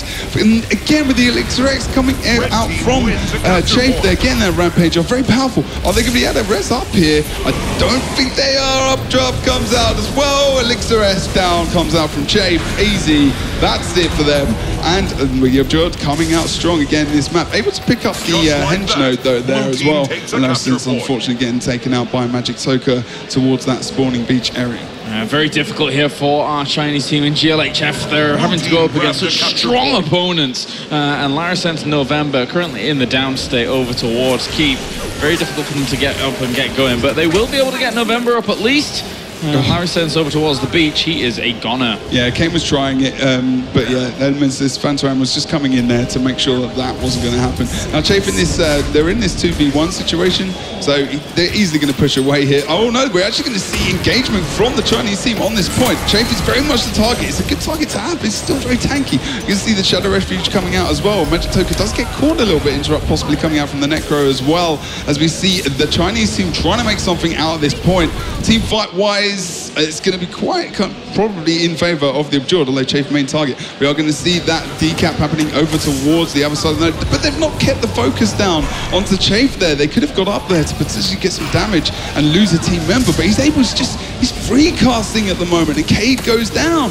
And this is going to be a really good chance for these team members to pick up this node, and possibly even a free cap if they can bounce off that. Chafe back in on the rampage here over towards November, looking to just power him down from this position onwards, getting very, very close. November desperately trying to run away from this location. Good jumps, actually. Close stuff. Oh, he might have a little bit of congestion with Helseth there for the good old jumping puzzle achievement, but he probably, oh no, pulls out the nice block heal, but so many conditions. This is over probably quite quickly. Oh, we'll see Nocturne coming. But is this the best point to come into a fight? I'm not sure. He probably should have gone towards mid or towards that point over on the mine while they were delayed over there with November. But he's going to come in and delay them even more, which might benefit them in the end, but they're not able to get anything out of this. Now that we're in the 2v1 situation, Mr. Time over on the mid, probably going to go down to Magitoka here, and we are going to see over on the mine node, they should be able to hold this node. We've got the Mesmer and also the Necro, the Signet Necro as well. Yep. Able to tank on point, but Venturam gets in there with that fiery greatsword. Various members of that Chinese team going down there. Venturam knows no fear, man. He'll continue on. That many illusions. Too well. Okay, maybe you're a little bit of fear. Just kind of doesn't want to be sticking around for too long against all of that. But at the same time, his team is doing well over the other side. Nocturne is in the down state. Mr. Time was down for a long, long while there. And with Henjin Keep still on here, for the Abjured, they get themselves another Nocturne who fell down again. This is a very strong lead for the Abjured. Yes, nothing very strong. Nothing is going to stop the. And coming off that last series against Orange Logo, you know, it really can just push them ahead. And they're getting, at the moment, it feels like they're kind of almost practicing. It's like, you know, we're pushing for, we know we can get past this series. Obviously, Chinese teams still have a chance to come back in the next game, but this is strong. This is, you know, 2-cap domination at the moment. They're winning all the fights. I don't know if they've only got one kill so far, and that was mid, that was Wakey. This is very strong at the moment. This is a free cap of 380 points, 7.5 minutes left. You got to give it to the Abjured at the moment. Looking dominant. It feels like they're right back home in America at the moment here, the Abjured, as they're showing a very, very strong and powerful game. They've got to take confidence off this as well. Not only going into, you know, the next games here against GLHF, but potentially going into the next series if they're able to win the full thing. Wakey taking quite a lot of damage over towards the Henge here. Maybe they can bring him down, but if they cannot, there we go. They're going to pick themselves up at least one down and probably full kill. The reinforcements are on the way, and Wakey will try and buy himself a little bit more time. Yeah, and they're moving it, so they're making something out of this Henge fight, but they're not able to push people around the rest of the map. And the reason they might be able to win this is because at the moment, the Abjured have got 2 caps. They're just keeping guys around the map to make sure they can hold those nodes and make sure they get the win. They're playing it a bit safe here, actually. Even though they've got such a massive point lead, they could probably push in and maybe even win that fight, but they're deciding not to. They're being safe. They're going to pull away now. They know that they just need to be careful. Like, I know it's 450 points, but at this stage, it's just safety. Yeah, just safety. Easy peasy here for the Abjured at the moment. Looking good, looking on point. Mr. Time also taking quite a bit of damage here towards mid. Magitoka actually going to take quite a lot of damage himself. Throws down his Shadow Refuge so he can keep himself alive. But that's a lot of points. There's been comebacks in the past, but I'm not sure they're going to come back from this one. No, indeed. And this plays like that, you know, we saw the Thief trying to get onto Wakey there. Wakey updrafting. Magitoka is around as well to offer that support. Chafe comes in as well. They're able to get a nice kill onto Magitoka, actually. Good job from those guys. Picking up. And the res, again, you know. As quickly as he goes down, he gets back up. Support's back there. Yeah, the Abjured are really, really on point in this series so far. Kane, obviously, probably going to go. He needs to be careful himself as he goes into the downstairs. See how they're going to do with this res here, trying to get the res up. In the end, not enough. GG. To take this. Game number 1 going over to the Abjord. Very, very dominant here in that position here for the World Tournament Series. In the end, Abjord feels the sting of the lower bracket. I mean, they've never really had to be in this position before. And now when they are in this position, they are going to fight like tigers. They are not going to allow that kind of upset to ever occur here. And they want to push on. I think Abjord look at this and say, okay, yeah, we did lose to Orange Logo, but we still feel that we can win the entire tournament, given the opportunity. And for them at the moment, they're looking as the Chinese team as almost a stepping stone. Yeah, that's what it feels like. That's exactly what it feels like. But maybe, I mean, there's still hope for the Chinese team. Oh, yes. I mean, I really like these guys. They've been quite friendly. They've been open. We've chatted, not as much as I would have liked to, because it's been quite busy here in Cologne as well with Gamescom and everything else that's going on. But I love seeing the Chinese team taking part and coming here. They are improving every single time we see them in the WTS. I really want to see them one day taking this or getting in that higher position. And the thing is for the Chinese team is that not only do they get some great competition here on the World Tournament Series stage, but they also take away a lot of valuable experiences and lessons. Watching and being able to play against a team, being able to play against a team is a whole lot different to just watching them from VODs, anything like that, maybe studying into builds. Once you see how they orchestrate themselves in the splits, etc., going up against you, this gives them a fantastic wealth of experience. Yeah, it's invaluable. I mean, there is not really another opportunity for them to do this other than having accounts in a different region. And like I said, you know, if anything, they've gone back, they've had to try and learn the way TCG play.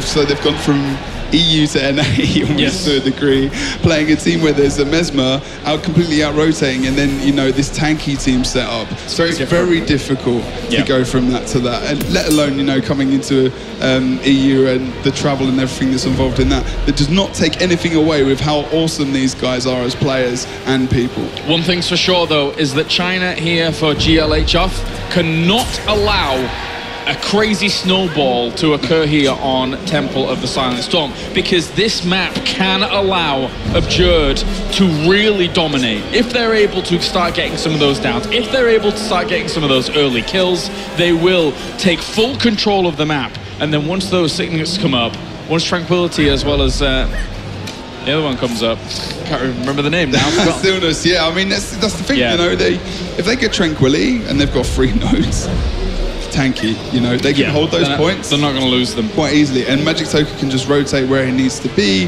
and they need to be quite selective about who they send down towards Tranquility to actually hold that node. And against, you know, and there's a lot of admiration from the Chinese players for these teams. They're fans of these guys as well, so they know how good they are as players. And they're going into that situation again, it's a confidence thing, but they're getting more confident. They deserve to be confident. They're a good team. They're good players. Looks like we're getting back into it. Game number 2 about to begin. It's important to note here, not too many changes up aside from the fact that Kane has gone over to his other Necro here. So back to minions by the looks of things. Always loving the minions. All right, let's get into it. Game number 2 here between GHF and the Abjord. Okay, as we push into mid, Wakey and Chafe going to push that midpoint. Nosco Philly close as well as Phantom and also Magic Toker stealthing up as well. And 3-man stealth team move coming out from the Chinese team as Magic Toker moves right actually past them. They want to take the early kill on Nos here. Might be a good idea for them to do that, but it also might be the other case on the other side of the map. Now, if we remember, TCG took them a long time to dispense of a Kane here on this build. So able to get a lot of cleave out with the Elementalist and the Engineer, of course, though.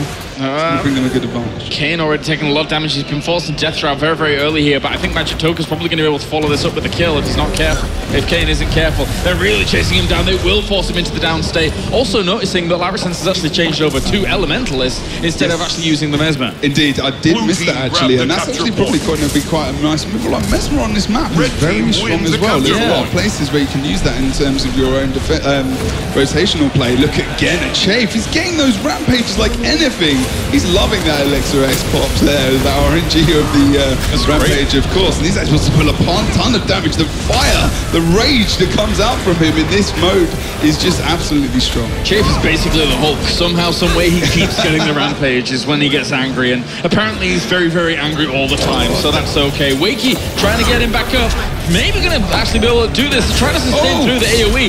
Larassense has also gone down on the other side, but Fantaram was pushed away from that res. Res comes up. Chafe able to get that there. Surprising, as they took such an advantage onto Wakey there in the downstate. We've actually got the Engineer, Nocturne now playing Engineer as well, so he's going to be pulling it. Let's go into his build here. He's actually gone from Marauders there, so very interesting from him as we see if they can change this around. So their team fighting here has been a lot more confident, at least got a few conditions on. Needs some support now from those red team members, but unfortunately we are going to see Larassense go down, as well as November over towards that midpoint, and they have pushed the Necromancer back over towards that Temple. At least they got themselves the decap over towards Temple, but I'm a little bit worried here once again for GLHF. Because soon we're going to have those signals come on up. They're trying to get themselves up November with Mr. Time, who does manage to get him up, so that's a good start here for them to mount some kind of comeback. Yeah, they should be able to get something out of this here. Nocturne in the downstate again, over towards... He's going to get up here. Free res. Nice. No worries. All good. They are well back into this now, as they are going to step to... They've got the Temple. They should be able to do okay. Necromancer, he's not got his minions up at the moment, unfortunately. He's going to have a lot of problems against Fantaram until he gets those back up. He's got the heal one, though, over on the side, so it might be okay for a bit of time. Fantaram quite low himself. So we go over towards mid. This is where everything's going on at the moment. November downstate. Mr. Time is full dead now. We are going to see Nocturne, the Engineer, in a very, very precarious situation, unfortunately going down there in the end to Wakey as he comes out of that Elixir S. No condition removal for him, and the Abjured can push over towards the altar actually, as now defense comes out. We can see a decap coming out from Larassense. Yeah, they're trying to keep themselves in it with just kind of these sneaky little moves, and, because anywhere they go, when they have to try and challenge Abjured in these big team fights, it's just not working. It's not melding. It's not shifting in their favor. So maybe trying to change up the tactics, always trying to avoid that, might be the best situation here for them. Just wondering if they're going to try and push for this stillness as well, but they need to try and get a cap here to take advantage of that. And we're actually seeing that Kane has gone into the downstate at the top here, but he is stealthed, so that's a good move. Nice stealth res. Good job from him, but the thief goes down. Are we going to be able to see the Necro go for this res here? Good updraft, pushes him way off node. I don't think he's going to be able to get the rest here, and he's got to be careful. He's got no Death Shroud either, so he's got no defensive. He's not got Plague either, and he's going to go down himself. Wakey 1v2. Good job in the end, as we do see Magic Toka, of course, leaving that fight, finishing that off. Good job from Wakey. Nice coverage of his cleave as well, on the point, to make sure those minions do get taken out there. Yeah, November's trying to stall out Stillness in the middle as well. He was actually pressured not only by Nos, but another member here of the Abjured. For now, though, still the points keep ticking away, and they've got themselves Temple as well as Altar here, have Abjured. And this could continue to be extremely difficult here for the Chinese team. I'm not sure how they're going to be able to come back into this. The Miniomancer does not want to give up Temple, apparently, and Wakey is just going to punish him again, I think. Sorry, Fantaram's going to come in and punish him again for that. And Stillness, the red team aren't really going for it. They're just looking around. November is kind of hanging around to make sure that doesn't get decapped, and also trying to move to a point. He's not with his team. He needs to be in this team fight down towards the midpoint, and this is where they're going to engage, and they could really take it. But we're going to see that was Chafe, sorry, pulling out that AoE Moa, and again being very effective, and that's going to put a Nocturne into the downstate, as well as the other members feeling that pressure. Magic Toka can just be offensive and push as well. We are actually going to see Lorenz as well having to move off node. And this fight over here on Temple is very sustained, but the thing is the cap is in favor of Phantom. I mean, he has to move off node. Magic Token can now come in because they've got the kill on red team members as well. So they're able to do a lot here. Magic Token now going to lead. At least Larrysen's got himself the decap over towards Ultra, otherwise that would have been a free cap very, very quickly. Chafe was just on his heels, but wasn't able to get over there in the very, very last second. But still, does he actually get himself rampage there once again? Chafe, I can't believe it, another rampage. We need someone picking up the stats of this because he just keeps getting it. Yeah. Who's he paying to get this? Who's he paying to get this rampage every single time? I don't know, man. He's got a lot of gems and he's got a lot of people from his arena net contact list on point. That's for sure.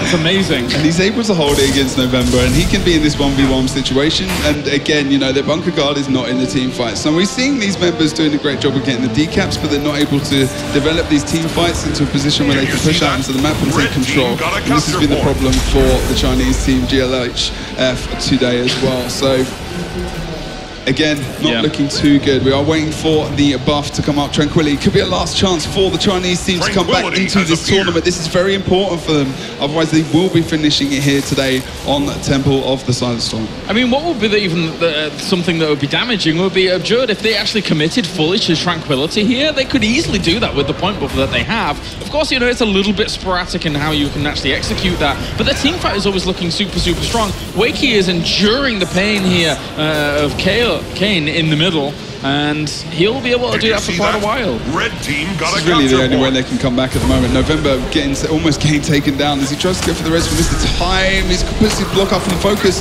Not sure he's shipping to get it here. He does get him back up. Maybe they can +2 this down here as well, and actually try and get something out of this Tranquility. We can see November going back over towards the midpoint. They know they've got the contention down at the Tranquility buff. Phantom's going to come down and assist as well as we move back upstairs. November is running around the map, getting the decaps as well. I can't believe it. Chafe's in Rampage again. Trying to push him off the stillness buff here. Larrysen has tried desperately to hold on to that position, but he has now fallen. He was there for a while trying to endure it, and once again we're actually seeing them rotate people in to make sure that these buffs aren't going to go there in their opponent's favors.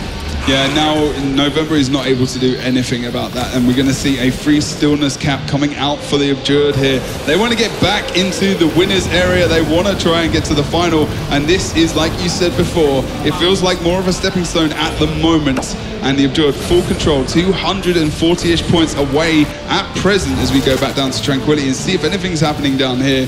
But at the moment, Kane, still not really many cooldowns, does go down in the end to Phantom, who should be able to pick up that Tranquility buff. They will also pick up Stillness, which will just be a powerful stretch towards the end of this series.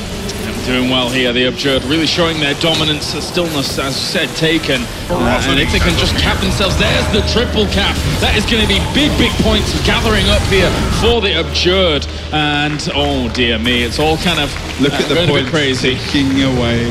That's a lot of points. Do you know what points mean? Mean prizes. That's right, they mean prizes. Nobody outside of the UK understands that at all. Nope. But there you go. There you go. I'm glad I could say that, especially with our age range that we currently have.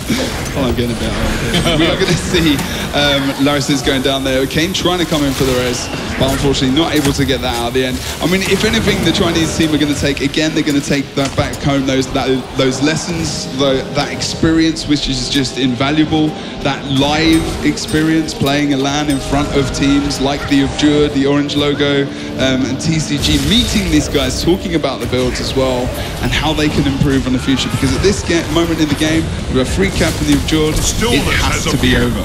Yeah, difficult stuff there for our Chinese team GLHF, but the Abjured showing why they can be so dominant in these positions and even in these team fights, just not really letting a single man slip, to be honest. Did they really even let anybody die during this game? Nos died over on the altar. What? Well played there to the Abjured. They will take the series 2-0 to keep themselves alive here in the World Tournament Series. Good job from them. Looking forward to seeing how well they do as they push back up. We've got other games as well going ahead. 2 winners. Oh yes we do. Oh yes we do. And you better be sticking around for the next couple, because Now, unfortunately, here with the GLF bowing out of the tournament, we still have 3 teams that, to be honest, are extremely evenly matched. This is just going to be immense. I'm looking forward to it. And thank you again to our Chinese team for participating today. Doing a great job. Not going home empty-handed, of course, either.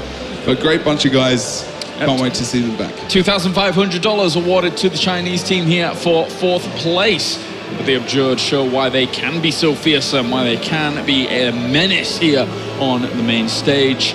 And now with the 3 teams we have remaining, I can't call this, Dan. I cannot call the way this is going to go. They may still be in the lower bracket here, Absurd, but they could quite easily just kind of come back all the way through the lower bracket and win the whole thing. Yeah, I mean, they're going to be preparing a lot of games today as well, a lot of series.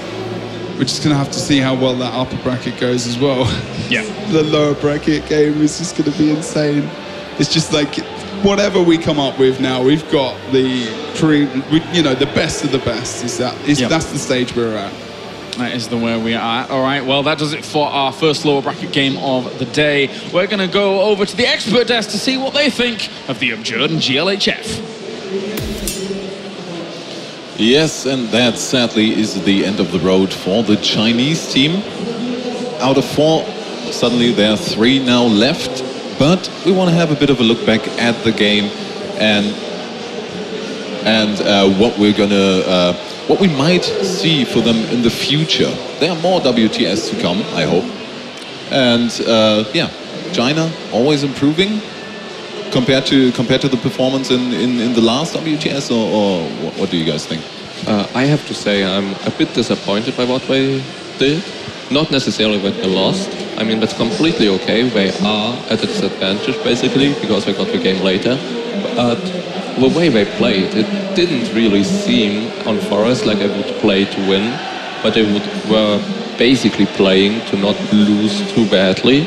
And I think a part of that is that, like I said yesterday, we have a lot of respect for the Absurd, Orange Logo, TCG.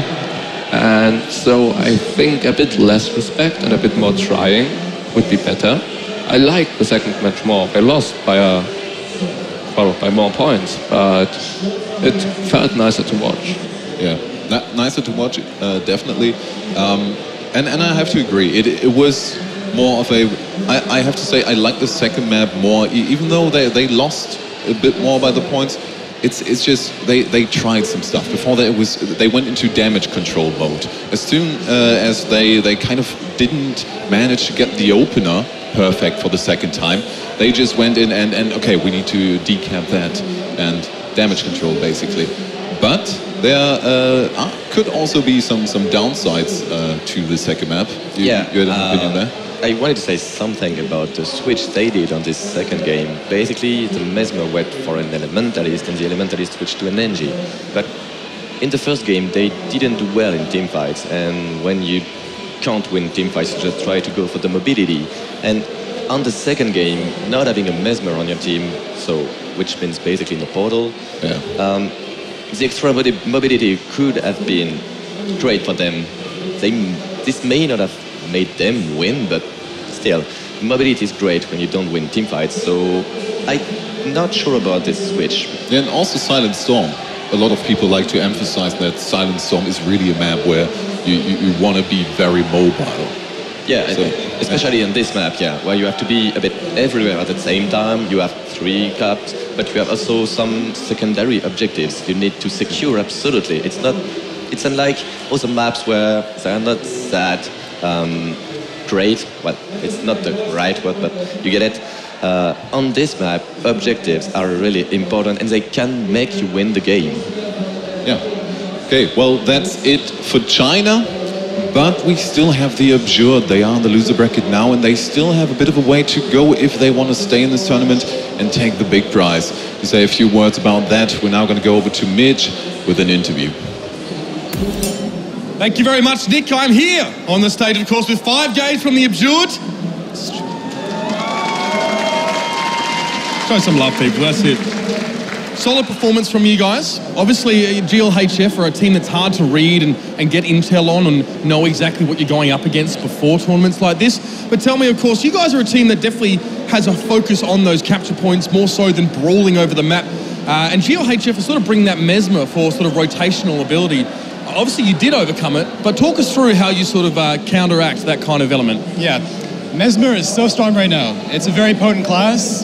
The portal plays they bring to the table give the team unparalleled mobility. You literally cannot outrun them. So mostly to counter portal, what you have to do is you have to pretty much not prioritize the points that the portal is at. You have to nullify the portal by not 1v1ing on it and getting caught with your pants down by the portal gank that inevitably will happen, right? So to nullify a portal, you rotate off the points, you play 2 points. I mean, you can do various things to that. We didn't really know what China was going to come and bring to the table coming into this. We had very little intel on what they were bringing, and as a result of that, we had pretty much, our strat was to wing it, and it worked pretty well for us. Yeah, I have to say, so you guys definitely played your own game and it worked out. But of course, you know, obviously now having won this, you're still moving forward in the lower bracket, awaiting your opponent out of either TCG and Orange Logo. I mean, look, in your opinion, who would you rather go up against at this stage if you got to choose anyway? Who do you feel like you've got more of a measure of? It's a long road ahead of us right now in the lower bracket. The team that we want to face the most right now is ORNG. We feel those are super close and intense games, and they're so good. And we want those again. We want to beat them this time. Yes. Fantastic. Thank you so much for joining me, 5Gauge. And all the best to your team for the rest of your matches. Well, unfortunately, we do say goodbye to China at this stage, but thank you to GLHF for getting involved and giving us some great games. We're going to go to a break now, and when we return, it'll be the winners bracket final between TCG and Orange Logo, a blockbuster if I've ever seen one. You're no ordinary gamer. These are no ordinary gaming desktops. With a commitment to quality, uncompromising performance, and jaw-dropping design, Alienware pushes the limits to bring you the gaming experience you crave, because you demand nothing less than the ultimate gaming experience.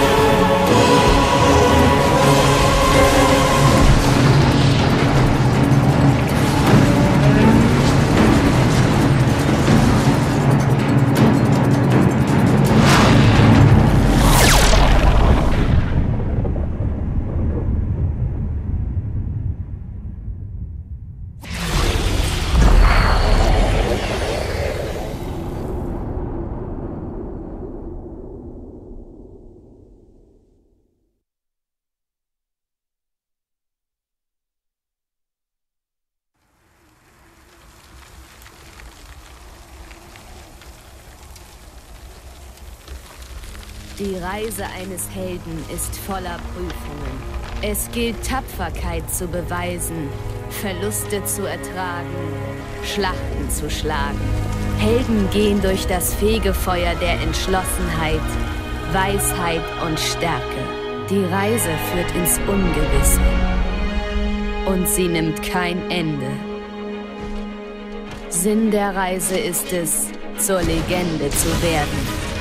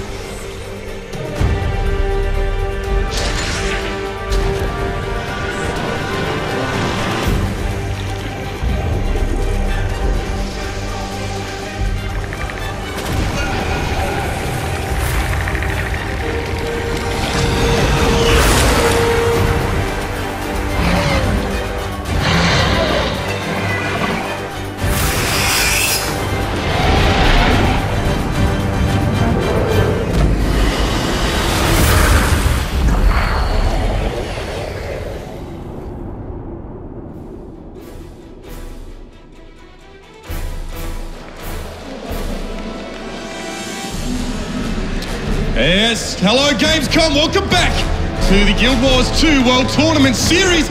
It's heating up in here, just like Maelstrom's Bile, and I guarantee you it's going to get hotter. Hopefully the Mega Destroyer doesn't make an appearance and we have our tournament the way we'd like it. But of course now we're in towards our winners bracket final. TCG, led by Lord Helseth, very confident, maybe bordering on cocky. Let's see him put his money where his mouth is because he's going up against defending champions. Orange logo. We know Rom gets hyped up. We know it hypes up the rest of his team as well. Let's see what they can do for us though. Jebro, Kalaris, take us in. Thank you very much, Mitch. Fantastic job as always here for the World Tournament Series as we now get down to the winners bracket final. And this is one that we've actually cast together quite a few times now I think about it. Yeah, in the same, you know, city as well. Yeah. I don't want to count how many times actually, but you know, it must have been maybe 3 or 4 times now at least. Yeah. Very close occasions. Actually, Orange Logo have taken quite a few Go for Sundays. TCG winning the last monthly. So it's kind of even, but you know, there's this factor of this Mesmo and the Portal plays and the rotations and how well they're going to be able to cope with that today. This is basically a clash of the two very best teams in Europe, but two teams that have kind of been spawned from very, very similar directions. A lot of these players have played with each other for a long time. A lot of these players were on the same team as each other for a long time. So talk us through that dynamic here, Jebro, between the two. First WTS, of course, we had TCG, as you see there. The original member, Mr. Helseth himself. Of course, Texby was in that team, but didn't play at WTS. We had Denshi, Rom, and Tage going to the first one. And, you know, now he's against them in this massive tournament stage, you know. He knows these guys. He knows how they play, but it's vice versa, you know. They know what Helseth might be bringing today, but he's been talking about secrets, and you know, there was this talk about, you know, today won't necessarily reflect what the meta is in Guild Wars 2. I get you. They got to bring something out to deal with the team, not necessarily something that's an overarching strategy to apply to everyone. But for now, of course, we've looked at some other teams, but let's take a look at the Civilized Gentlemen.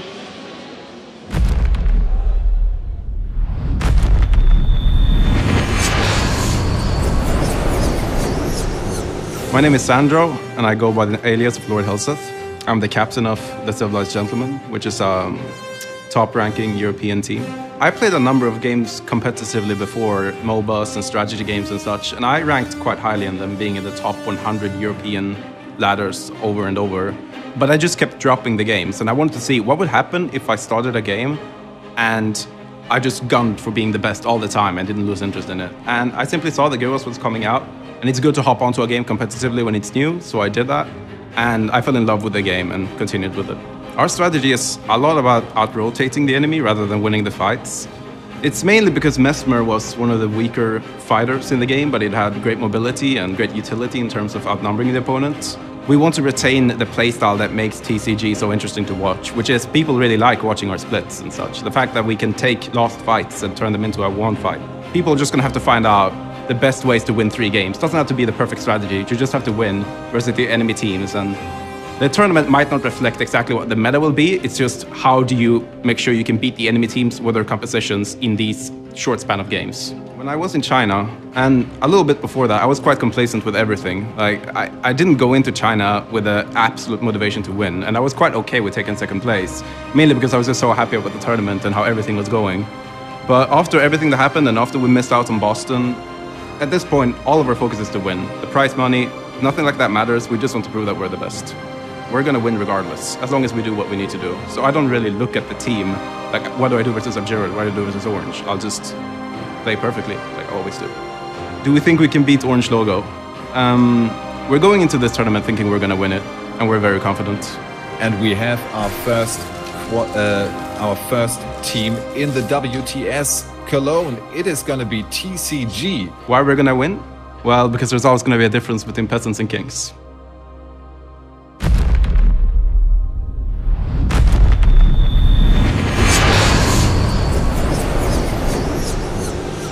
Ever the confidence there from Helseth, and ever the big words spoken here from a man who has a lot of confidence going into a series against a team he knows extremely well. So I'm expecting fireworks here in this one. Yeah, we've already had the trash talk coming out on Twitch yesterday, live to many people. Yeah. Helseth really cocky and confident that they are going to take this. Why on earth not? Why on earth not? I mean, so far in their first series, they did look good, but going up against Orange Logo, I think it's definitely a step up that we would see from the Chinese team, really trying to give them a rivaling position. TCG, obviously, you know, they said that they want to bring out something a little bit special here. Looking down the builds that we have to start things off in this, are you seeing anything in particular different from them from the previous series? Not from the. I mean, one thing to note is that, you know, Shadow Warrior was pretty much gone from the meta from Guild Wars 2.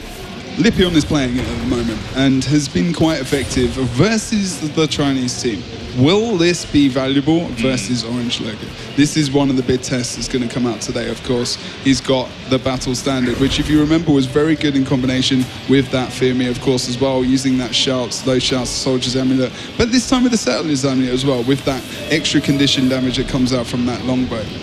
Helseth is the one really who I'm going to be looking at, and he's still going for this Zerker Amulet. Very dangerous, but if he gets in the right positions, can just be so difficult to deal with, and he's got a lot of stealth coming out from this build as well. So if we check out, he's got more damage coming out from Shatters. This trait is very useful as well, Mirror of Anguish. And generally this build is very DPS orientated, but he's also going to be supported by the Thief and also from Big Zan when they can tank on point to do very well with that in those lockdown positions. And let's quickly take a brief look over Orange Logo as well. Dan, are we seeing anything in particular different? From what I can see at the moment, looks like they're just sticking to what they had before.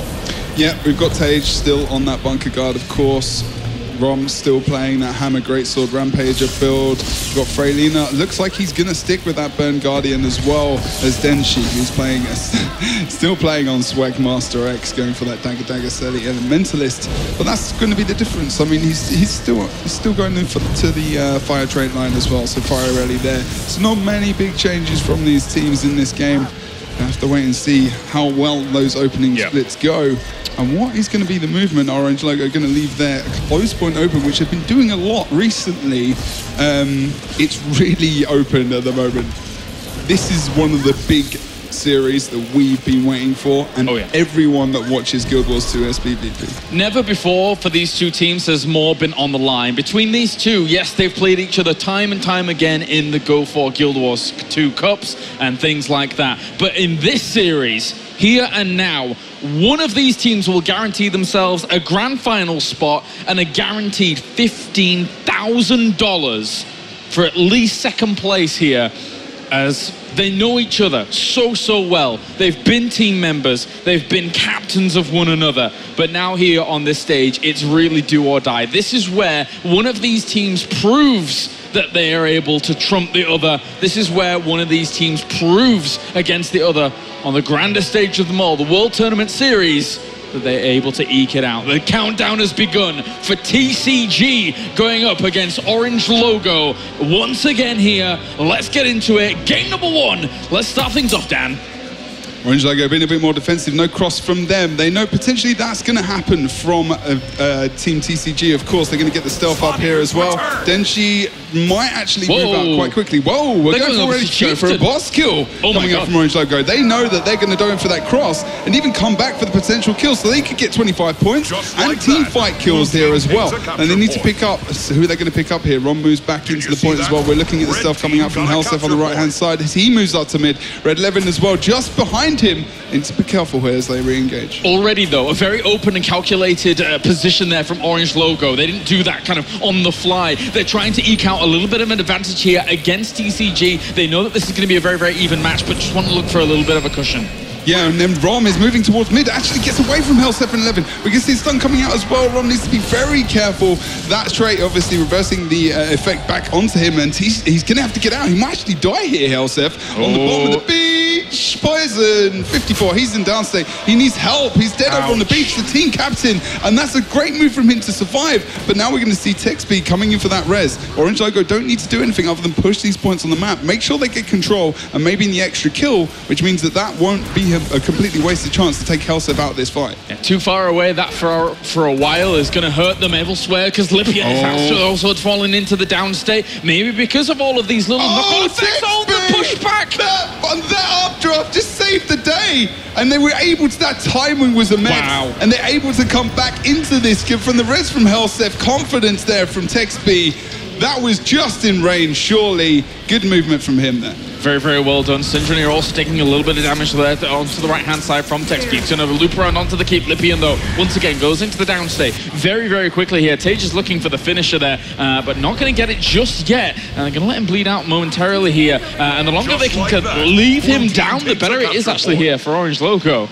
Yeah, they might be able to get back up. Levin's coming up, and he's just going to clear. Should be going down quite soon. They need to be careful of that thief, though. That's very daring, because like Levin is so good at getting those reses. They need to be very careful. Helsef is going to drop into stealth here, trying to pick up some damage potentially onto Freylina. Comes back through the portal. Good job from him. He goes back up to the top of the point there, and Rob does come back up as well. Nice jumping puzzle movement from Helsef. Means that they are going to be able to take out TechSpeed over on that node, and also TCG Zan is going for the decap over on the mid, which is going to be totally doable for them in this game, with Orange Logo taking the 2-cap already. Yeah, doing very well for themselves. They not only have that cushion, the 2-cap's really helping out as well. Now we're just going to see Denshi try and pursue, kind of endure all the damage that's going down onto the keep. Thankfully for him, Tage has come along to actually help on out this situation, and should be able to hold on quite convincingly here for the moment. Whilst we see Syndrome looping around back onto Henge, but Zan is quickly on his heels. Yeah, they need to get out of this fight. This is what TCG said they don't want to do. They out-rotate Tage, and actually they've engaged him to a degree as well. Look, they're avoiding him. They're moving over towards the mine. Orange Logo still 2-cap. Syndrome getting that decap as well means that Zan is going to have to push back over towards the henge and get that cap initially. And we'll see also a little bit more pressure putting on towards Levin here. They're going to get themselves on towards the mine, trying to focus down Freylina there to start things off. Here is the mower. Freylina really trying to get out of this position and to keep himself alive, but they are still continuing on. A few conditions there, but they still keep Freylina alive.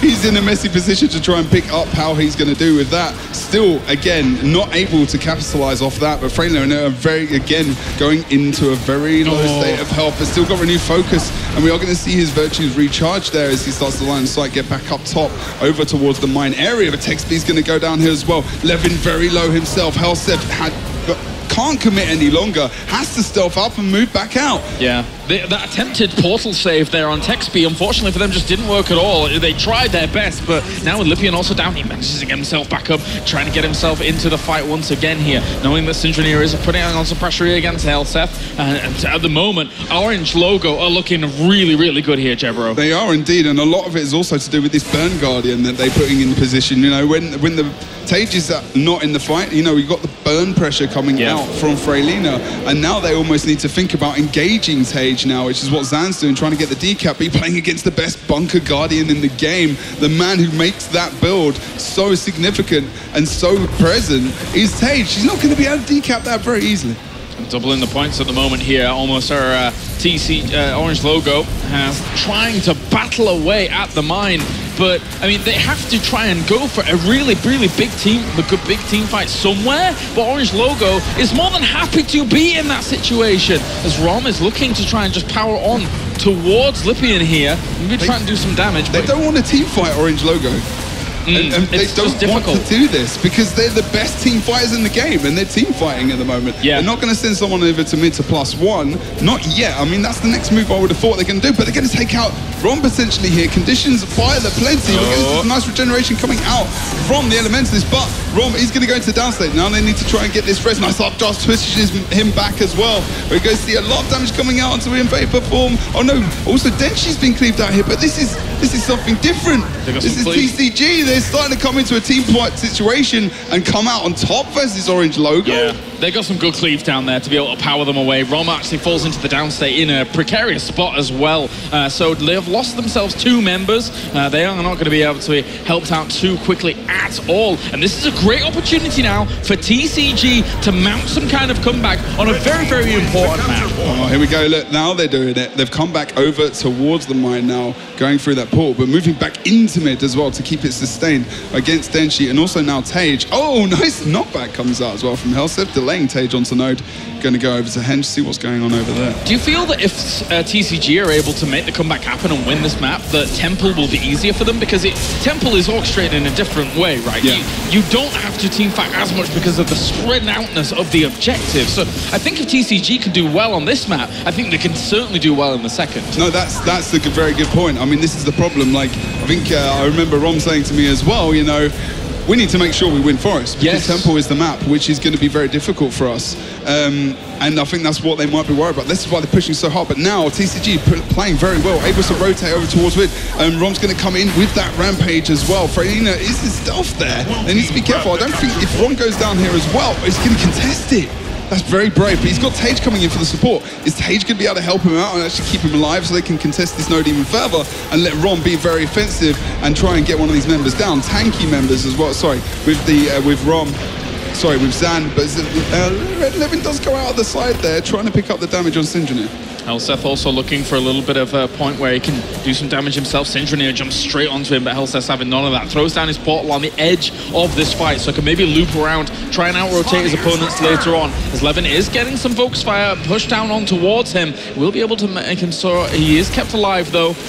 For now, Helseth just looking for another location, but this is the thing. He set up his portal over towards Henge. We've got to be very careful about Helseth's movements right now.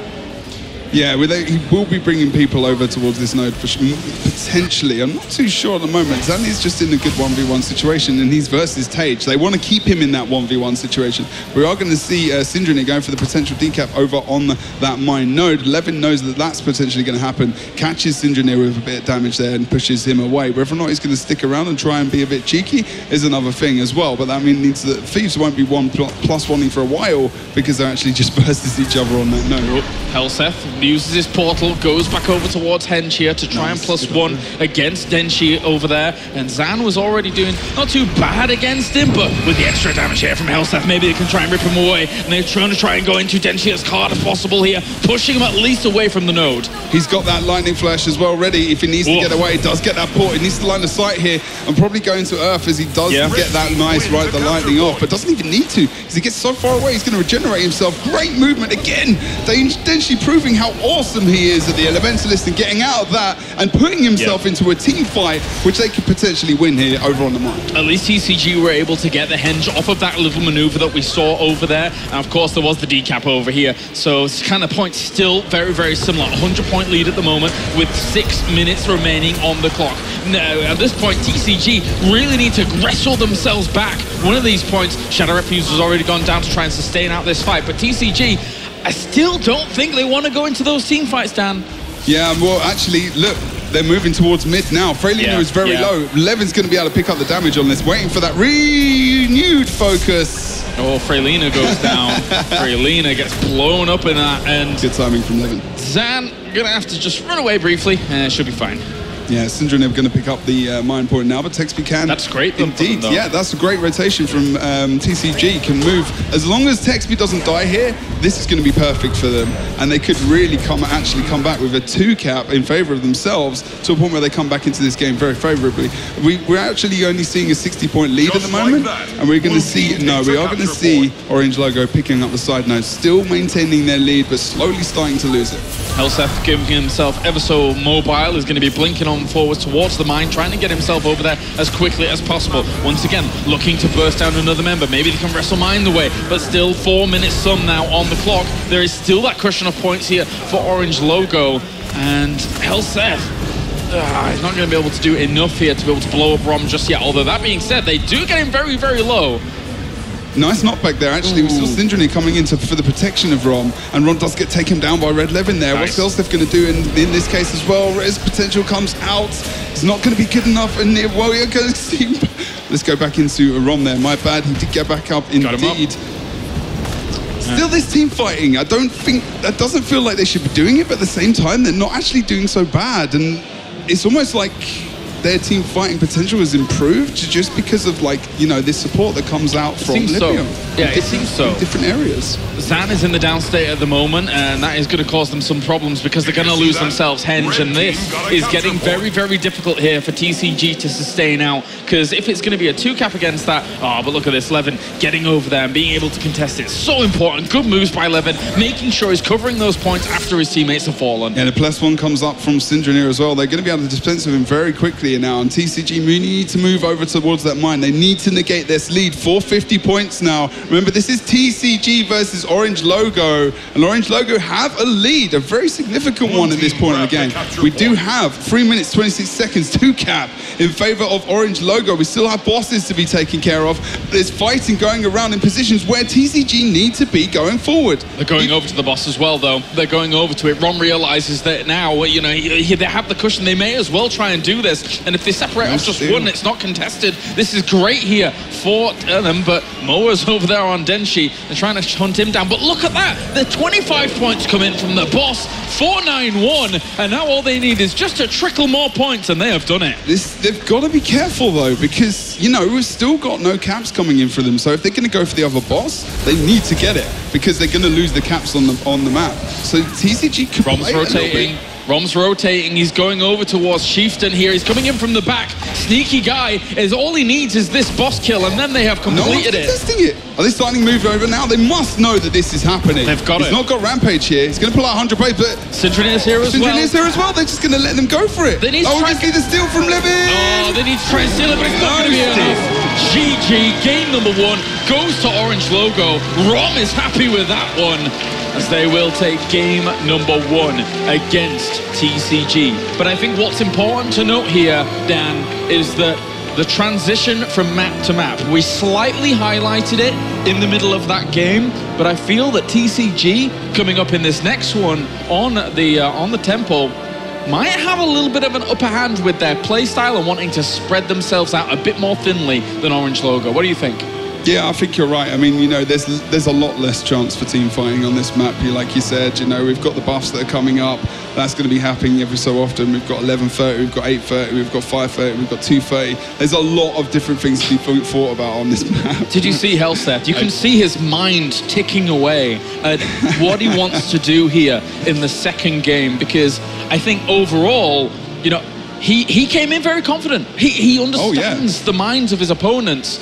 And he's just trying to solve the puzzle, trying to keep themselves in this series, while that man on screen, intense as ever. And after a win like that, after the previous series against Abjurd, he is going to keep these guys furious and ready to go.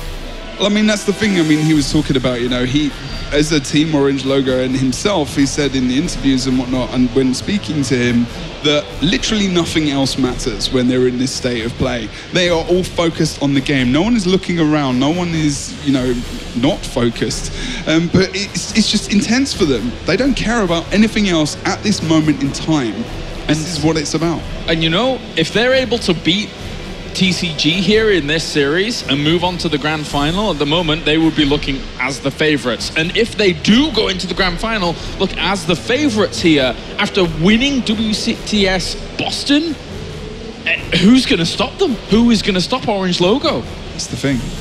This is where we have to have a look at Levin maybe and see if anything's changing with that shout bell. I mean, on this map, this might be a lot more benefit. I'm not sure of how well this was working over on Forest. I mean, I feel like their team fighting was a lot stronger, but I do think in different occasions, actually, Syndrome are going for those decaps because they were team fighting so much. They weren't as rotationally good as they normally are to a degree.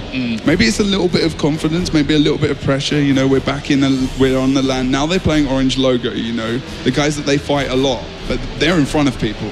They're in front of a big crowd on Twitch and at the Gamescom in Cologne. One important thing as well here for TCG as we look at them on screen now is that as much as they took a very, very strong and confident series in their first of the day, they can't let themselves crumble under the pressure. They don't have as much LAN experience as Orange Logo here. Orange Logo are going to be feeding off that momentum, and going into game number 2, TCG have to keep their cool here against their biggest rivals in Europe. Let's get into game number 2, Dan. Indeed, Helseth, just checking, he did change his amulet over to Marauder now, looking for a little bit more HP there, of course. Very difficult when there's so much cleave in those fights, but we're going to see TCG and Orange Logo just crossing there in that stealth movement. Lipion's going to take a lot of pain potentially, but can sustain. They'll know where people are now actually on the map. We're actually going to see TCG starting to move to mid to actually back up Texby. Lipion had a hard time up towards Temple. Not exactly easy for him to really deal with things. He's also going to take a lot of damage himself there. It's Freylina, likewise in mid here, also sustaining quite a bit of damage, but he's got to be very, very careful about how much he does, because if he does stick around for just a little bit longer, that's a good rotation here from Syndrome to make sure they can keep him alive.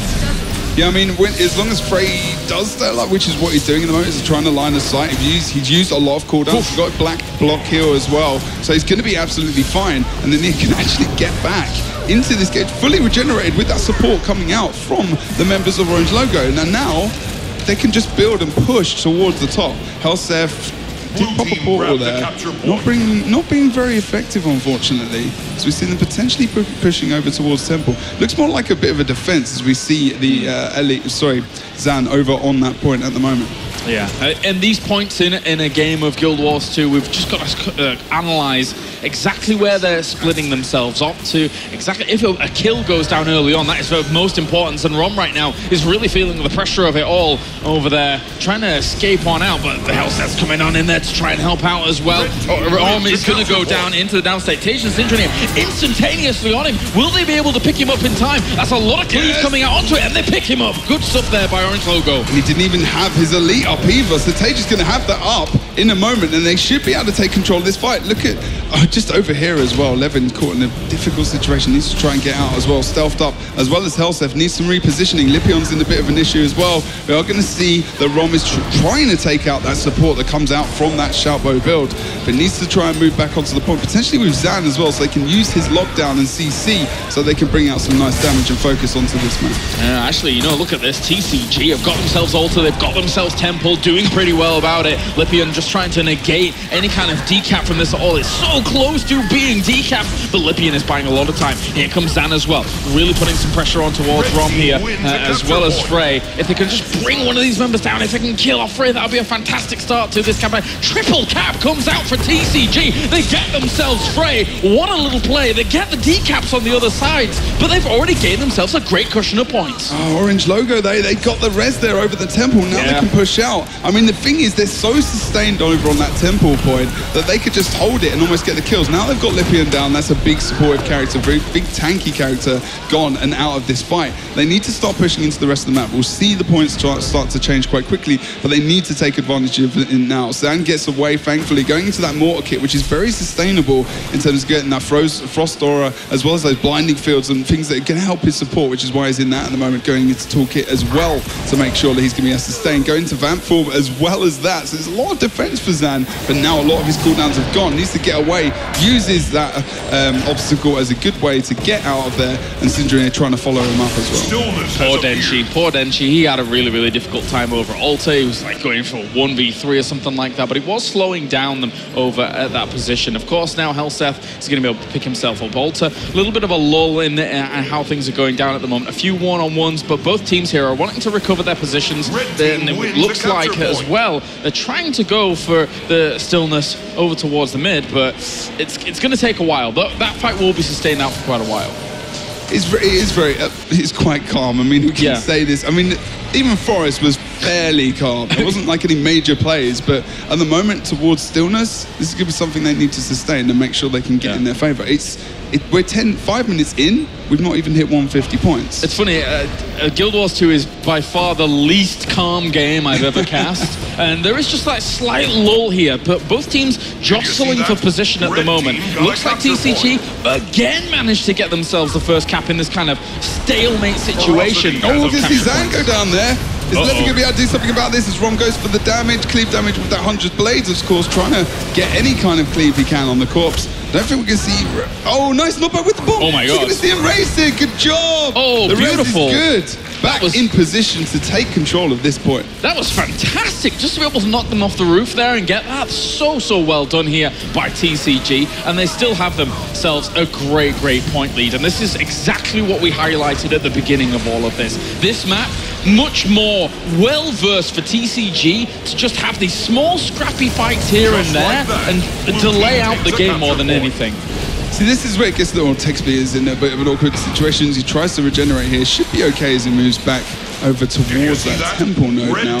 Still one cap apiece, 100-point lead coming out now as we see Denshi slowly going over towards the Altar now to try and go up against Zan 1v1, who's been doing a fantastic job, as you said earlier in the day. 2 side caps coming out from TCG. How Orange Logo going to defeat them in this at the moment? Orange Logo, Rom is just in a little bit of an awkward position. Does get stealth there as well. Wow. Moves back towards the Temple potentially, but Levin is really on him and Rom knows that. Moves back. Oh, he's very low. He's suffered a lot of damage as he's moved back up. He's going to actually use that great sword with nice mobility, but there's nothing he can do in the end. Nice res coming up from Tage there. Does the nice shield knockback as well on the original res. Good job from Tage. Really answered the call there to bring him back up, and Rom back to almost full HP is just going to be devastating. He's got Rampage, he's got everything going, Frenzy as well. Needs to be careful. Nice steal from Red Levin. He's going to port back up after using that stolen ability, and now we're going to see probably a fight and actually develop over towards this Altar, but we saw the decap at mid as well because Tage had to go off point. While all that was going on, Zan actually got himself back up pretty quickly over at Altar just a little bit ago while that was going on with Rom. So Rom is once again in the thick of things. He is quite the ballsy guy, and even just going to move on back towards the gate here, trying to get themselves some points on the board, because right now TCG are running away with what I would consider definitely to be their map here in this series. Yeah, this is a completely different performance. Like we were talking about, this map really favors them. They've got a lot of mobility. unfortunately, that's not being shown here by Orange Logo. No. It's very tough, and there's a lot of admittance to that. So maybe there's this fact that, you know we're not going to do as well on this map, so maybe we should just focus the two we know where we can get a great positioning on. And then, try and win that way. But this is very strong, and the thing is, unfortunately, if you're in that position, then you give the opposite team a lot of confidence that pushes them into a position where they can possibly take that third game. I mean, look at this Orange Logo have lost members left and right. Freylina somehow managed to keep himself alive. I can't believe he's still alive here, actually. Over towards the altar, but finally does go down. Zan's been able to hold on to that point like a champion, throwing grenades left and right everywhere. Not a problem for him. No, this is, I mean, they've got stillness as well. TCG just powering ahead now, just with the one cap, extra caps coming out as well. Red 11's going to leave that fight over on the temple, as we are going to see Orange Logo grab that cap as well. Still sustained down here. Tage is stuck in not a great position, unfortunately. He's not able to support Rom in the way they need or want, of course. We're going to see decap coming out over on the altar. Zan is pushed off node there. They're going to advance, try and get this kill quite quickly. They also need the caps themselves. Will they actually push for a bit of a tranquility buff here? Helsef goes for the decap over on temple. No one able to take that, unfortunately. And we will see Denshi moving over to mid, as also Helsef and Levin are able to catch him out here, unfortunately. I don't think they might not get the kill, but they've deterred him away from trying to get that decap at mid. Is it the way tranquility works on this map? Because obviously there's a lot of objectives compared to the other ones. When you're having this 1v1 over at tranquility, it basically makes it a kind of a 4v4 elsewhere. Does that lend itself to TCG liking those smaller fights as well? The reason it lends itself to TCG at the moment is because Tage is down there. Yeah. And Tage is so important to Rom for his survival, because Rom is so squishy for everyone's survival. He's so effective in that role. The Tage down there, it's a waste.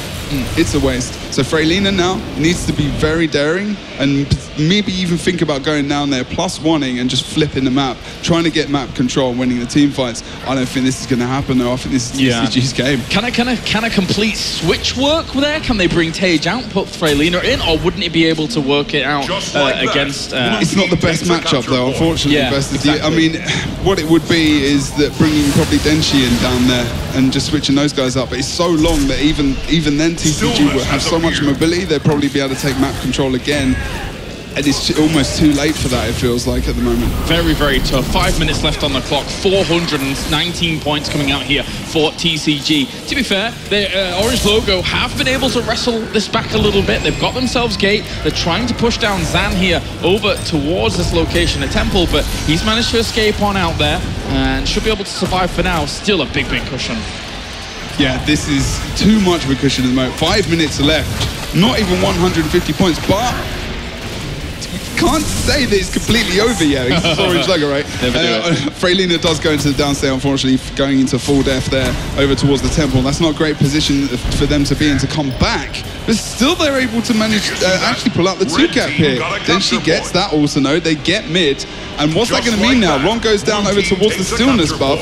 We're going to just see, literally, Red 11's just going to go past Denshi and get the decap there. An easy job. There's no way that Denshi can get that res on Rom, and he's not even going to contest stillness. Oh, we are going to see the pull coming up from Freylina. Good job to make sure that doesn't happen. And also Syndrome comes in. We saw him earlier in the other series trying to contest that as well. Slowly but surely, we're just seeing them, edge these points. The ending of this game is very stable and calm and collected. And the way Syndrome to escape out of that situation as quickly as he did is the proof of the pudding that, the thieves, they can't be sticking around for too long at all. They really have to pick their battles, pick their choice moments to try and just dive in there and get their damage off themselves, disrupt the fight, not necessarily just kind of take a big brunt of damage from people like Helsef. I mean, and down here at the moment, I mean, Texby's doing a great job of using the obstacles to his advantage, and Helsef was on his way up there, but just portals back up to Temple. Yeah, he's a cheeky guy, cheeky fella. just wants to, they want to hold this note. They want to get this like game over and done with. They've got stillness as well, so they've got, in theory, a 2-cap at the moment. Pulls out the mower down onto Rom, and that's going to be a nice ending, actually, if he can get the kill. But Syndran is not going to allow that to happen. He's going to save his captain, and they want to kill Helseth at the end of this game and say, you know what, this is not over. And that is domination there by TCG in game number 2 as they push it onto a game number 3. Pretty cut and dry that game, gotta say, Dan. Pretty cut and dry with how TCG were able to just mobilize themselves and just win out almost every single fight there. Orange Logo did not have a good time there. But I think looking at Orange Logo and understanding them from tournament to tournament, I think they understand that that was going to be difficult. Yeah, no, they know that that map is not favourable for their comp. They've got no one who's going to be able to pull out that Mesmer who's got the same experience as Helseth. So why play it? Why get someone to play it who's not going to be as effective but can be effective in different ways? But it's working out how they're going to move their team around that map. You know, Frey's playing a Burn Guardian is very difficult because he's quite slow, so they've not got the mobility there. They've not got anyone to, you know, move him around the map, for example. Tage is stuck in a Tranquility position where he's not able to support his team. It's very difficult for them to do that. And TCG, they rotate around the map. They put their Elementalist downstairs. They had Lipion supporting in different situations. Helseth and Levin were able to be effective in their pushes. Zan was able to defend and get decaps. And, you know, they played a very good game, very controlled, sustained game, thinking about the next move. And I think looking at the TCG lineup at the moment, as much as, yes, most of them do not have LAN experience, when I see them in front of us here, they don't look that nervous. No. They are handling the pressure really, really well at the moment at TCG. They are very, very relaxed at the moment. And now they've pulled that game back, and that's going to build those guys' experience. You know, they're very young guys as well. I mean, I think it was Lipion who actually turned 18 recently in the last week. But that doesn't seem to be phasing them. They've done a really, really good thing here, and I commend them so well, considering that they are younger players of a game here. That it seems as if when I watch them, they've just tuned everything else out, and they're so focused on the game, which is fantastic to see, fantastic to watch. The same focus that you see on the other side here in Orange Logo. But they've had so much experience, they've had so much wealth and time to be able to kind of refine that position. So TCG, they could definitely go all the way here in this tournament. Yeah, indeed, and we would see again another Orange Logo Abjured game. Yes. How many times can we see these series happen? Just keeps happening. It's great though, it's great to see. I mean, TCG now, all they need to do is win one more for that position. And what we usually look out for here on a map like Faux Fire is Helseth and his splits at the very, very beginning.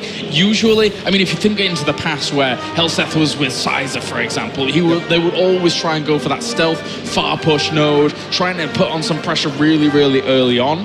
Here, once again, you know, there's no reason that they couldn't try something like that. Levin has coupled up with Helseth in such a strong way to rival the days of old with Helseth and Sizer and how they used to do it.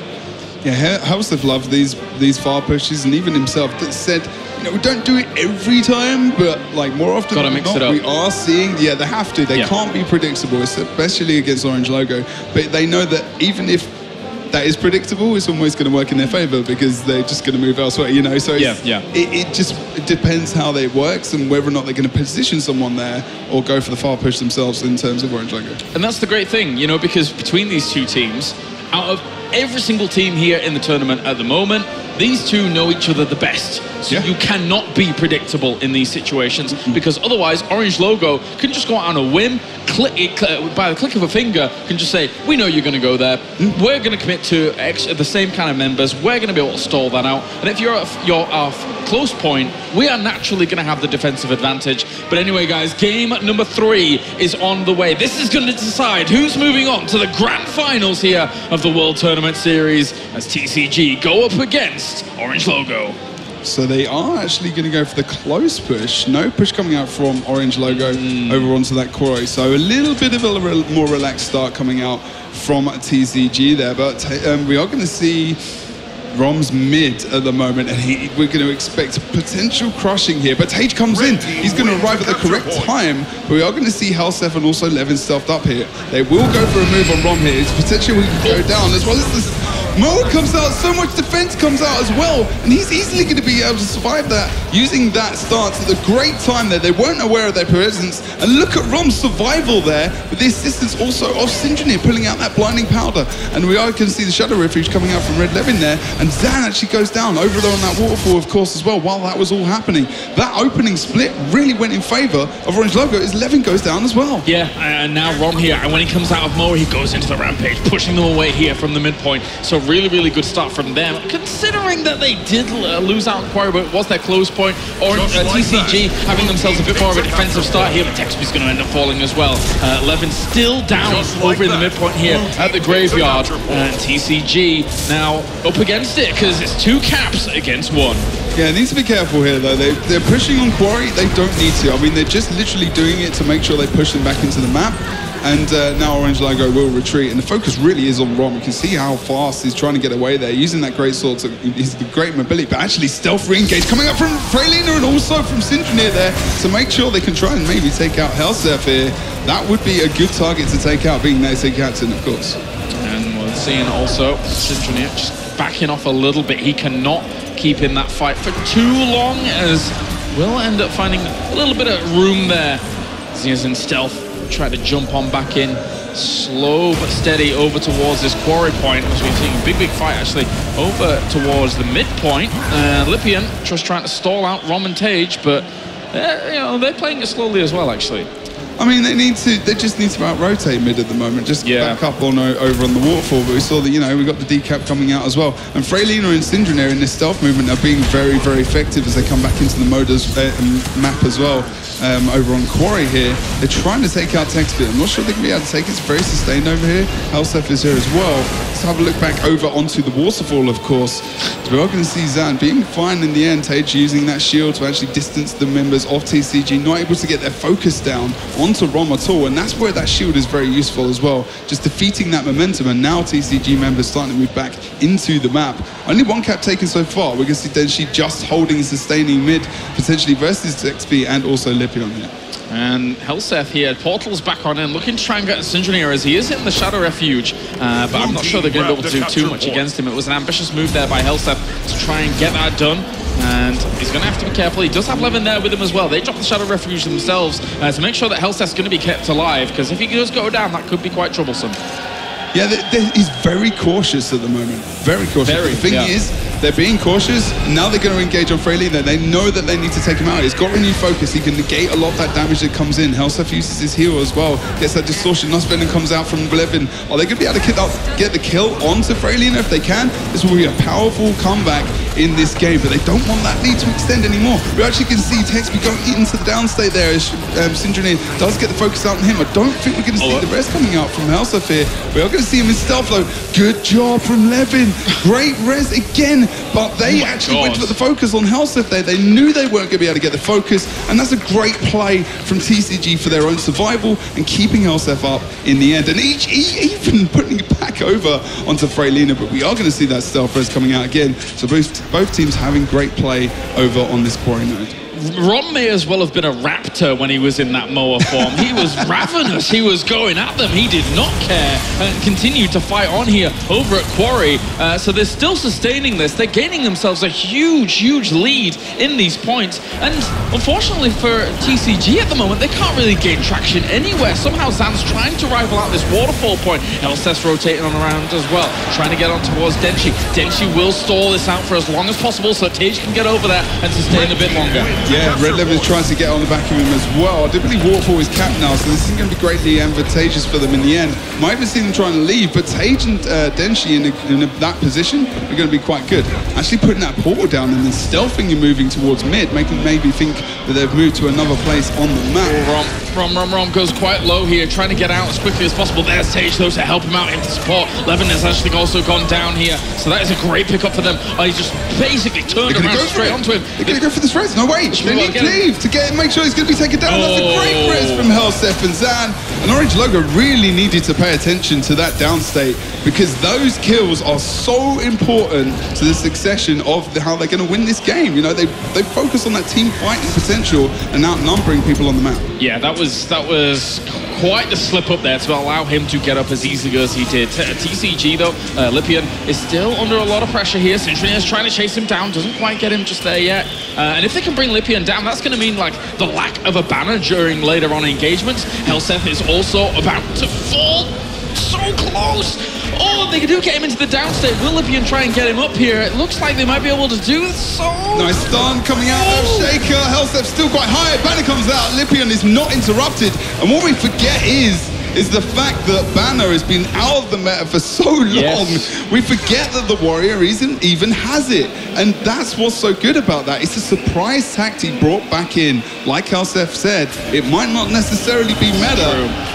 But it's being played today. Yeah, that's true. I mean, even going into today, I didn't expect Banner to come along here, but this Shoutbow Warrior still kind of, has its place. That's why we were focusing down on the fact that if they'd gone for Lipian first, it would have been probably a great situation. But they found their position on Helsef. They get him down again. Banner's been on cooldown anyway, so as long as you can force it onto Banner and still keep the pressure onto your opponent's team, great stuff. You can find those kills here and there.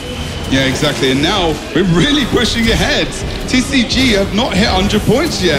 Orange Logo, 270 points. Now, one thing I wonder about later on in this game is do Orange Logo just want to end it? Go for a bit of a break before they have to go into that final?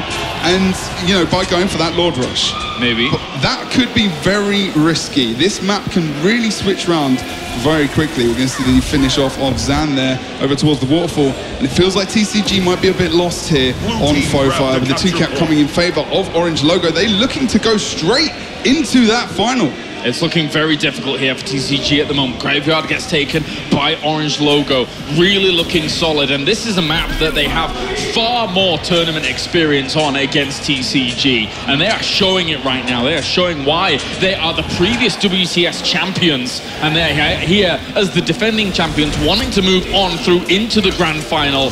They even took away Graveyard, the quarry from them. Yeah. XP will be able to eventually pick that up, but they're slowing down TCG at every turn. They're not able to come back. Their comeback potential is being limited by Syndranir getting those constant decaps, and then they're not able to be mobile enough to get back into the rest of the map, and they have to recap, then they're being outnumbered. Helsef does go for a portal play over towards Waterfall here, as Denshi is line of sighting currently as well, but Helsef is probably going to go back through that and over towards mid. Almost gets the decap, but Cage comes back in, and that's infuriating because he can't do anything against that. Are we going to see a Lord Rush here? May end up doing, but Tage was covering the portal entrance very, very well, realizing that exactly where it was going to be going down. They're trying to go for this, and they do back off. It's going to be good in the end. Freylin is up. Syndranir gets him up in the end. Not enough cleave comes out from TCG. Potential decap here. They still have the 2-caps. They've gone for a little mini Lord Rush potentially to make them think that that's the case of what they're going to go for.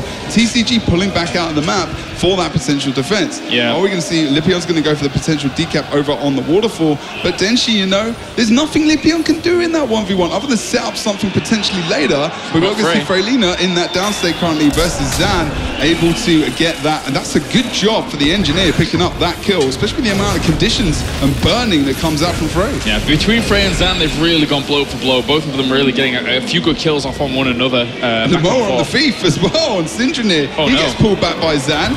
Can they actually pick this up? They could pick up the kill on Syndranir. He's going to pull out of there. He's going to be okay. He'll be able to regenerate fine. Rom's going to go down there over on the quarry, and a little bit of overcommittal could cause Orange Logo a few problems, but there's such a big lead at the moment that they could just turtle on mid and they could just pick up this game and push through to the final. Syndranir using his time effectively there, getting a little bit of extra damage onto a gate, anything he can do really to put any feather extra in there as possible.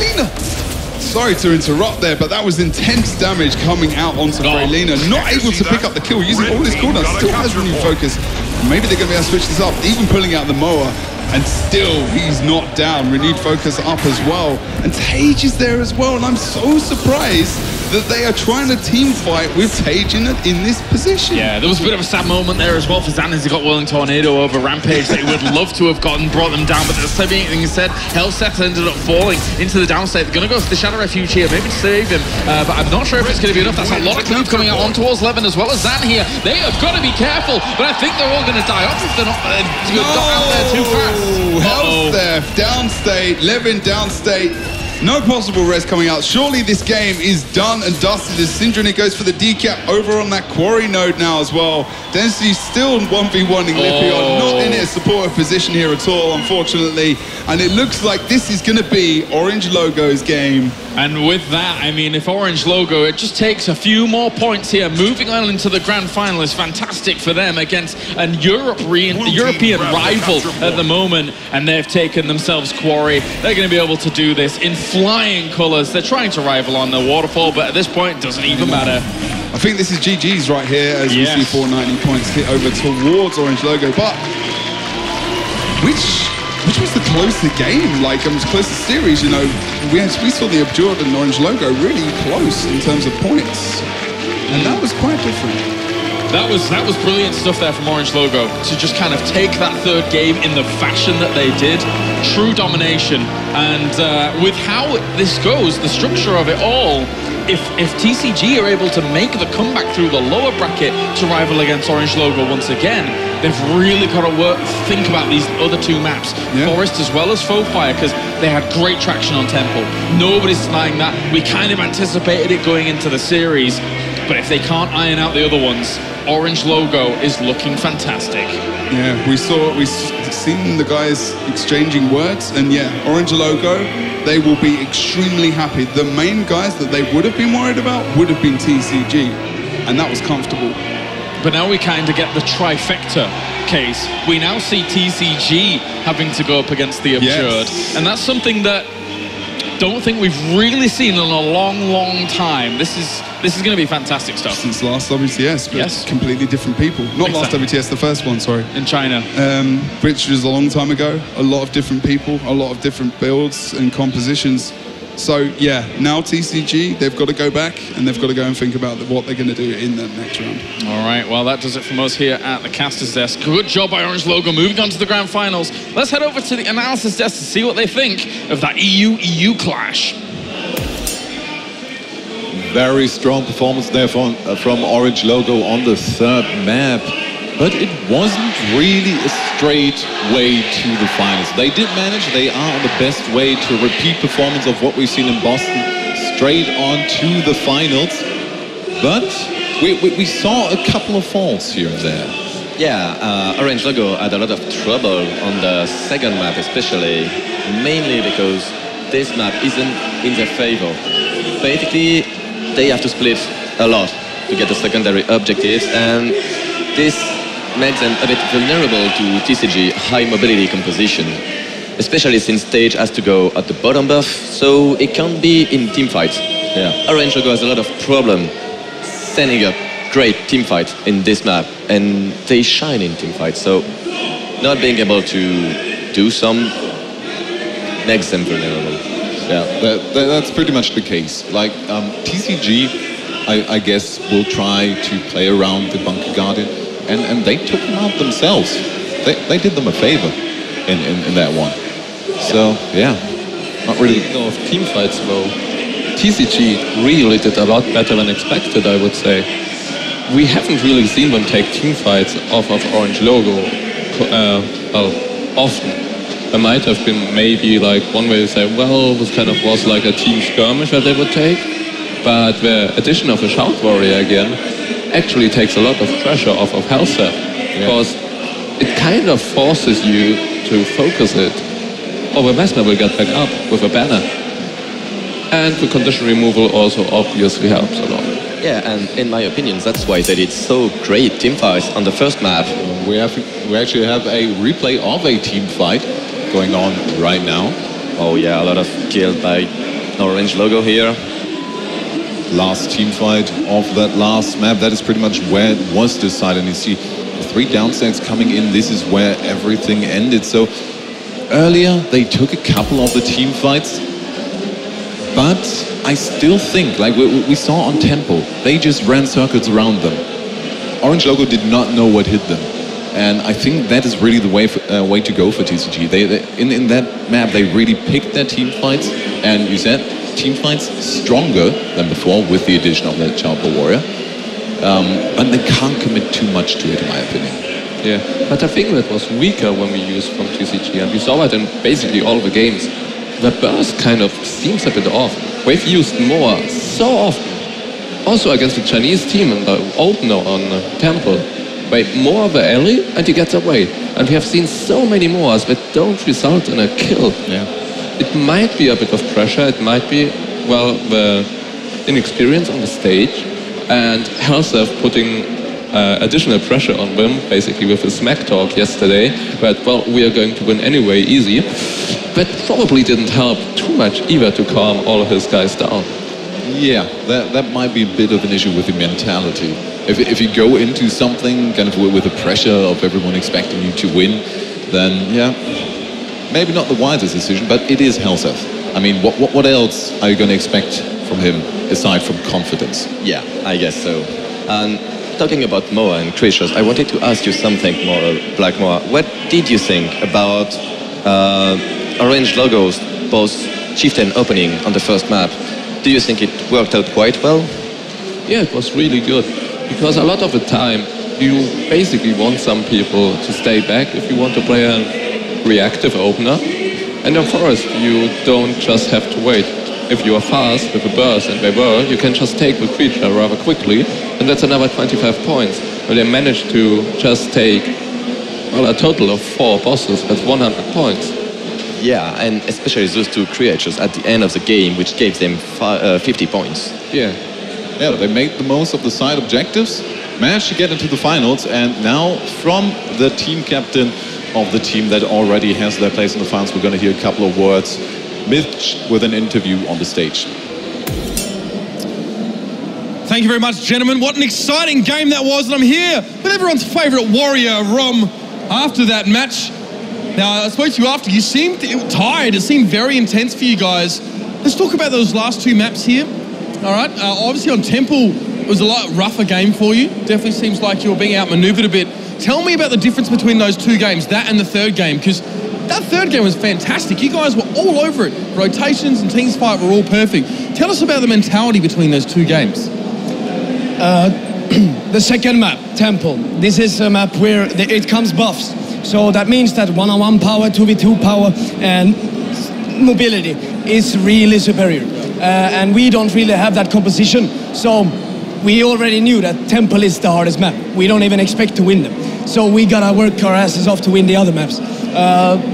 But yeah, we're gonna do some Temple strategies now. They simply have specs that are more individualized. So they are stronger individually and they have the Mess Thief. So it's incredibly hard. Even if we misrotate it, it's incredibly hard. As we saw on Legacy, we have the team fight, and yeah, that's when we win.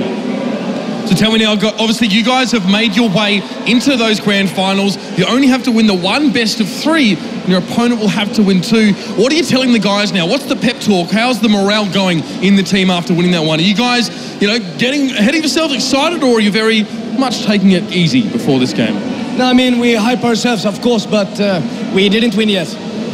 But of course, the enemy team will have huge pressure now. They gotta win 2 sets. In 2 games, we can be the winners. Absolutely. Thank you so much for joining me, Rom. Ladies and gentlemen, Rom and Orange Logo are in the grand final, making their way through rather smoothly.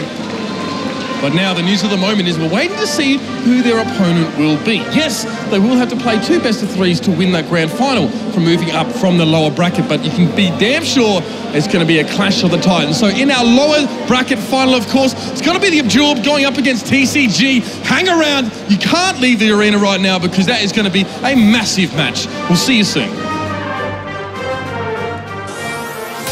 You're no ordinary gamer. These are no ordinary gaming desktops.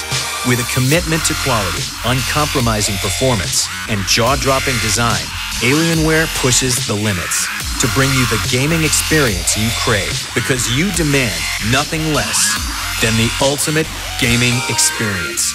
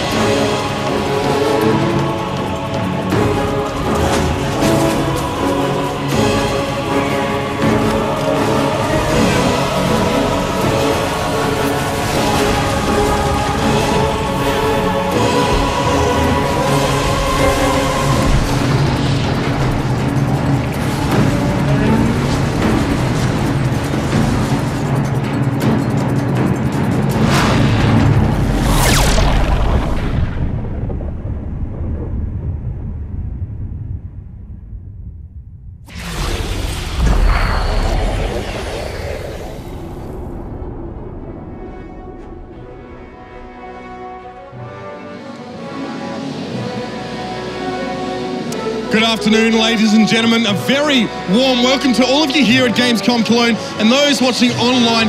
This is the Guild Wars 2 World Tournament Series, and we are in our lower bracket grand final. Of course, it's going to be the Abjured going up against TCG. Let me hear you make some noise for this one. It's going to be a huge game. As you can see, as we bring up our brackets, the way the tournament has sort of proceeded on the screen, we know that our good friends Orange Logo will be in that grand final, but they're still awaiting their opponents.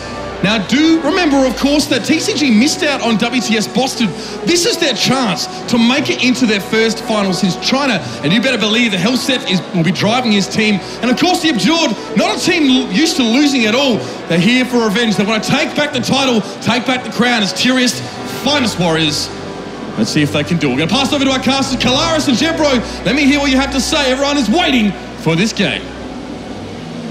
Thank you very much, Mitch, here for the World Tournament Series as we get into our lower bracket final to figure out exactly how things are going to play on. And overall, we've already seen some fantastic games here of Guild Wars 2 so far. With these two teams going up against one another, it's not exactly a matchup we get to see much at all. The TCG going up against, obviously, Abjured. But the Abjured have had a fantastic road throughout Guild Wars 2 so far. And what a series that they had against Orange Logo before. They could have quite easily won that one, but it was not to be at all.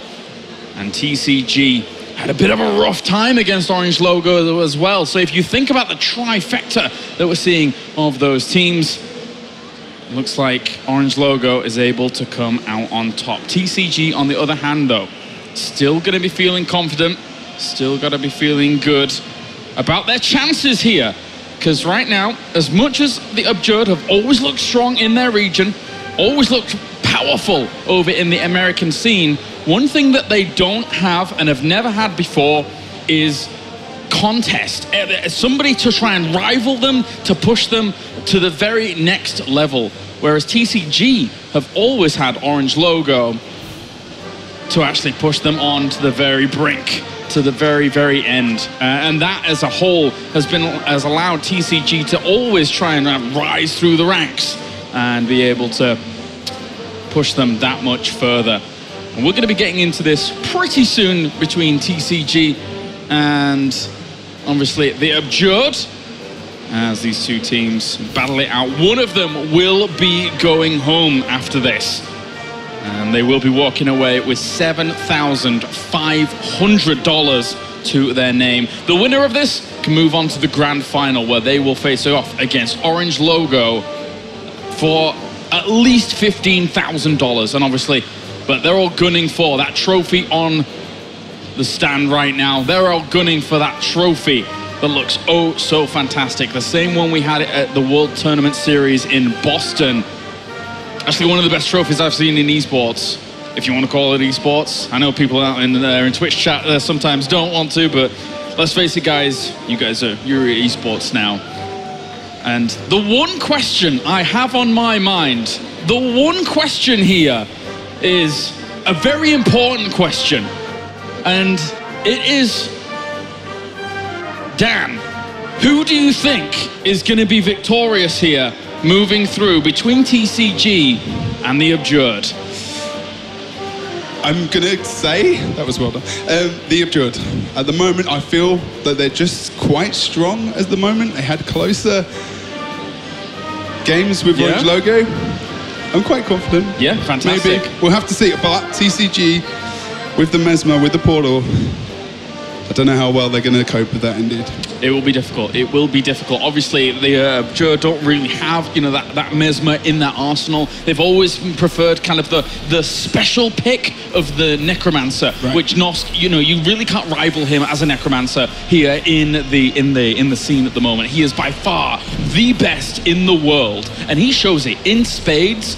But going up, I was mentioning just before, if we come back to what I was talking about, very, very difficult here for the Abjured to maybe go up against a team that's always been pushed to the very brink. Mm-hmm. But Dan, The game is soon going to begin here between TCG and the Absurd. One of these teams is going home. One of them is moving on to the grand final for their rematch against Orange Logo as we get on to Forest of Niflhel. Let's get into it, Dan. So Stealth Cross early on the beach is going to mean that TXP is going for that push onto the mine, just grabbing that cap. They're just waiting for that movement over towards both sides, actually doing exactly the same kind of movement here. Swirling Wings comes out as well as Phantom gets cleaved down quite early. The focus damage is good, the lockdown as well. Early portal comes out, Helsef and the rest of the team probably moving to mid now, as well as using that portal to move back to that point if they should so need. I'm going to be on the other side of the fence, Dan. You're expecting Absurd to win. I'm expecting TCG to win in this one. So we can have a 50-50 split here at the caster's desk. Phantom already dying off. Did not influence my decision in the slightest. I'd already made my mind up before that. So just so you know, just covering my bases. Good man. Surely that's not fair. But anyway, we'll go back into the map and see what's going down. Texby obviously getting control over there as well. Levin is going to stealth up here, potentially going for that decap, while Lipion is just trying to take out Nosig. +1 comes out. And this is really the style of gameplay that we're used to from TCG. Those fast rotations, which is a lot more confident now than it was versus Orange Logo earlier. Maybe that game, that series really, you know, brought it home for them. We need to pick it up again to get back into this final position to come actually get this win here. Wakey also trying to rifle over towards this keep.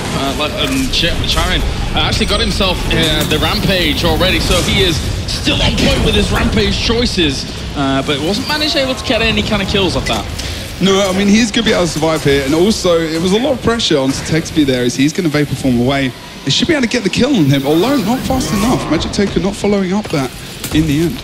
I really enjoy watching Chafe play. I mean, not because he is the luckiest man on the planet, but also because he just has great movement. He just has great focus fire, great targeting, and is always able to help out the team really, really well. Nos is under a ton of pressure as well here over on this mine node as well as Hellstuff comes out. The Zerka is also bringing out the damage just with Red Levin. Red Levin can now retreat away from that. They take down Nos, and they're going to be able to probably go towards mid now, although we're actually seeing the Hench node picked up by Magic Token now. 2-cap comes out for the Absurd. Yeah, they're doing really well in terms of the caps, at least. Losing of Mana Tote, that means that TCG might want to try and find themselves a little more solidity here in some of these team fights. As much as they don't really want to do that, they want to find themselves choice picks off on the other sides of things. Maybe that's why they're going to chase down onto Wakey here. Maybe keep him under pressure in the mid lane, in the midpoint. So we'll see Levin as well as Helltheft just trying to bring him down, but Wakey is sustaining really well. Yeah, did a good job in the end. I mean, at the moment, they're going to pull up this is the way the burst comes out, and the vamp form comes as well. The regeneration comes out as well from a Chafe there, doing a great job of trying to pull out that heal from that turret, of course. Puts himself into an awkward position. Unfortunately, I don't think any TCG members thought about moving down there. Levin as well gets the pressure. We're going to see the Necro damage coming out as well. Waker goes into the downstate. Are we going to see the res coming out? No plague form res coming. It's so close! He's so close to getting res! Look at how Seth go for that damage there, as well as Levin. They are literally throwing everything into this res as well as the cleave. Yeah, they managed to get it though by looks of no, I don't think so. Wakey trying to get himself back on point. Nos as well as Chafe have to back off from there. So much cleave. Nos is going to end up falling. Hellseth on the pursuit, and they will be able to bring down Nos. This is a lot different. The performance of TCG is a lot more confident. And I think a lot of this is to do with the fact that Absurd, they just don't play against this kind. I mean, they've been scrimming a lot, and apparently, like, TCG have really taken it to the Absurd. But based on that performance against Orange Logo, I'm still kind of confident that they can come back into this. I mean, it makes complete sense why they would be scrimming against one another. They want to try and trump Orange Logo. Both these teams do. And where else do these teams get that level of competition? Of course, you know, cross-server latency can always be a little bit of an issue. But as you said, the Absurd just haven't had this level of competition before in the American scene. That's what I highlighted before the game. If we go to Levin's perspective here as well, he's just stealthed up, trying to get something going down over on Henge. He's going to +1 this with Zan, and Phantom needs to be careful. He's very good at 1v2ing, and Zan's not able to set up that pull from the magnet to get the amount of damage they wanted to, but they don't need to because Levin comes in. The cleave is good, the slick shoes as well onto Phantom, and they finish him off, and that's a great +1 from him in the end. able to take him out. And over here on the mine node, that they might be able to actually even this up by taking out Texby. So there'll be two elementalists on each side being taken out here. Major Token able to get the damage he wanted off onto Texby there as well. Let's move into Chafe's point of view as he tries to pin down Texby. He's so low, inevitably he is going to go down here, cleaves down with those grenades. Or we can see, we're not going to see a save coming out. Hellseth also down state there as well. Chafe doing what he can, really a solid member here of the Absurd, really working things out. Wakey though gets chased on down by 11. Magic Toka's trying to pick him up, throws down the Shadow Refuge to make this work out. Should be able to get him up.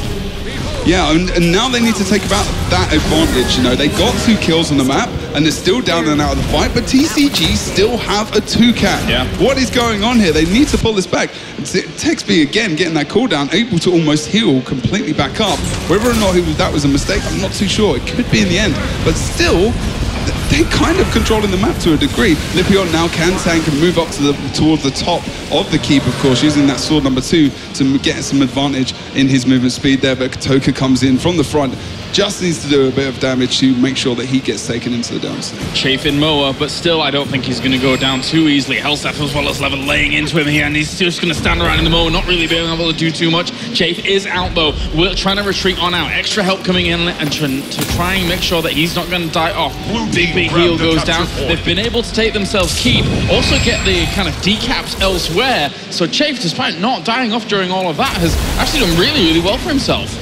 Yeah, I mean, he had that Elixir S as well, so, you know, and also that cooldown on his traits, so he was able to sustain a lot of that burst damage. Zan again doing a great job over towards the Henge as well, as we hear an Yeah, 11 got onto Chafe very, very quickly there after everything has been said and done. And finally they're able to bring him into the downstate. Hellseth, well, going to now just find a bit more of a position over towards the mines here, because they're allowing Abjord here to get a few more caps, which I wasn't really expecting from this point.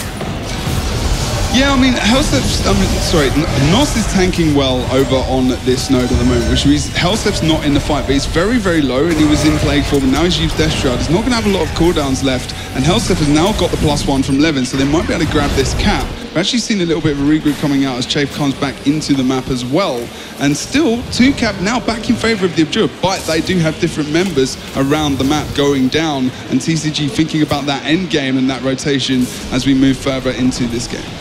Hellseth also just going to cap himself that mine. No contestation over towards Shrine or the Henge at all. The big fight is going down towards the keep. Zan as well as Lipia more than happy to just sit around on the keep node, allow the fight to come to them at this point. But there is the regroup here from the Abjure. Chafe and Magic Toka on the very edge of this, being stalled out a little bit by Leffen.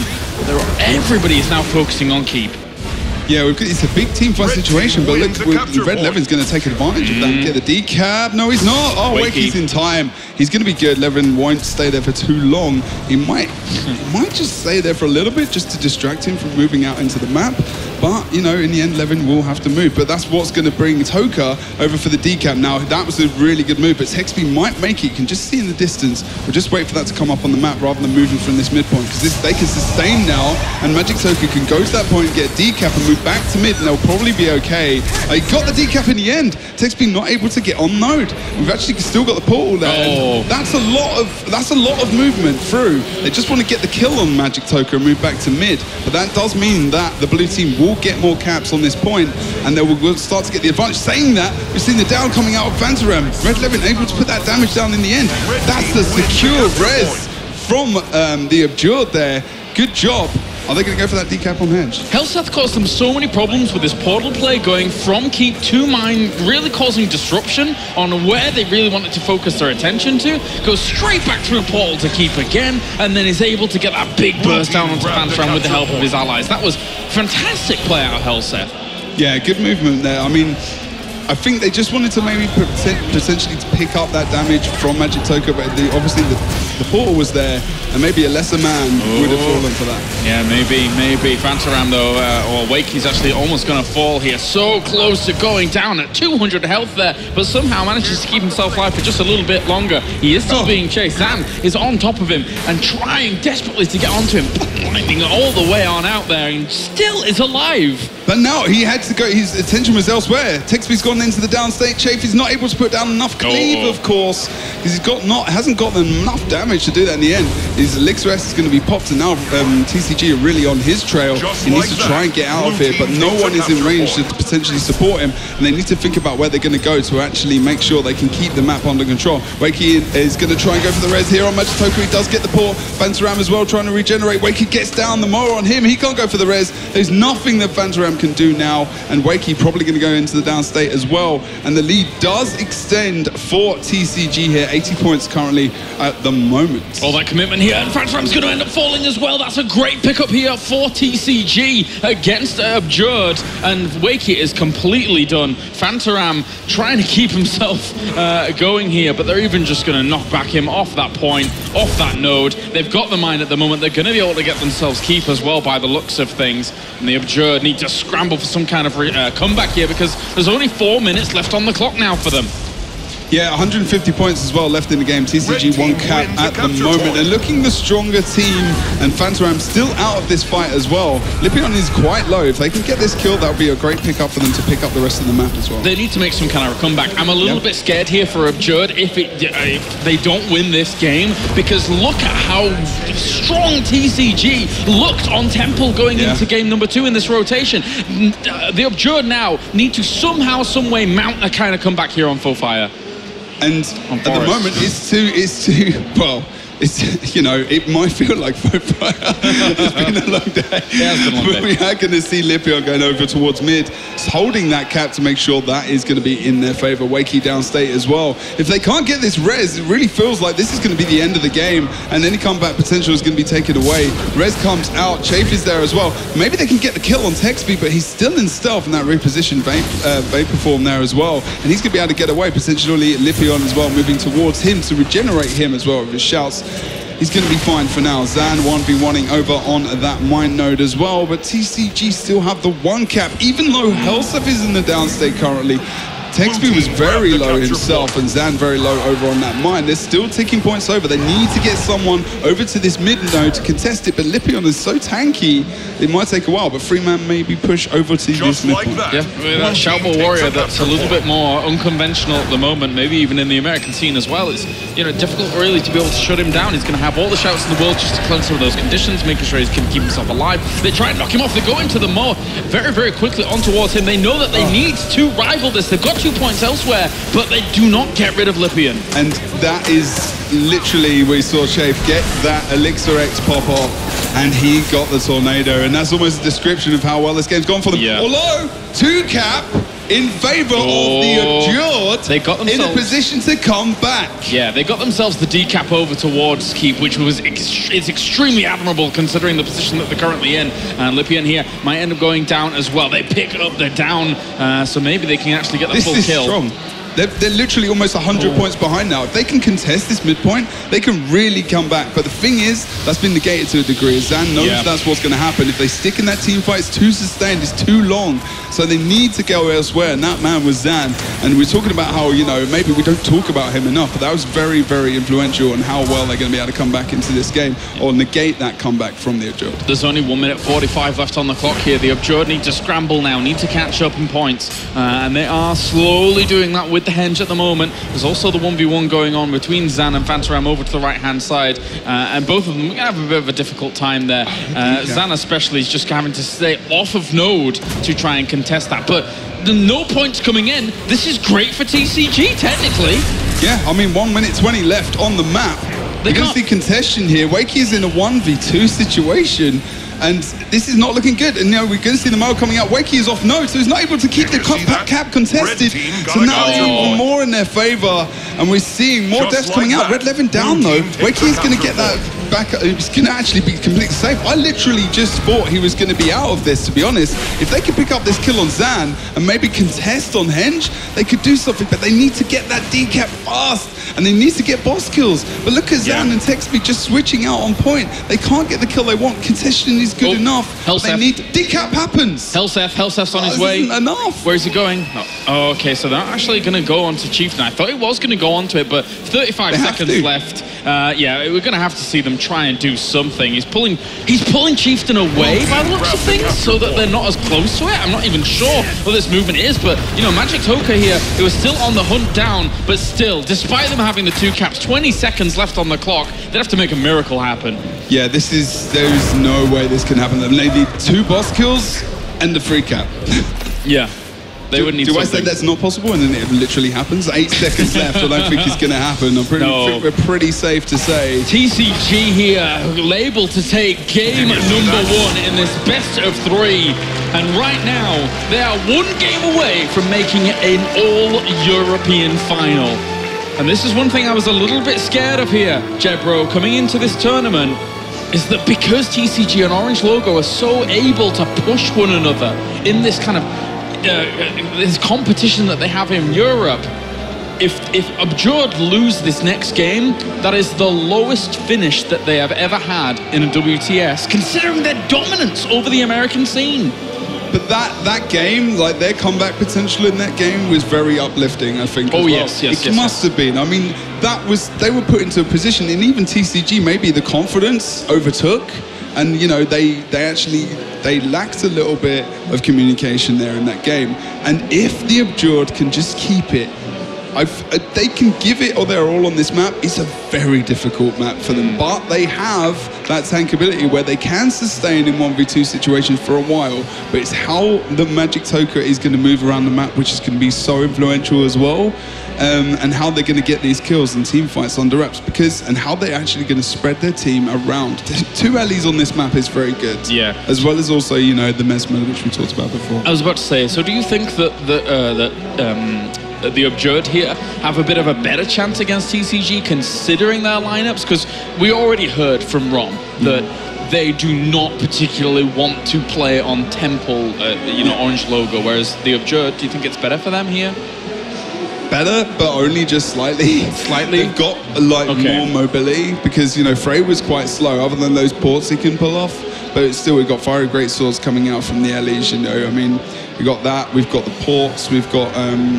we don't have the other dagger, actually. I'm just wondering whether or not that might be a better option to go, you know, so you're going to get that right, the lightning and whatnot as well. So we do have a focus on Phantom, but I do think it's a possibility. But the thing is the Magic Toka is going to be spread so thin to try and pick up these kills in different places. Do they sustain the map and try and hold it in that way? And this is about to start here. Game number 2 about to begin between TCG and the Abjurd as we get into Temple of the Silent Storm. And this could be difficult here for the Abjurd. They're going to have to pull something out special to make sure that they can continue on here in the World Tournament Series. The Texby is going to be trying to be locked down over on midpoint. Toka's deciding to go for the +1 on this, get the quick kill onto Texby there as well. Hellseth and the rest of the team move over towards Altar there, and it looks like the Abjurd are getting to sustain here over on the Temple as well, pushing Lipion away. That was a very quick early mower as well there on towards Texby. It wasn't able to get themselves a guaranteed kill or anything like that. He did escape on out. He's going to use the portal there from Hellseth as well to get back into the fight, putting some pressure on Nos here in towards the mid. And we also see Hellseth towards Temple as well, trying to battle things out with Chafe looking to rotate. Yeah, he's moving back over towards that Temple point now as well, as Phantom is in a lot of trouble here by Hellseth pulling out most of the damage, of course. Still has that Mo if they want to dispense it even quickly. And Texby is just literally in the downstate towards it. Oh, Zan's going to come in as well. Slick shoes around his body. No, a little bit of extra damage comes out from Nos. Zan not able to pick up that in the end. Levin downstate, bottom of towards the Tranquility buff actually, and Texby does get back up here, moving back towards that midpoint. As much as Texby got back up, I think this is the best opportunity here for Abjurd to try and seize the engagement early on, just seize the map early on, getting themselves Levin as well as Texby into as precarious a spot as they were in. It gives Abjurd a little bit more confidence, I feel, got to go in, despite them, not leading back too many points. Chafe is in not an amazing situation, but he does get that tornado pull out and he gets that Elixir S as well. So he's able to actually survive, but does get knocked back. I'm not sure how many cooldowns he has left. not too many, so needs to be careful himself now as well. And he doesn't have that toolkit, of course, as well, but he can pull out a lot of damage against Zan. Actually tries to get that there as well. Now he's going to regenerate significantly as he pushes back over towards the altar. Chafe not going to follow for that 1v1 versus Zan. And Helseth blinked away there from Fantaram over towards that point. Hidden shadows, but fell from Levin. Lippian did take some damage, but there's the Shadow Refuge looking to get Lippian back up, and will be able to get Lippian back up. Very, very well done there by them. And also, actually the battle standard was used by him before, so even if they did lose someone, that could be a bit bad. They've gone all the way through the portal though, back on towards Temple. Fantaram maybe caught a little bit unaware there, and he's going to have to abandon ship. Yeah, Helseth pulling out the great rotation, using that portal again on this map, being so strong and mobile on this map is so very important. And now we can start seeing these buffs coming up in about a minute or so. Just under a minute, we'll see Stillness popping up, and this is where the Abjord need to try and control these buffs so that they can negate the point gain that's coming out from TCG. They need to keep a cap point actually kept in their favor, get that buff, then they can push some nodes as well. TCG got themselves that 2-cap. Alter did go away from them in favor though, currently neutral, so still even earnings, but you're right, with the Stillness actually coming up very, very soon, they do have to be careful. Lippian trying to deal with Fantaram, but every single time I watch one of these one-on-ones with Fantaram, he just almost always wins. He is an absolute beast when it comes to controlling these points. Yeah, he's got very good awareness and communication as well. He knows if he's going to get +1, and the communication between Abjord is very good at the moment. I feel like it does feel like they're a different team today. I don't know if that makes sense. Their confidence is they're very aware that they can be defeated here. Magic Toka really committing to this res, and in the end does get it, and it's going to be worth it because it can be regenerated there. So good job, and that was really risky and an important risk, something they need to do. No one's there to deny Lippian. No one is there to deny Lippian. He's going to get the full channel off on this Stillness very, very quickly. Good job by them to actually be able to pick that up by the looks of things. There's also the other way of looking at it as well. Like at the moment, because of that focus on Stillness, they've lost map control. Yeah, true. So why, like, they've got it really at the moment to make sure that the Abjord don't get it and extend their lead. Now they can push back into the rest of the map. Wakey's moving over towards the temple now, and then the Thief is just going to go to mid and probably decap that. So whether or not that's a good move in the end, Helseth doing it with the portal. Now he can move back into this fight over here, which they're starting to win. Nos downstate, unfortunately, means they're not going to be able to probably pick. Oh no! Let's not listen to me then. Over on towards the altar as we move back down the stairs. Good job from Abjord to be consistent around this point. Taking down Zan into the downstate as well. Cleave comes out. Levin trying to go for that res. No movement coming out from Zan, obviously being the engineer. Still in stealth, but Levin gets caught out there as well. Very surprising. Bodies all over the place at the moment. You make a really good point about the Stillness before. It didn't really occur to me that, you know, they just had no points anyway. It was very, very difficult for them to ever capitalize off that. It's almost just like a denial, like a ban. You're not going to have Stillness here. So I guess... we ban you, Stillness and Tranquility. No way, it's not. So, okay. Yeah, it's something at least. As Abjord here still have that point advantage. They're going to throw down more briefly onto Helseth. Or at least I think it was onto Helseth from Chafe. I mean, this is where I feel like even if you've got a more tanky setup, you can hold the map to a degree. And like I said before, it's proving to be the point at the moment. It's going to be different when these buffs pop up. It really is. I mean, the Abjord can really hold 1v1. As long as they've got the caps when it happens and they send the right person down the bottom, I think they could maybe take this. They could. Chafe here at the same time, you know, was mowed, did get himself out of Rampage before all of that as well. Going to turn on around here and put on some pressure. As Levin did die off during all of that, but he gets himself back up and will be back into the fight. Yeah, Helseth gets out of there as well, stealths up, puts the portal through. Is he going to put Zan into that position? Good rotation is going to be able to put them in a position to potentially contest over here on the altar, but they move back through actually confusing the Abjord to a degree as well, and they're going to push mid. Zan jumps in there as well with that mortar. We're going to see Helseth going for the potential damage over on the midpoint as well. We see the decat coming out from Magic Toka. Now that's going to negate any point gain, and the lead is just going to start to extend for the Abjord. But Wakey needs help. He needs help now. But what they're going to do is probably just leave him. They're actually going to sacrifice him unless he can get out here. He's not able to in the end. And actually, are we going to see Magic Toka going for the Tranquility? No one is here for TCG. Oh, here we go, Zan. Look at those red eyes. He needs to get to that as soon as possible. Shot comes out from the mortar. He gets it just... No! now! Oh no! We see it come out! I'm sure my that God. was gonna happen! And that delayed reaction and save there means the free cap comes out, but are they gonna be able to keep it? No! They've not got people in the right places. So the Tranquility was almost away. I do believe we saw Stillness picked up by TCG, so that's the Tranquility completely negated. Unbelievable. I'm sure he was going to interrupt that. Yeah, that was so close. So close, but, well, in the end, they do have themselves Stillness to TCG, and they're going to try and make use of that for a little bit here. The fact that they've got themselves Temple. Chafe also putting on some power against Zan will be able to bring him into the down state there and just try and cleave away on at him.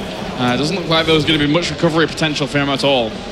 Now this is where the experience is coming out, and also the confidence of the Abjured. They know that they need to put out a good performance versus these guys, and they've got that LAN experience that we're talking about as well. When it gets later in the day and people start to get tired, I really feel like that's very important. Yeah, definitely. With how much you've got to endure, I mean, like, there's several tournament setups, right? And the one that we're seeing here for the World Tournament Series is a grueling trial. It's a gauntlet. You've got to have good stamina throughout the entire thing. Levin here, though, at the same time, is getting brought quite low during all of that, wasn't it? This small tournament speech, but he will be able to get away. So we move over towards the auto as well. Fantaram is in the...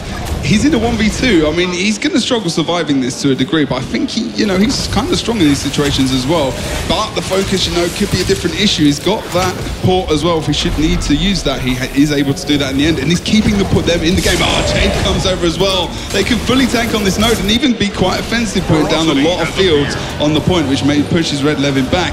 But we do have different members, quite low HP. Wakey quite low as well, over towards mid, able to get into that war achievement there to regenerate himself. Vamp form comes out as well, and the Moa comes out onto Nos, which inevitably puts him into the downstate. Do they risk this res? Wakey is going into a fight which they have lost, and they do have the two side nodes. Not too sure about this movement at the moment. They are 120 points ahead though. Yeah, a little bit late there to the party, unfortunately for him. If he was ever going to try and do that, of course it was a little bit risky, but Helseth is going to blink away here. He's still got his portal set up down towards the gate, so maybe he'll use that to get him out of here, because he is quite low. Oh, Toka's on his back though. Yeah. Drifting to Vapor. If he can take the kill on Helseth here, this would be absolutely amazing, especially killing the captain at such an important stage of the game for them to come back. Yeah, they do have the 2-cap though. Exactly, they got themselves the gate. That was quite the commitment there from them. It was with Magic Toka chasing, and the fact that we already had Chafe actually down, or Wakey down, I can't remember who it was, but regardless, it was 2 men away from the point, and it looks like TCG will gain a little bit more traction here. Stillness comes up as well as Helseth is taken out of the game. No one there to take out Chafe or even challenge. This is now they've essentially got 2-cap. Yeah. Abjured 2-cap with a TCG having that cap as well, with decap potential happening over towards this temple. They need to make sure they don't lose Altar though. They are going to get a contestation there, but they're going to pick up the cap here over on temple. Someone needs to stay on node, take advantage of this stillness as it comes along. And we are going to see as well Fantaram trying to get over to node to contest. I think one of the best ways to describe this temple game compared to all the others we've seen today is chaos. Yeah. Nobody's challenging the stillnesses. We're seeing decaps everywhere. Helseth's going to be able to pick himself up Altar as well here while this is going on, despite Gate also being still got the 2-cap though, because they got stillness. This is insanity. They've got 2 minutes as well till buffs come up, so we are waiting for that. That could completely bring it back. It's not that much of a lead when you think about things like Tranquility and Stillness, right? Especially with Fantaram down now, and also Nos is trying to get in there. He's got a lot of available health for Death Shroud. Maybe that can do something here for it, but apparently he gets obliterated during it anyway. He's very, very close to going down. They need to keep Nos alive here. They do not want 2 people down during all of this, and they does end up falling, and Helseth keeps himself alive as well. Yeah, but they're going to be able to +1 down on the bottom, and Chafe pulls out that nice Moa Elixir S throw. If they can get Lipion down, just as I say that, Texby comes in, regenerates him, moves off node just for a moment though. Just need to be careful that they keep this in their favor, and they need to keep their best they need to keep one of their rallies on this temple indeed as well. We're actually going to see a decap. Fantaram free decap over on the altar. He's negating anything that's coming out. And any potential comeback from TCG here, Texby needs to hold mid. And they're still pressurizing. Look, they can pressurize 3 nodes. They can tank on them, and especially when they're contested. But they lose that node over on the temple. But now we need to make sure that Fantaram does actually keep this altar point. But Lipion did a good job of getting on node. And now we've got contestation all over the shop. And TCG coming back, look, only 75 points behind. They're happy with this. Temple is in their favor. Yeah, this is scary here. Abjurd need to keep their cool at the moment, because if not, TCG on a map like this will be able to recover very, very scarily. Chafe is on a rampage over towards the other side, and he gets into the whirling tornado. It wasn't actually too bad in that situation, because he needs to keep the point contested. And we have actually seen Texby going down. Zan coming down for the res as well. Stealth res, they're going to be able to get back up. That's very important. They couldn't do anything about that. It's hard to counter.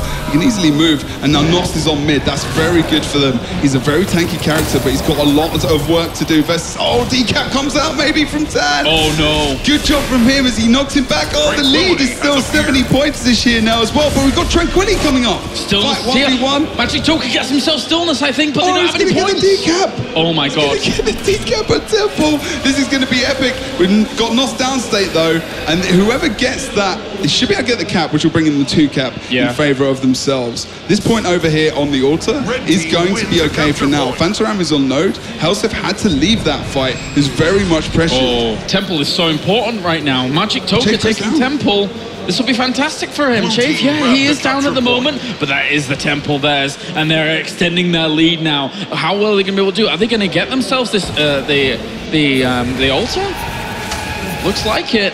We've only got 1 minute 40 left in the game. Actually, Nos gets an easy decap down the mid. They're actually, TCG are going for the Tranquility. This is what they want to do. They've got Levin and Texby now. They've got to trust the +1. If they do not kill him quickly, Wakey is so good at line of sighting and moving around as an Elementalist. It's so difficult to take him down.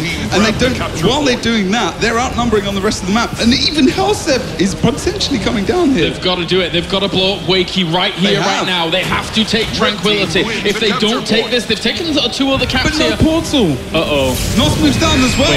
It could just, like, Nos is going to be able to tank on node. It might even think about going for the res if he wants to do a cheeky one. Oh my God. But at the moment, they've got the 2 cap up top. Yeah. And even though Abjurd are outnumbering upstairs, they're not able to pick up these caps. They get the decap essentially at mid. There's no points coming in for the Abjurd. 1 node coming in for TCG at the moment. 50 seconds left in the map. They retreated back. We've only got 30-point leads. They retreated back. They've got themselves a decap. Altar though, going over towards the Abjurd here. This is really getting down to the wire now. 35 points in it with only 40 seconds left. I think the Abjurd are going to be able to take the second game. Just about. We are going to see Wakey tanking on that point for Altar. They can't lose this now, especially with the 2 cap coming on.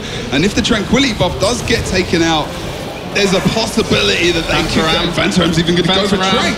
Fantaram is going for it. Oh, that would have been such an epic Tranquility take. Probably one of the best ones we've seen coming out.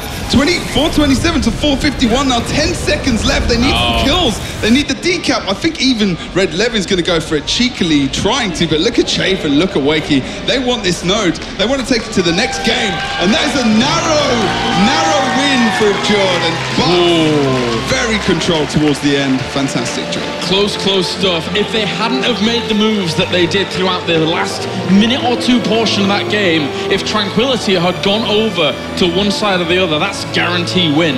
That's guarantee win basically right there, unless of course that they're not really sustaining those nodes over to the other sides. But very, very down to the wire. And as much as TCG did look fantastic against Orange Logo on Temple there, the Abjurd just... They played it out beautifully from the beginning. You know, they seized the momentum at the start and they never really let it go fully. That's the good thing for them. Another thing is if TCG went through to the final versus Orange Logo, this gives them a good idea of what they can do on that map. True. So really confusing. And, you know, going more tanky, going for that second Elementalist, which is always something I thought would be quite useful versus a Mesmer. I've been like, second Elementalist, he's got a lot of mobility, he's got a lot of, you know, ports as well himself. And, you know, they can get around the map, sustain. There's so much sustain on the map in terms of, you know, the buffs they go for, the caps they go for as well. Like a tanky setup kind of works, but you just need that man to run around the map. And Magic Toka, again, he's going to be one of the guys today that we've been watching the most. He's just been playing absolutely epically. Yeah. But TCG, I don't think they're happy with that defeat on that map, obviously. But the fact that that would probably be one of their most beneficial maps, difficult. TCG has just such control of it over Orange Logo, but it really shows that different teams have different strengths in different locations. And these maps really bring them out, right? Yeah, exactly.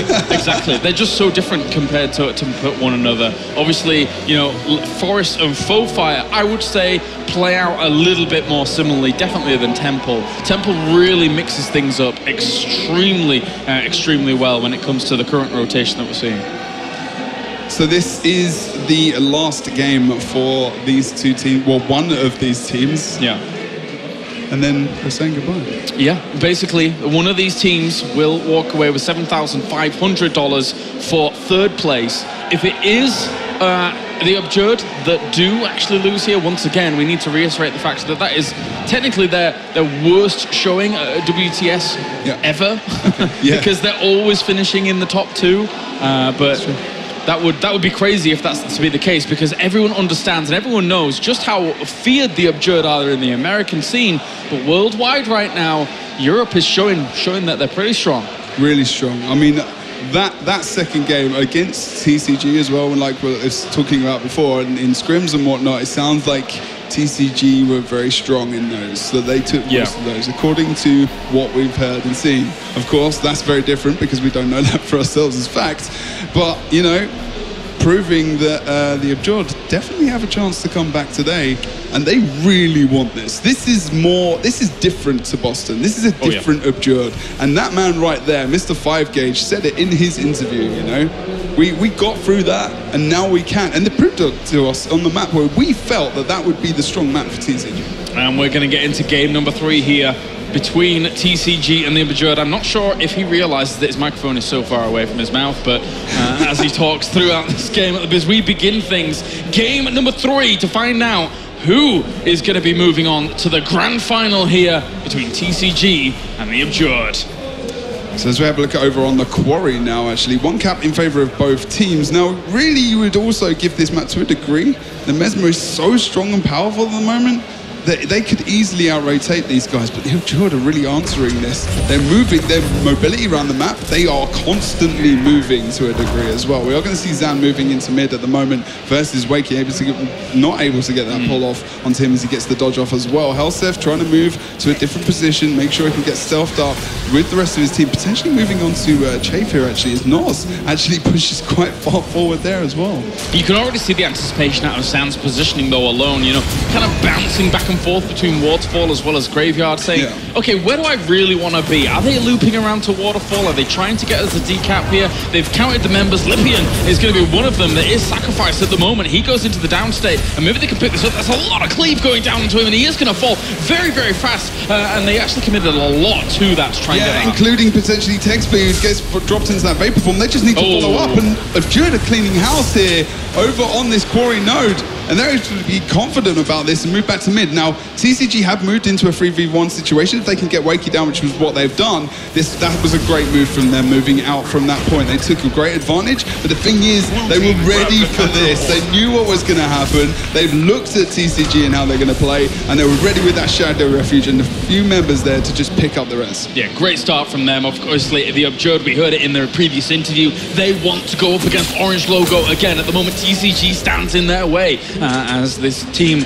going up against one another, they are so evenly matched. I can't accentuate how evenly matched TCG, the Absurd, and Orange Logo are in the current scene, in the current state of things. 2-cap comes out for the Absurd with a decap on Waterfall as well. Portal play coming out from Helsef to bring people over, or even to go back towards mid now. They need to try and pick up this kill, much like they did just a few minutes ago up against Wakey here, and as well as keeping this point contested. So nice rotation from TCG as well to bring in that player character to contest that node. Banner used as well while we saw a downstate coming out from TCG. Let's just go back over to Waterfall. Nos is just tanking versus Texby and Zan. Zan knows that in that 1v1 situation, Texby will have probably the benefit of that situation overall, but maybe we'll see someone from the Absurd plus running as they move in towards the midpoint. And Wakey being pressured towards the mid. Helseth putting on a lot of damage towards him there. Chaif is going to come and try and help on out that kind of situation, as Wakey will have a bit more sustain available to him. At the moment, Absurd is really in the driving seat here. Looking to turn around on Helseth. They're going to bring him into the downstate very quickly there. Really powering on against him. Even trying to get the knockback. Lippian is going to try and pick him up in the mid, and he does get him. Good save there from TCG. Yeah, no banner available, and they were able to get him up in the end. So good job from them. They might actually be able to bounce off this and get the kill on Wakey. Wakey okay, though, as Chafe does regenerate him. And they know that that team fight situation, again, is a little bit messy for them. So they start to go after the sides. Now, this is the thing. I think TCG have team fighted more today than they ever have in their life. And which is kind of odd to see, you know? I mean, I think people might agree with me. Even though we've not seen that many, it's more than normal. Helseth goes down again, and he will be taken out fully this time. Likewise, Texby on the stairs here over at Graveyard. This is quite an odd position to be in, unfortunately. Not exactly on a node. Not like he can really get over to a node properly without Vapor forming away here from this point on. But at the same time, even if he does, he'll just be cleaved down. We are, at the moment, seeing a possible free cap coming out from the Ajord over TCG. Difficult. It's difficult for them to deal with. When is this happening? This is absolutely immense. We've been talking about this all day. Ajord are just coming into, they are not going to give up today. And they're taking it to him. They've lost the mid cap though, quite easily, unfortunately. We're obviously Wakey just tanking up there versus Helseth as well. We go back over to this team fight over on the quarry. Nothing is over yet. Still 10 minutes to go. 130 point lead. They've got such a great position. Such a great position right now. I mean, look how healthy we're seeing Ajord against TCG, who are scrambling here to try and keep themselves alive. And then they need to regroup. Then they need to get themselves a decap. Then they need to get themselves full caps. There's all these steps and extra little positions that TCG need to find. And right now, they can't. They've got a lot of things on cooldown. Banners on cooldown. Helseth, of course, he does have more available to him, but he can't even use it because he's not even at full health. He needs to get back into fights. So this is, I mean, at the moment, this is very strong. This map can snowball very quickly. Yeah. And we're still early on, but at the moment, the Ajord are very strong. Nos is tanking a point where Levin and Lipion are trying to take him out as fast as possible. But this Necro build, this Necro Signet build is so tanky, they cannot take it out so quickly. So the points just keep ticking and ticking and ticking. Yeah. And then we've got the congestion mid. You know, they're able to tank on point. They can't do anything against this. In fact, they'll probably get the kill versus Texby. Then we go over towards the waterfall. Contested again. Wakey now is going to be mowed, but likely will probably survive as he's such a beast. They've just really got this team worked out, and it's going well. As soon as I say that, of course, Nos dies, and so does Wakey go into the downstate, but Texby taken out over towards this mid node. I mean, in your defense, I mean, the Death Shroud bought them so much time over at the quarry, a long time for them to be able to get the graveyard, for them to be able to have the waterfall for all of that time. Basically, Ajord have done something that we talk about a lot in other esports, which is they've been able to download their information against them. Nos! Look at this, friends, from Nos! Oh, the updraft to the 6 shoes, but I think he's still going to get it pulled back from Zan there as well. He's still going to go for it. Nos is not giving up here. He's keeping this point contested. He fears him again, going into Death Shroud. He's going to get the rest of Wakey. No way! Oh, wow. Nos! What a beast! Absolutely amazing. And this is what is going on for the Ajord today. Cannot take that away from them at all. They're on point. They're absolutely on point. Chafe actually was in Rampage in the middle as well, pushing away Texby, having a really, really difficult time. He is the Rampage master, apparently, when it comes to this. Really? Never mind Warriors. It doesn't matter about that at all. And, you know, over by the quarry as well, at least TCU finds stability there, but it's not enough stability. They need to really force the issue here on Fofire. The thing is, like, Elementalist mid Fofire is so strong, like, getting him off node is ridiculous. And at the moment, they can't challenge that. Now, I'm not... There could be a potential mistake here from Fantaram. I mean, is he thinking about pushing onto Quarry? I just don't know if that's a good idea. They can leave things they are at the moment. There's a lot of big cleave going down onto Waterfall. So many conditions. Texby's actually taking a lot of damage. Likewise is Helseth. If they're able to pick up even more downs here, that's going to be fantastic for them. Down as well. We can see the updraft. Look at Helseth. Everyone's down on this node. There's so much contention. We can see the rest coming out onto Helseth here as well. Not quite close to getting up, but there's nothing that Wakey can do. They just need to contest. They've got the 2-cap. Helseth go for the rest. Again. Wow. This is immense play from the Ajord. Alright, Nos has gone down, but there is no way they should have got that res in the first place. And in this case, we've had 2-cap from Ajord for so long and the D-cap on the quarry. Unbelievable. This is unbelievable. They've gained traction, as I said before. They've downloaded and assimilated the information they need from TCG to be able to work them out midway through this series. They've really been able to bring it back, not from only just game 1 to game 2. Now in game 3, they are dominating them. The Ajord are showing why they're absolutely world class. And they're not going to push Lord. They don't need to. No. At the moment, they do not need to. This is a last ditch. If they get the massive comeback, they'll push for Lord. But they've got so much control and consistency on the map. We've only got it's coming up to 6 minutes now left in the map as well. They can just hold these nodes, and Nos is even going to push over towards Quarry. I'm not sure it needs to, but he's going to pull Texby away from that fighter mid. Now, TCG are desperately trying to get something at this midpoint. I do not think still that this is the place for them to be. Fantaram can go off node, avoiding any burst that potentially comes onto him. Chafe can now tank on point as well, and now he can get some backup over on this waterfall point. They're putting Fantaram actually over there, which is kind of surprising. Is he ever going to be able to get on point? No, he's not. But then maybe they're just going to try and get these kills here. Wakey almost into the downstate. Grab the capture point. Playing out the mines as much as Wakey is down here. The Absurd are not only getting themselves the quarry as well. They want that rematch against Orange Logo. There's 5 minutes left on the board. They're only 70 points away. TCG, once again here, needs a miracle to be able to come back into this game, as Texby also trying to get away from the pressure that is being put on against him, with Nos trying to get themselves the kill. They managed to kill off Fantaram and Wakey over the other side of the map, but is this even enough at this point? The Absurd aren't even bunkering down on the only node they've got. No, they don't They're care. so confident at the moment that they can take this as it is. But the thing is, it might be useful to send someone over there because they're starting to loot bodied in different points of in different places. But they need to put that pressure on. So they've actually had a lot of 3-point pressure on in this game, but now they're actually pushing back. No one's over at the quarry. TCG Hellsteph is really going for almost last-ditch effort to try and get this decap. Is Wakey going to be able to get on node in time? He's got no cooldowns. He's not able to get on point, unfortunately for them. But now TCG do have that cap on the waterfall. It is still possible for them to come back into this game, and they are not giving up. No, not at all, not at all. You can't give up in this situation. Texby's going to end up falling, though. That's really not going to help their war effort at all, as Lippian is also caught in the middle there, on towards Graveyard Chafe, as well as Magic Toka trying to put around down, and they also get themselves Hellsteph over towards the quarry. That could be the nail in the coffin there. Zan is trying to power out over at the waterfall. He's going one-on-one against Fantaram. That won't end up in anything good at the moment, I don't think. So they need to find points elsewhere. This is another cap. Waterfall is being contested as well. The kills come out. Hellsteph dead. Zan very close to it. Red Levin, is also out of this. That's it. This is the game. And the Absurd have defeated TCG. And they are happy with that.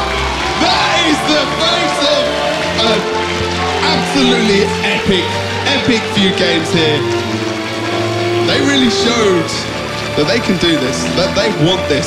They've rallied around each other. They have rallied around. They've been able to defeat TCG. After the first game, it looked desperate, but in games 2 and 3, the Absurd able to battle on back and make their dream come true, because now they get their rematch against Orange Logo in the grand final. We have a repeat of not only the series that we saw previous here in WTS Cologne, but also a repeat of the finals from WTS Boston. We have built up to this all day. We've already had some of the best games in Guild Wars 2 SPVP, like you said before, and now we really do have this epic game, this epic series, which could just really just blow everything out of the water. And in terms of, I do not know what is going to happen today. I was not expecting that to happen. A valiant effort here from TCG. No doubt we'll be seeing them back once again here. Hellsteph leading TCG to, almost glory, because in the end, they're a team that doesn't have the hugest amount of LAN experience, but they showed today that they are fighters. They showed that they are able to hang with the very, very best of them in the entire world. Yeah, and they should be extremely proud of themselves, and they did perform extremely well. And, we look forward, like you say, to seeing them again with that experience and confidence. And, we hope, like the Absurd as well, in that same situation, that they will stay together and, lead on to the next tournament. No doubt, no doubt. All right, well, that does it from us here at the Caster's Desk. Let's head over to the experts to see what they thought about the Absurd advancing on. And we have our finalist. The Absurd did it, and I think we can look forward to a good couple of games. But before we do that, we want to talk about what we've seen just now. And I think we can pretty much open it up. We've got a replay for you guys. That kind of shows that at least Absurd is not completely bulletproofed. Oh yeah, so this is a replay. We can see Norskog being focused by TCG. He goes down, but his teammates arrive, especially Wakey here, trying to raise him. He's not gonna get it right now, but Narskog will finally manage to get back up. Yeah, we basically traded resters. House of God rest, Texby got Storm Throw, Nos gets back up, but with a Necromancer, once he's down, he probably has used most of his survivability already, so they just stay on him and they get him in the end again. Yeah, he didn't have that much life force left, so he couldn't really, you know, survive that longer. Yeah. Try again, and you will succeed.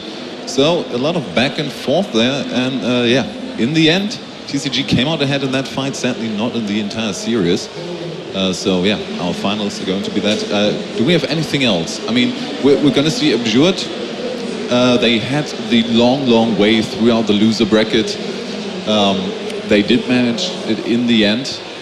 In that fight against TCG now, do you think that's going to push them forward, like motivation-wise, or did they learn anything that will help them in the match against Orange? Well, they really played that last map well, and it was an incredibly stressful situation. Like, basically, winner gets the chance to stay in, but they still are in this situation. They are basically a set down versus Orange Logo. The guys they couldn't beat. So that really is a lot of pressure on them. And also, we have with Orange Logo, these guys are incredibly collected. Yeah. You heard Rom say before, they have some tempo stuff coming up, so they played with their comp, which they knew they basically had no way of winning if their enemies didn't just make some major mistakes. But they just still played it and risked losing and dropping to the lower bracket just because they wanted to keep a surprise for the end now. Whereas, for example, TCG, they had the surprise with Lypion going on the Shoutbow Warrior, and they played that since game one, and nothing changed other than that, basically. Yeah, it worked out well for them in certain situations. Yeah, it worked out well for them, but they showed their cards right from the start. Like, we still don't know what Orange Logo is going to do now on Tempo. No. It's definitely also a bit of a mental game with that, and maybe also as a tiny factor in what we've seen just now, as Jabro and Kalaris also mentioned a couple of times. TCG, except for Hellseth, no one has any stage experience. They are all new to the atmosphere of playing in an arena. Yeah, so, of course, Absurd, I think, are used to it by now. Of course, the hype is there. We saw how happy they were when they won. But yeah, now we've got two teams who definitely have experience. Yeah, and definitely Orange Logo better come up with a great strategy for the temple map, because that's something that really surprised me on the second game. The Absurd managed to beat TCG on their own game. In fact, they beat TCG on the mobility side, which is incredible. We all know in Europe TCG for the great rotations on the map, and the Absurd just took them the game. Yeah, pretty much. Beat TCG at their own game. Let's see if they can also do it with Orange Logo. Now we're going to go over to another interview.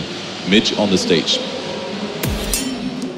Thank you very much, boys. I'm here with 5 games, of course, from the Absurd. The Americans have made it into the final. It wasn't easy, though. That first map was pretty tough, and the second was incredibly close. Tell me as well, you know, so many things are happening as well on a map like Temple. You're going up against, obviously, TCG, who have the Mesmer aspect as well, the rotational ability. It was very, very close. How much does it play on your mind that you have to counteract those portals and be there? Or did you just play your own game and just the rest worked itself out? We played our own game, for sure, definitely. We played our own game, we didn't team fight, played our own game, we counter portal decently well. It went super well. Temple was the map they were supposed to win, for sure. So let's talk about this, of course. This is a rematch yet again of today, but also of WTS Boston. Now, you guys, it was a similar scenario. You went down to them earlier on in the bracket, and then in the final, of course, you had to win 2 of those best of 3s to win coming from the lowest. But what changes now? You've had that experience, you've learned, you come back now, you're eager to prove yourselves, and you have so far. How are you different this time as you were to Boston? It's totally different this time. No team is going to win based on anything from before alone. It's who plays better on the day. Absolutely 100%. Things that are very different this time are morale. We're giving 110% out there. Like, our morale now compared to Boston is way higher than it's ever been. We're the most hyped, we're the most pumped to do this, and we're looking to bring it home for North America. First place. That's our goal. Now, you've earned your place in this grand final. You've made it back. On that note, do you have anything to share with the fans here or anything to say for people watching back home? Represent North America. The only one left. So let's do this. We can win. All right, ladies and gentlemen, thank you so much for joining me. 5 gauge, and yes, indeed, Jordan made it to the final. And we're going to be with that one very, very soon. Of course, we're going to go on a break. And when we return, we do have a super secret reveal as well. Big stuff if you love Guild Wars PvP. So hang around here and on stream for that one. But we'll see you soon.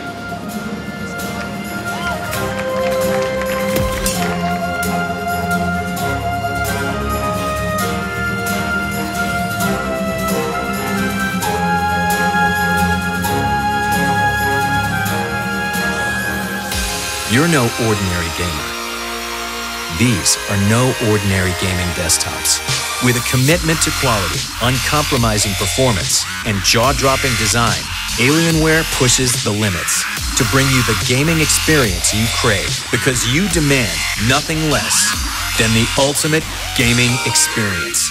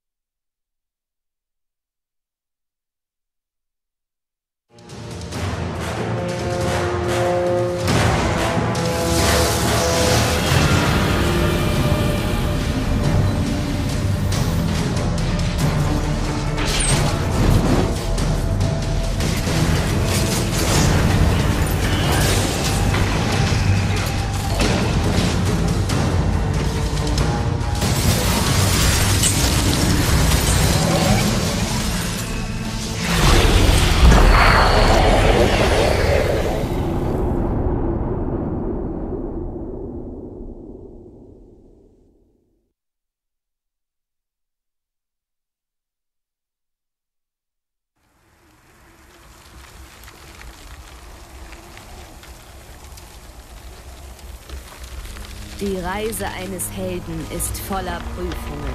Es gilt, Tapferkeit zu beweisen, Verluste zu ertragen, Schlachten zu schlagen. Helden gehen durch das Fegefeuer der Entschlossenheit, Weisheit und Stärke. Die Reise führt ins Ungewisse. Und sie nimmt kein Ende. Sinn der Reise ist es, zur Legende zu werden.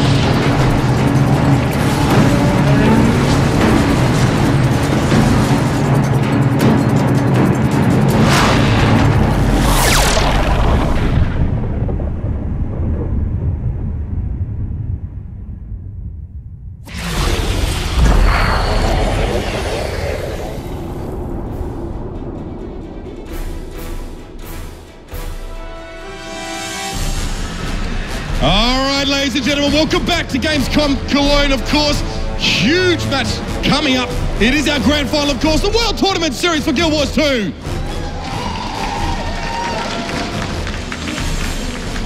However, before we get into that, there is a very special little goodie for you guys, especially if you love your PvP. It's my pleasure to welcome to the stage Mr. John Corpening. He's the director of PvP at Guild Wars 2. Welcome him to the stage with me, everyone.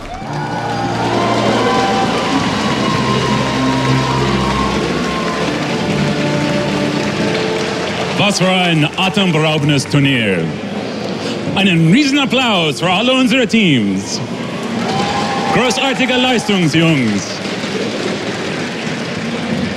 Also jetzt ein bisschen auf English. Being here at the World Tournament Series, this is the pinnacle of competition for Guild Wars 2. And seeing all of our top teams play makes me think, wouldn't it be cool if all players could play and compete with others at their same skill level? And wouldn't it be cool if through that competition you can earn some great rewards? And wouldn't it be totally amazing if those rewards showed everybody, everywhere, how much you kicked ass at PvP? Well,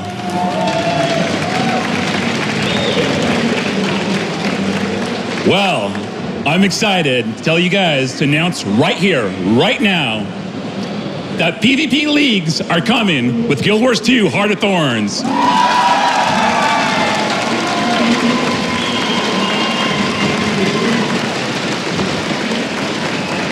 During the PvP League season, you will be able to compete with others in your division. You'll be able to climb to higher divisions by winning matches, earning rewards along the way. Not just unique skins to PvP, but also titles and a badge to put next to your name so that everyone, everywhere, regardless of your style, can see where you stand and how awesome you are.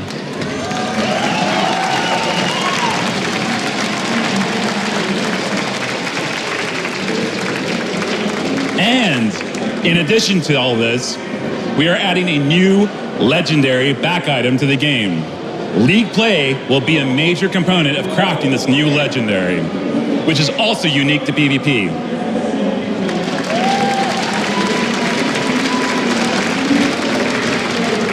I would love to tell you more, but I don't want to hold up the tournament any longer. But don't worry, we've got you covered.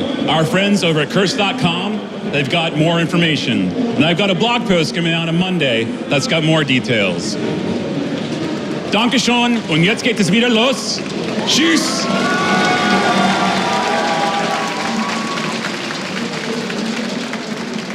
Well, that's pretty exciting if you ask me. It's going to be great to have that feature in the game. Thank you so much, John, as well. You nailed that. Even his German was pretty damn good. Anyway, let's have a look at the brackets and get ready for our final tilt, our final match to see who will be crowned the finest Warriors interior. Of course, you could see the brackets there. It's pretty simple. It's going to be a rematch, of course, of the WTS Boston in our last time, and this time it's a chance for Abjord to make it through. But they have to win 2 best-of-3s in a row to win this one. All right? Orange Logo only have to win the one. So that's the advantage they come into in the upper bracket. That's just the way it works. And ladies and gentlemen, without further ado, for the last time today, I want to welcome to the stage, Orange Logo!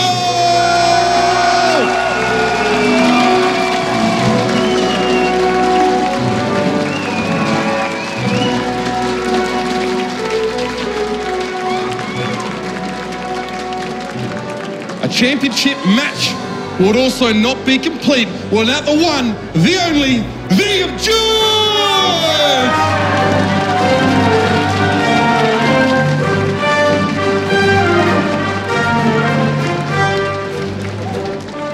5 Gauge was saying morale is everything. This time they plan for things to be different. There's only one way to find out how that's going to go down. Of course, they're playing for the glory and the money, and of course, this fantastic trophy. But enough about this, enough about me on the stage. It's time to pass over to our casters, Kalaris and Jebro. Let's make it a good one. What a way to end the tournament here for the World Tournament Series of Cologne. As the Absurd go up against Orange Logo yet again. Both of them previous WTS champions. The defending champion in Orange Logo looks to continue causing the Absurd some of the most painful defeats they've ever had, because they're the only defeats they've ever had. And this is the season finale, you know? This is the last one of this season. They're one apiece. Someone wants to go 2-1 up here. Obviously, they want the money as well. There is a lot on the line, and the Absurd have had some fantastic games, and beating TCG the way they did on Temple, the Orange Logo could not do. You know, that's going to push them even further. They must be like on a massive high from that win. This is going to be very interesting. Obviously, every single time these two teams have met one another, it has come down to the wire, with Orange Logo always seeming to eke out these miraculous recoveries. Somehow, some way, they always find that small opportunity at the end of a game, even if they are down and out almost completely, to just turn everything on the head. How do they manage to do it? It's witchcraft to me. It is a bit like that, but it happens so consistently. It's almost as if it's part of their tactics, their way of playing, like leading this team into this full sense of security, as if and then they start to lose confidence maybe. I don't know, but you know, maybe they lose their own composure to a degree, and then they're hungry for it, you know. They're like, we need to come back. The only way we can do this, and Rom is that driving, pushing force. But also these guys are so focused themselves, and Rom can stand by the sidelines and do that, and that's okay, you know, for this Orange Logo team. I mean, these guys, again, I think this is, like when I said that I thought they were going to defeat TCG, the reasoning behind it was a feeling. It wasn't technical, but it was a feeling I had about these guys being completely different, a different mind state to how they were in the last WTS, which is exactly what 5Gage was. Even his presence on stage here and the way he is at this tournament is different. And once again, after the road we've seen here throughout the winners bracket and the lower bracket, who's to argue that these are not the two best teams in the world definitively after back-to-back World Tournament Series finals? These two teams have proved each time that they are good enough to get to the very end, and Swagmaster X has his sunglasses back on, to make sure that they have solidified themselves. They are, without shadow of a doubt, the two world's best teams at the moment. Exactly, and we're going to have to see how well that goes. Yeah. Before we get into this grand final, ladies and gentlemen, let's take a look at Orange Logo.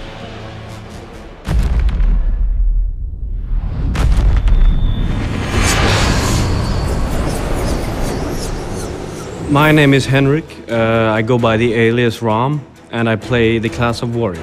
My team is named Orange Logo. Orange Logo started slightly after WTS China. We made Orange Logo because we wanted to have a certain versatility in gameplay and to create a more moving style of gaming. I would describe Orange Logo's team play as being very adaptive. I think that's our biggest strength. Winning the Boston WTS was really important for the European community, I think. We knew that Absurd was really strong, and everybody kind of thought that they would win, I think, or the odds were on them. Pulling off like that on a LAN event, it's somehow rare, I think. Feeling that united thing, that we had won, you know. So yeah, I think it was a kind of big win for Europe. I'm really proud of my boys, how they can handle themselves during the real deal, so to say. And the hype we can collaborate with each other is really important for being the victors at the next Cologne event. It's only about what is going on right then. History is gone. There is no future, there's no history, it's just present. Come on, boys! Come on, boys! Come on, boys! It's very passionate, what we do. And on a LAN event, it's much more. It's a real deal. We have seen our enemies in the eyes, you know. So we know what we're facing. On both reality level and in game. So that feeling makes you, I think, play better. It makes you more focused, makes you care more. All those factors combined, I think, turn into that complete present state. That hype is just something that comes. When I am there sitting at the stage, I just lose everything from the outside world, and it's just me and my character, and then my allies on TeamSpeak. There is no job on Monday. There is no girlfriend. I just thrive for defeating other opponents. It's just like a sport to me. What attracted me to play Guild Wars 2 was mainly because I played the original Guild Wars and I had waited a long time for Guild Wars 2. I was playing a lot of PvP games before, but yeah, on the release day of Guild Wars 2 I just came back to Guild Wars and I've been playing it ever since. Guild Wars 2 has brought me a lot of journeys. I've been to the Great Wall of China in shivering cold. I've been to the Great Dome of Cologne. I've been to the streets of Boston. These things I could not have reached, so to say, on my own, I think. It has given me a lot of cultural experience. It has given me a lot of social experience and meeting my teammates and such, and the opponents have been it's been a great deal. It's kind of been a lifestyle in a way, my last year. So it's been really great. Being the reigning champion of WTS, I really don't fear anybody, but I am not underestimating anybody either.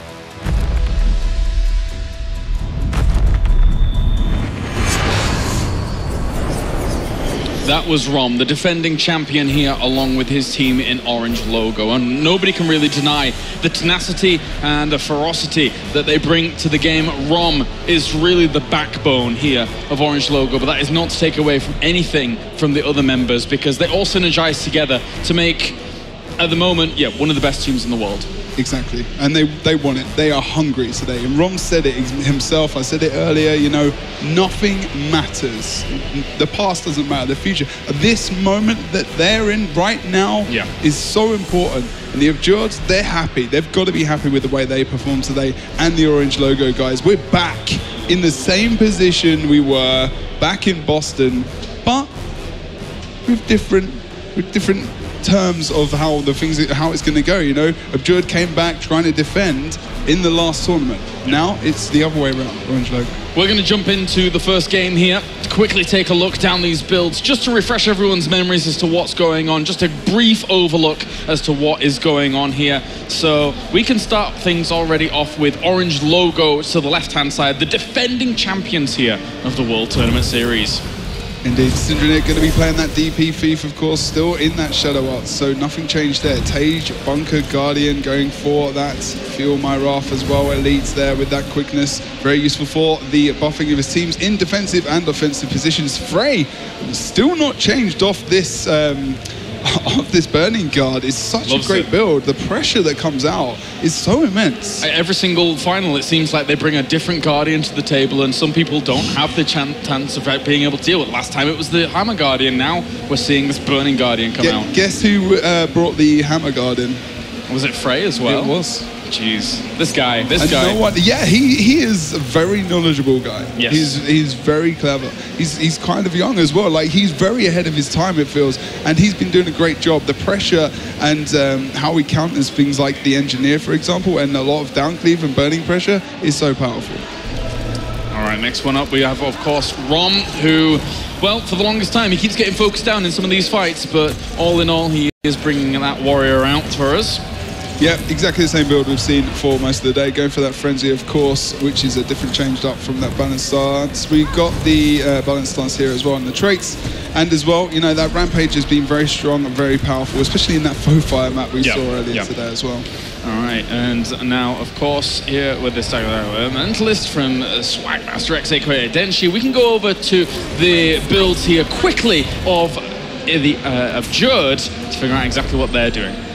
Okay, so we've got Magic Toka again, similar build over on the other side as Syndronir. He's going to be the Thief. Now, his rotations today have been on point. Yes. And we're going to continue to see him playing that way for the rest of the day as well. Very survivable, good with the resin, good with the rotations, needs to be very mobile around the map. And then we have Chef, who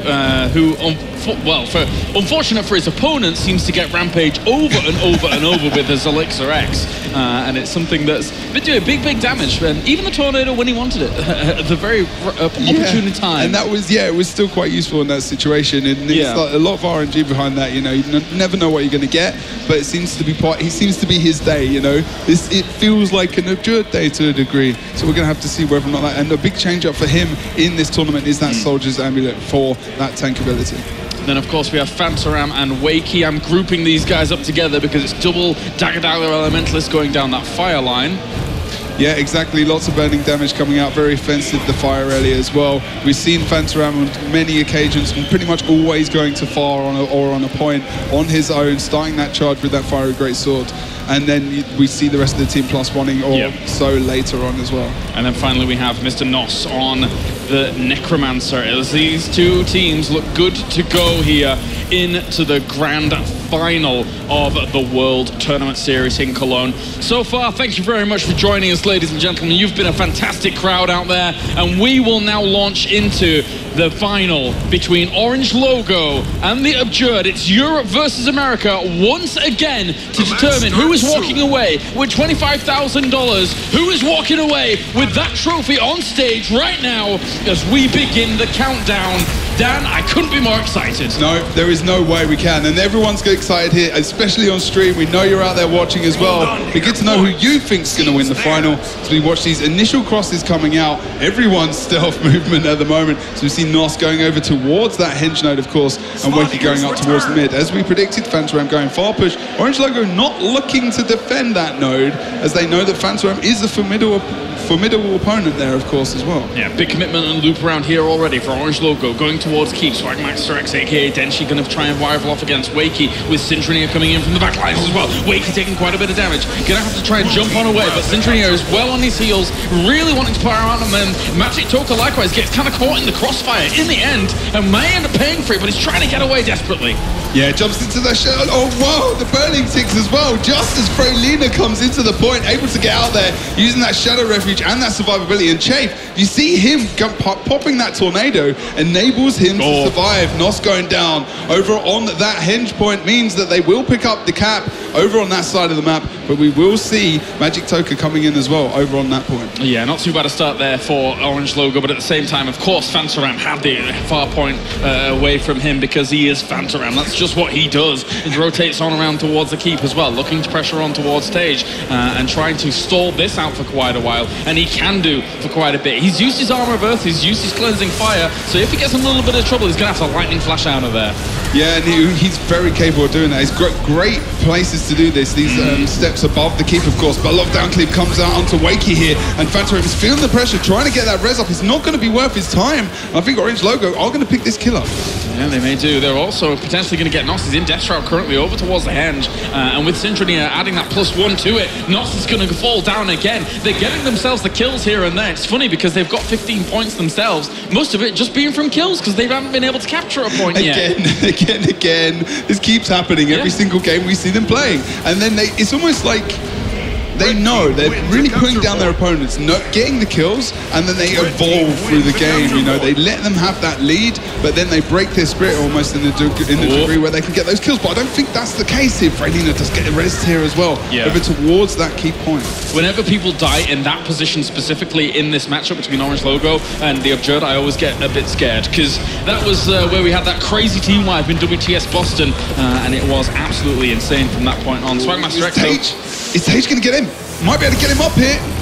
Just like that. He's not got the good res comes out. Freylina as well, in the right position, means they'll be able to survive that. And they've got so much sustain up with Tage and also with Denshi there on that node. They will probably win this team fight if it starts to evolve, although I'm not going to say that exactly. Absurd have come out with a few surprises today. Magic Toka does overextend there almost to a degree and getting cleaved. He's going to potentially go down here. Yeah, that was unfortunate there for Magic Toka as they continued on to find those kills. So, you know, it goes back to exactly what you said, man. They keep finding these kills early on and they snowball it to capture points. Yeah. On the Keep at the moment, looking to try and push away Fantaram, but he is able to hold his own for quite a while here against Roman Tage. I like this though, because, you know, he's kept mid. Like, so if he can keep those guys mid, he knows that that's not a great situation. Yeah. So we're going to see them pushing off that midpoint now. And we've got the double cap coming out for the Absurd here. I mean, if Fantaram is keeping 1-on-2 preoccupied in mid, why on earth not? Wouldn't it be getting everything else? This is a good setup for them. Of course, he is going quite low at the moment, so maybe just wants to retreat and out of there. He will fall into the downstate. Chafe is on the way to try and help that out. And even going to throw down the AoE mower. Can they get Fantaram up with all of that? Oh, he might be able to. Here he's still going for the res. We've got Toka and downstate. Oh my good lord. Sorry, Toka himself as well. I don't think we're going to see this come out. Too much Shadow Refuge res possibly as well, but Magic Toka knows not to go for that, and successful cleave will put these guys out. This might be able to pick the kill up on Chafe here as well.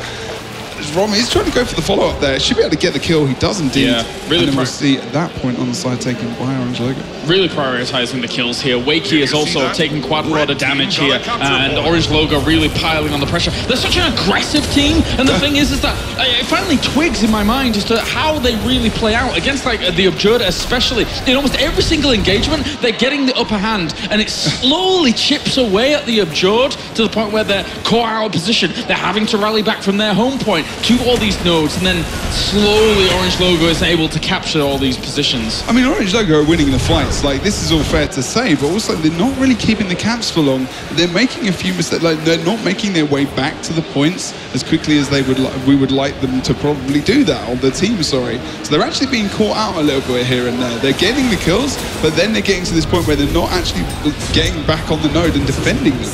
And Rom, likewise, was in the down state. They got him back up. He will be able to escape out here unless Magic Toka has anything to say about one trying to spin it around. Oh my God, he does go down though. Not with the sandwich from Shape there.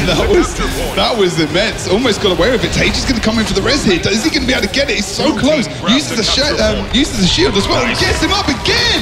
Tage, these reses are so important to make sure that the map doesn't snowball in the control of each team. Yeah, very, very close stuff. But still, the Absurd already bringing out a fantastic start here with the keep. The mine's going to be taken away from them though, as it was decapped over towards the right-hand side there by Denshi. At the same time, Freylina as well as Rom also taking a lot of damage. Rom is going to be under a big amount of firepower towards the middle shape, looking to chase on down against him. And Frey did end up dying over towards the henge.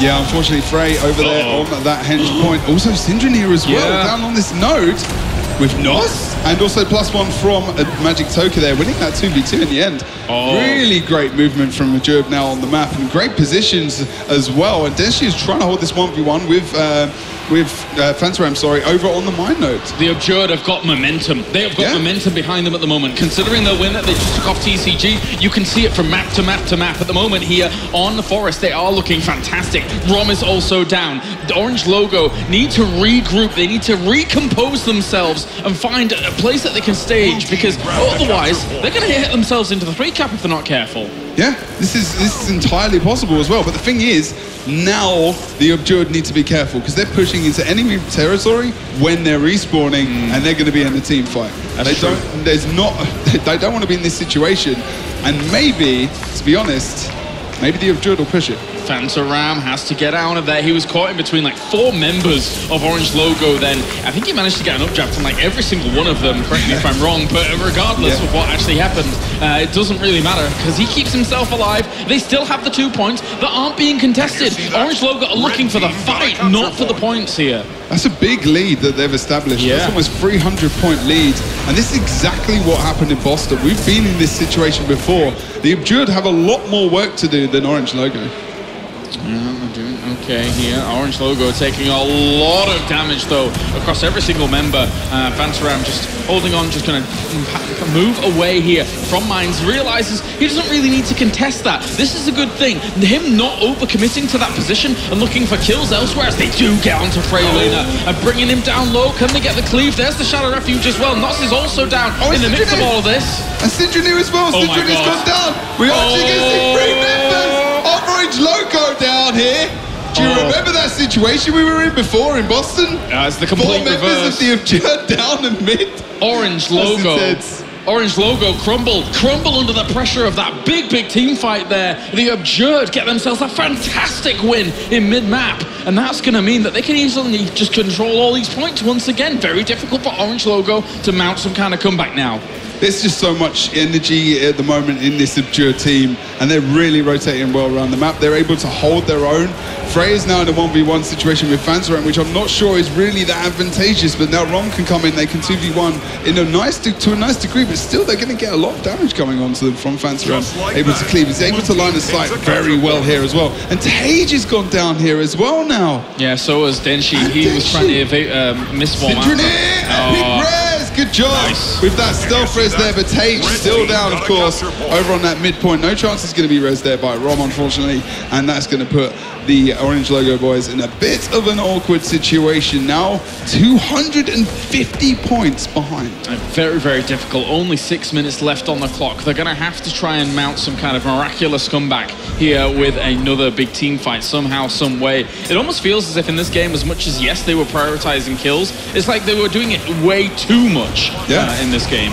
Yeah, it does feel like that as well. I mean, they're not able to keep those caps for very long, and that lead is just extending and extending, and actually they're now losing quite a lot of the fights as well, losing some really, really key 2v2s over on that hinge point and even on the mine as well. And now they're pushing back up into mid, hopefully in a situation where, you know, actually Freylina's kind of, he's actually not doing too well here, unfortunately. And Rom goes into the downstate here as well. Tage coming down for that res, able to put that quickness off and feel my wrath there. And we are going to see the point of the mine again from this man, Magic Zoka. He's just an absolute monster today. Literally, if you look at the guy as well, he's just doing such a great job for this team. Comes in, is he going to get the res as well? I don't know. This is just a great play from him today. Abjured keeping the 2 cap, 450 points. Orange Logo have not gained any points in the last couple of minutes. This WTS has just been something else today. This is just domination. Domination here by Abjured in game number 1, and against Orange Logo. These two teams are the best in the world right now.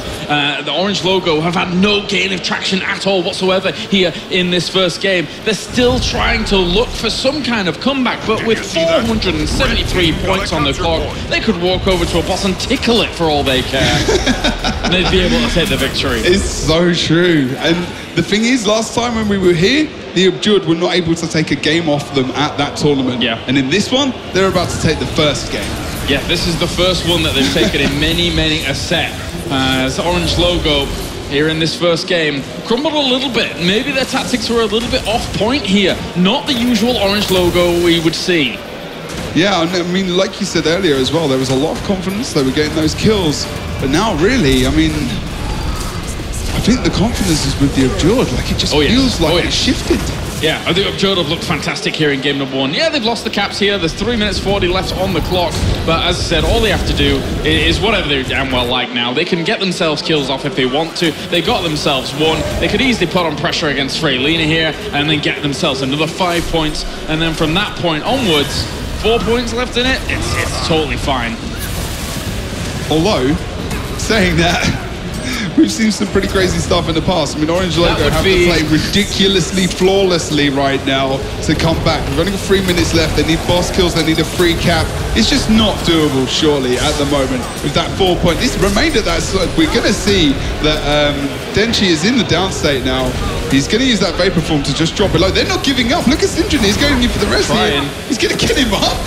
What? They're trying. Decap cap mid. Yeah. No one's contesting that. It's definitely over. I mean, there was a last-ditch effort, but fair play to those guys.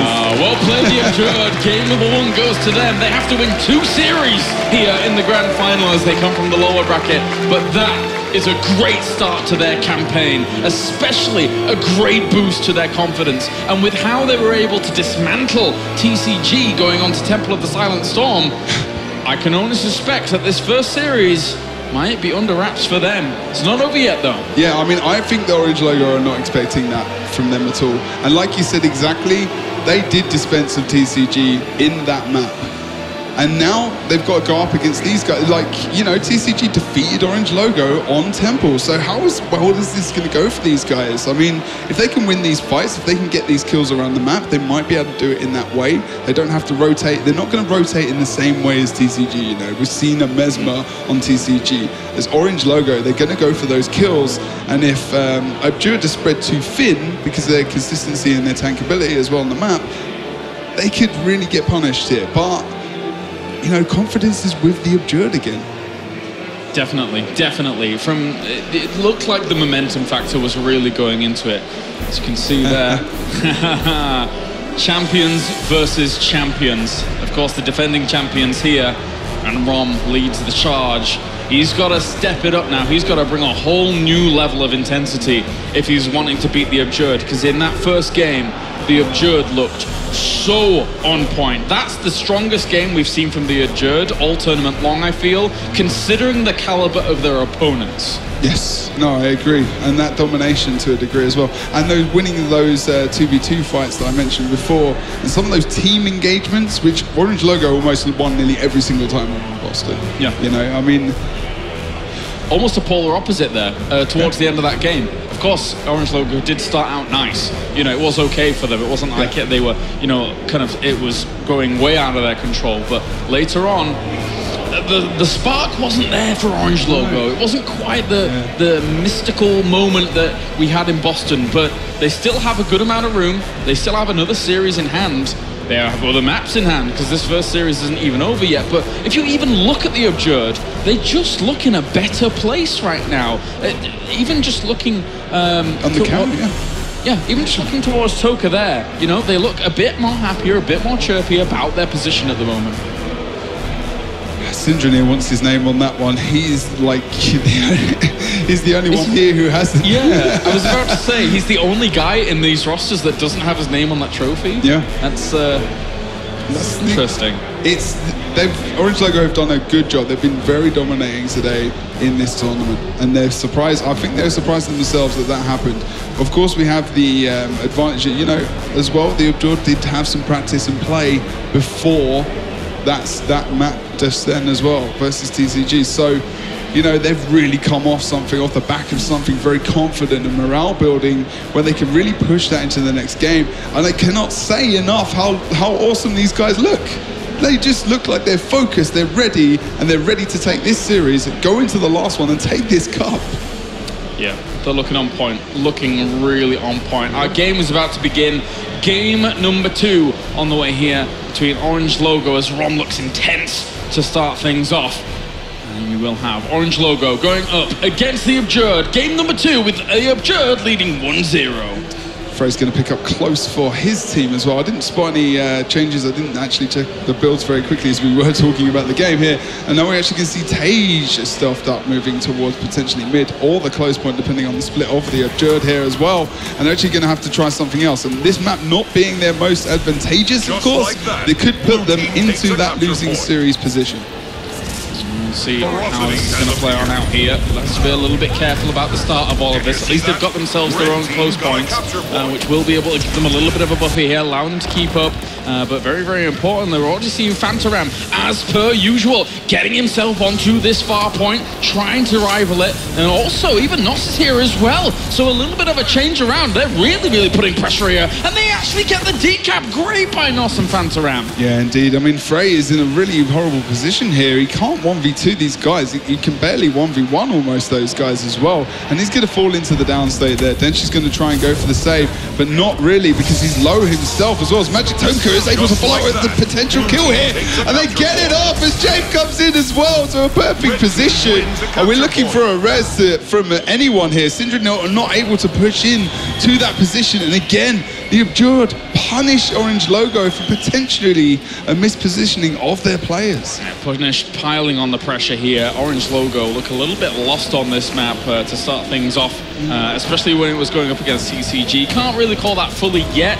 We haven't really seen the full culmination of this game come out to play, but they lost themselves Alta. Nos did take that away from them, and we will see now Gate trying to be rivaled with Rom and Freylina looking to help out against Wakey. And I do believe I might have a slight issue. We'll have to wait and see how well that works out in the end. But I do believe everything is okay on your side. Oh. Yeah, I think we may be having a slight issue here with the internet. So I'm sure this is going to get rectified, and maybe we'll be starting out game number 2 in just a moment. It looks like it's affecting some players, but not others. We've had a drop as well. So looks like this will be fixed pretty soon, but from what I can see here from the Abjured, they're like, yeah, this is great, this is going really well. I don't know what's up with you. Confirmed OP. Yeah.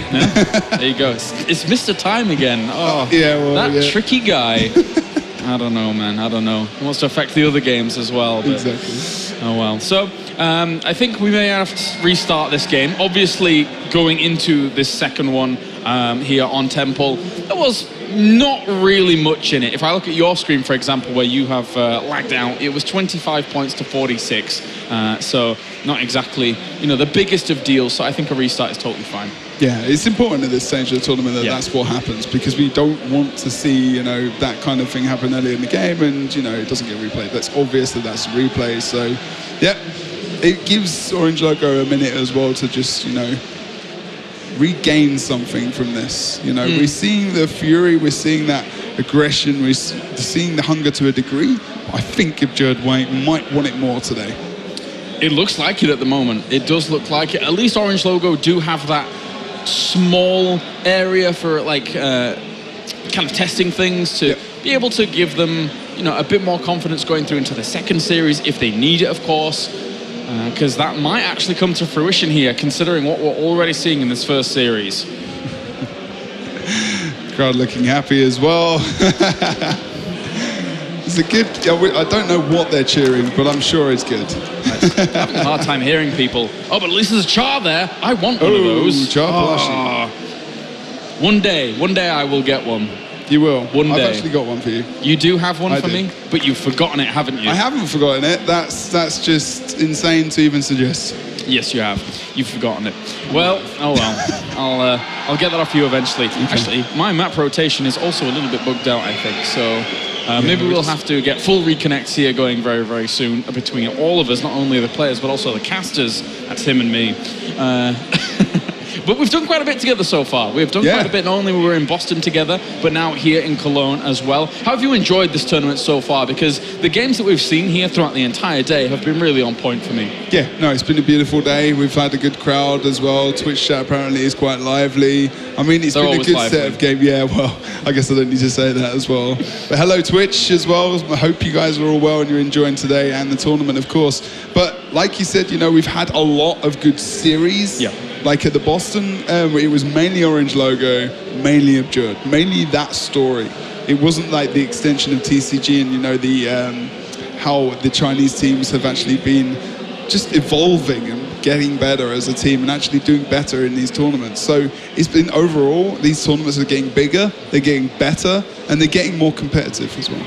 Oh, yes, definitely more competitive. I think, you know, our European representatives here today, not only in Orange Logo, but also TCG, showed that kind of mentality. What I would love to see, though, is the next time around when we do things, you know, have even more competitiveness from the other regions. Right now, when I look at the other regions, the Abjurd stands head and shoulders above the rest, really. Obviously, you know, in WTS Boston, we had the Dankening, which showed us some good games, especially against the Chinese teams that we had there. But right now, when it comes to depth of talent, I think Europe's on point right now. Yeah, I mean, well, I mean, the Abjurd is showing this, maybe we might actually be a bit behind on that. Because today, they've got it. Yeah. They've got it indeed. Yeah, they are looking like machines. They're away from home, but one thing's for sure, they're not letting that deter them in the slightest with the past couple of games that they've had. And what reason would there be to? Exactly. Look at that trophy. That is just spectacular. Such a massive trophy. The Lion from Lion's Arch. It's a great trophy, man. It's a great trophy. It's one of the best I've seen in esports. Oh, wow. Okay. Awesome. There you go. There you go. Boom. It is the best trophy in esports. All right, mate. There's a lot of trophies. It's got the lion from Lion's Arch on it. I do like the lion, I must admit. The lion is very cool. I'm a Leo myself. So I appreciate a lion or two. That's getting a bit greedy. 2 lions. You just want all the lions. I guess so. I wish I could win that trophy, but sadly I am rubbish at this game. So in comparison to these guys, so that's a little bit difficult. You never know. Improvement. Maybe Vantaram can show you a few things on the Elementalist. On the good old Elementalist. On the good old Elementalist. Good man to show you. But looking at this, Jebro, coming back to this series as a whole, because there are 2 series here for the Abjurd that they have to win, do you still side with the Abjurd going into this first series and then also into the second one? Are you sticking with your guns that it's an Abjurd day here? It's difficult. Orange Logo, as a person playing Guild Wars 2, I am a fan of Orange Logo. Yeah. Like, as a personal fan, I'm actually a fan of all these guys that have come out today. They're great players and teams. But I feel like, you know, the Abjurd just, there's something about today. Like Chafe said it in his interview earlier on, you know, their confidence, they needed to change things up, and they've changed it. They've done what they needed to do. But I think still, Orange Logo, you know, we never know what's going to happen with these boys. Never know. That is true. That is true. They've been able to make immaculate comebacks in the past. It's that Temple map performance as well. It's just so epic, you know. Yes. On the map where, and he said it himself, you know, we won a map we shouldn't have won. Like they were so, TCG was so confident about that. They feel like they were going to win that. Yeah, and that could have really come back to bite them. This could have easily been a TCG Orange Logo finals, and that's why, in the end, you know, I was mentioning the trifecta of these three teams and how they really stand against one another.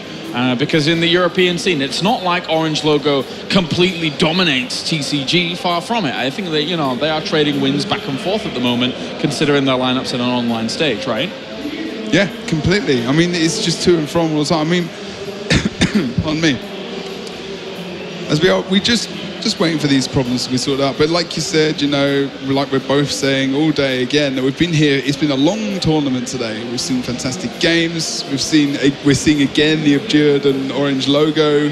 What's it going to be like next season? What's going to happen next season? Same format. All these questions are hanging around as well, which will be answered in the future. And also John Corpen coming on stage earlier as well.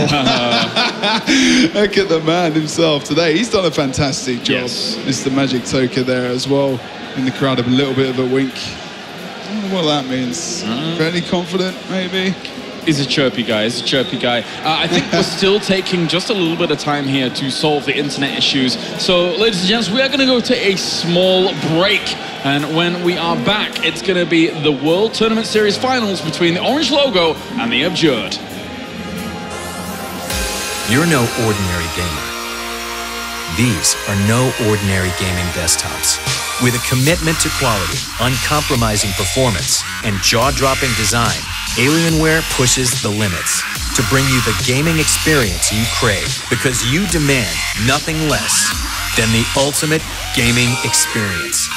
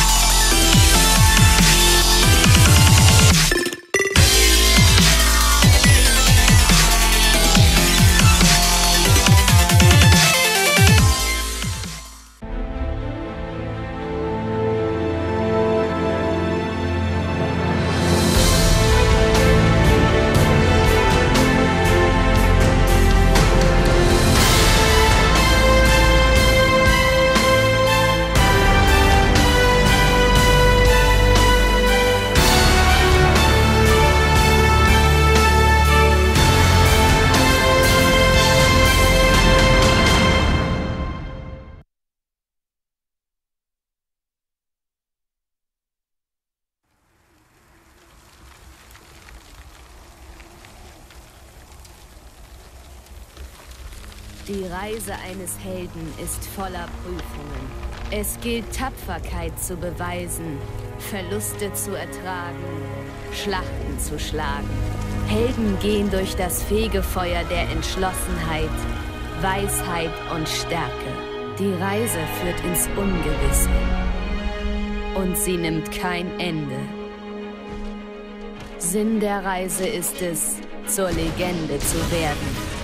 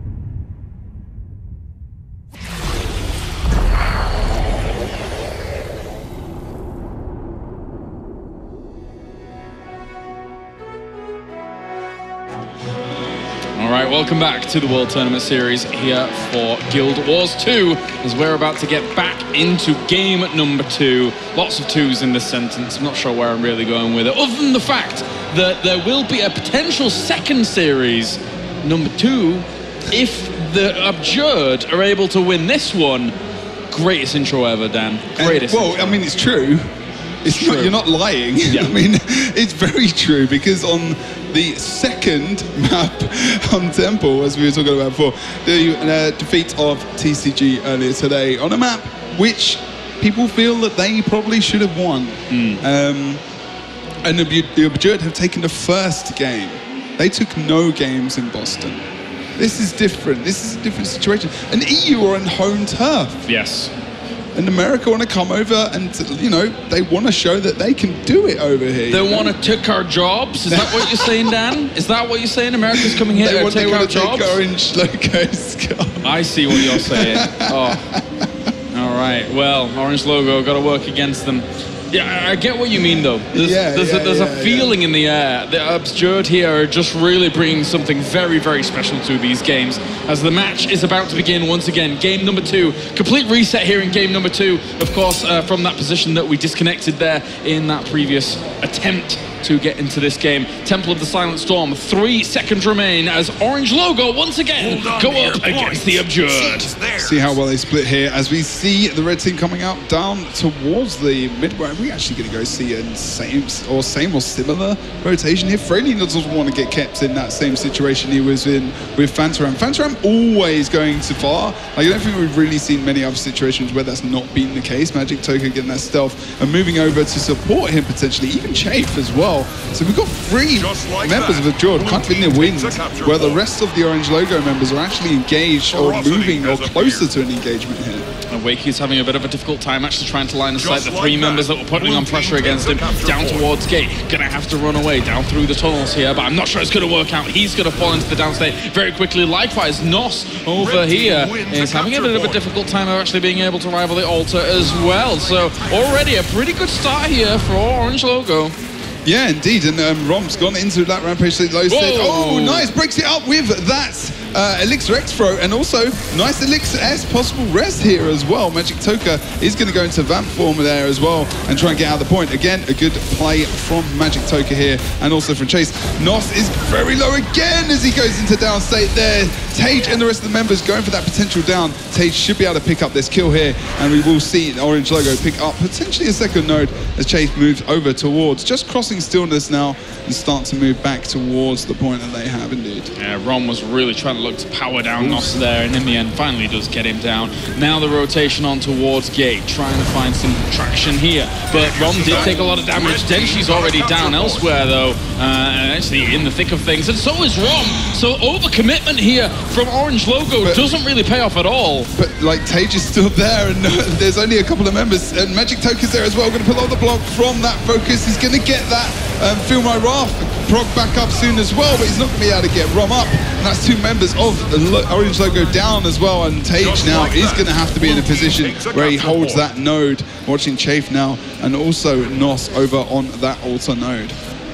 So Tage as well here, just trying to line of sight, slowly get back onto these points, but for the most part Absurd have wrestled these points away, so they are still giving themselves a lead here, and there's easily the potential that they could get a bit more for this though. Not against Frehlina up towards the altar is having a little few problems. Yeah, engineers even coming up to help. I mean, that's it. I mean, it wasn't a great matchup for Frehlina in the first place because he's so tanky and he can remove a lot of conditions. Yeah. So I'm not really sure about that rotation from Orange Logo in the first place. Maybe potentially hoping for that +1 later on. Syndrome now being very careful himself. He's being very cautious, which is very, very advisable. Nos is going to go into the downstate here as well as Rom. What is going to be the end of the situation as you see another down or stealth res, stealth down coming out from Chafe there, sorry, Elixir. And now we're seeing, again, the Absurd really commanding these fights and winning them. Yeah, and every single time I feel, you know, there's constantly this pressure onto Rom, and Rom doesn't really have any liberties to do anything. I guess it comes back to how spread out you have to be on a map like this, and with Tage being away from Rom, you've mentioned it before in a couple of these games, that it does really cause them a little bit of a problem, a little bit of volatility in how they're actually having to group here on Temple. And now even Tage is actually in a 1v1 fight when he really wants to be in the team fight, you know? Rom doing a great job in that Rampage, and Freylina as well, trying to go off point now to get the renewed focus up and get some HP back up himself as well, just negating some of that damage. And the focus is really onto Wakey there, and they put down the burning onto his corpse. They want to cleave him out there as well, and we are going to see the stealth coming out, obviously. Oh, 2 members down, Nos and Wakey down midpoint. They can really balance, just bounce off this and move back into the rest of the map, possibly go over towards Tage in this 1v1 he's having with Chafe here over on this auto point. Yeah, they followed that up quickly. Of course, Stillness went over to the Abjurd here, but at the same time, the fact that they were able to, you know, kind of wrestle all of this away means that maybe they can get themselves Alter. That being said, Chafe is, along with Magic Toka, trying to make sure that the Alter isn't going to go their way that quickly. Yeah, they're still not being able to cap it, even though they got the kills. But the thing is that while this has all been happening, the Abjurd have had the 2 cap. Even though they got the 2 kills on this map not even that long ago, like a minute, right? So we really aren't seeing Orange Logo take advantage of these kills the way they did in that Boston WTS. Yeah, one would think that, you know, Orange Logo after this tournament is probably going to have to go away and look at their strategies coming into this map, because it is a little bit of a thorn in their side at the moment, as they are almost losing themselves. Freylina really need to be able to keep them alive, try and make sure that they're not going to go down into an uncompromisable situation, as there is the Shadow Refuge here to try and save someone, but at the moment, still, oh, look at all this. A lot of damage coming down onto the Abjurd here. Vantaram's down. Likewise, Wakey was completely killed off as well. Vantaram using Vapor Form to try and stick around for a little bit longer, but Drake will be able to kill him off. Yeah, I mean, at the end of the day, now they've got those 2 kills again. They need to go +1. They need to make sure that Nos is going to die. But look, Chafe comes in, he's going to get the Rampage. And again, he's in that position where he takes out Rom. Even though they've just got those 2 kills, where are Orange Logo members? They could have finished this off very quickly and very easily. And Tage actually might go down himself. And Rom, gets the rally just before the down there from Chafe, as he was in that Rampage, as he always usually is. He's gone for that vengeance, Rez, so they're trying to get the kill so he gets back up. I'm not sure that was the best, and now Tage is down as well. But Freylina's coming in for the damage. No, he's going to rally off Rom. Oh no! Oh, the vengeance in the end was really detrimental to their cause, and Wakey is going to go for the challenge over on that temple as they push him away there. But that was potentially not the best move, unfortunately. Very gutsy. Sometimes it works. Great stuff by Abjurd. Great stuff to be able to just hold and hold their fortitude basically in these situations. They're doing fantastically in this first series, and they're going to be, if they just continue this on, they're going to be able to force another series here on towards the grand final. Tranquility has appeared. Oh, is there nobody to rival? Oh, okay, so there was actually Vantaram down there. I didn't realize he was. But they got Stillness again. There was no one there to get that at all. And you know, this is the problem. They're really, to a degree, there feels like that, like you were saying about, they know this map is not their strongest. Yes, right? yes. They know that. They know that they're probably about to lose this series, and that this is what is going to. Look, 4 cap came out for a couple of seconds there. They've got the 2 caps still because they've got Stillness. It's double caps per point, and we are actually going to see here Vantaram go down. Tranquility possibly, unless someone can get down. Oh wow, are we going to see? No. Wakey's going to come down. The Savior, they're going to get a kill on Vantaram, but they're still, you know, they're going to be outnumbered, and they're not going to gain a massive amount upstairs. Although Magic Toka has come down there as well. Maybe we're going to see the caps coming out. Tage didn't go down there this time, though, which is a great change-up from Orange Logo.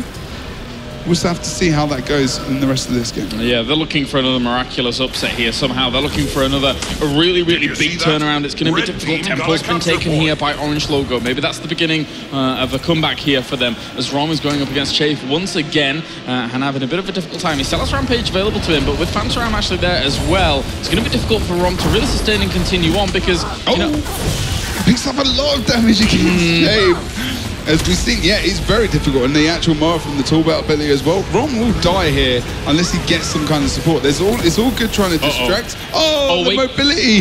How did he survive that? I don't know, but they're going to have to send someone over towards Tranquility, because Reiki is down right now. Yeah, but Chafe is trying to... He's popping down soon. Look at Syndra here. He's going to try and stop him. He's trying to get Tranquility. He's going to be able to pick it up. Just like he's going to get it. Blue team it's close. He does. Orange Logo keep it up the massive comeback here, mid. We see Nos is in the downstate as well at the moment. This is a great point in time for them to pick this up. But unfortunately, they've already lost the 2 side nodes. With committing so many people down there in the end, they weren't able to be quick enough. And the Absurd gave it up. They didn't send any more people down. They even got the cap equaled up as well in the end. Still, we need this +1 for Orange Logo to come out, over on this Temple node to potentially bring them this cap as well. And that's why it can be so hard on this map to commit all your resources to something like that. Yes, you get a great turnaround potential if you're able to eventually hold those points, but if you capture Get Tranquility and then instantly they just disappear, what is the point?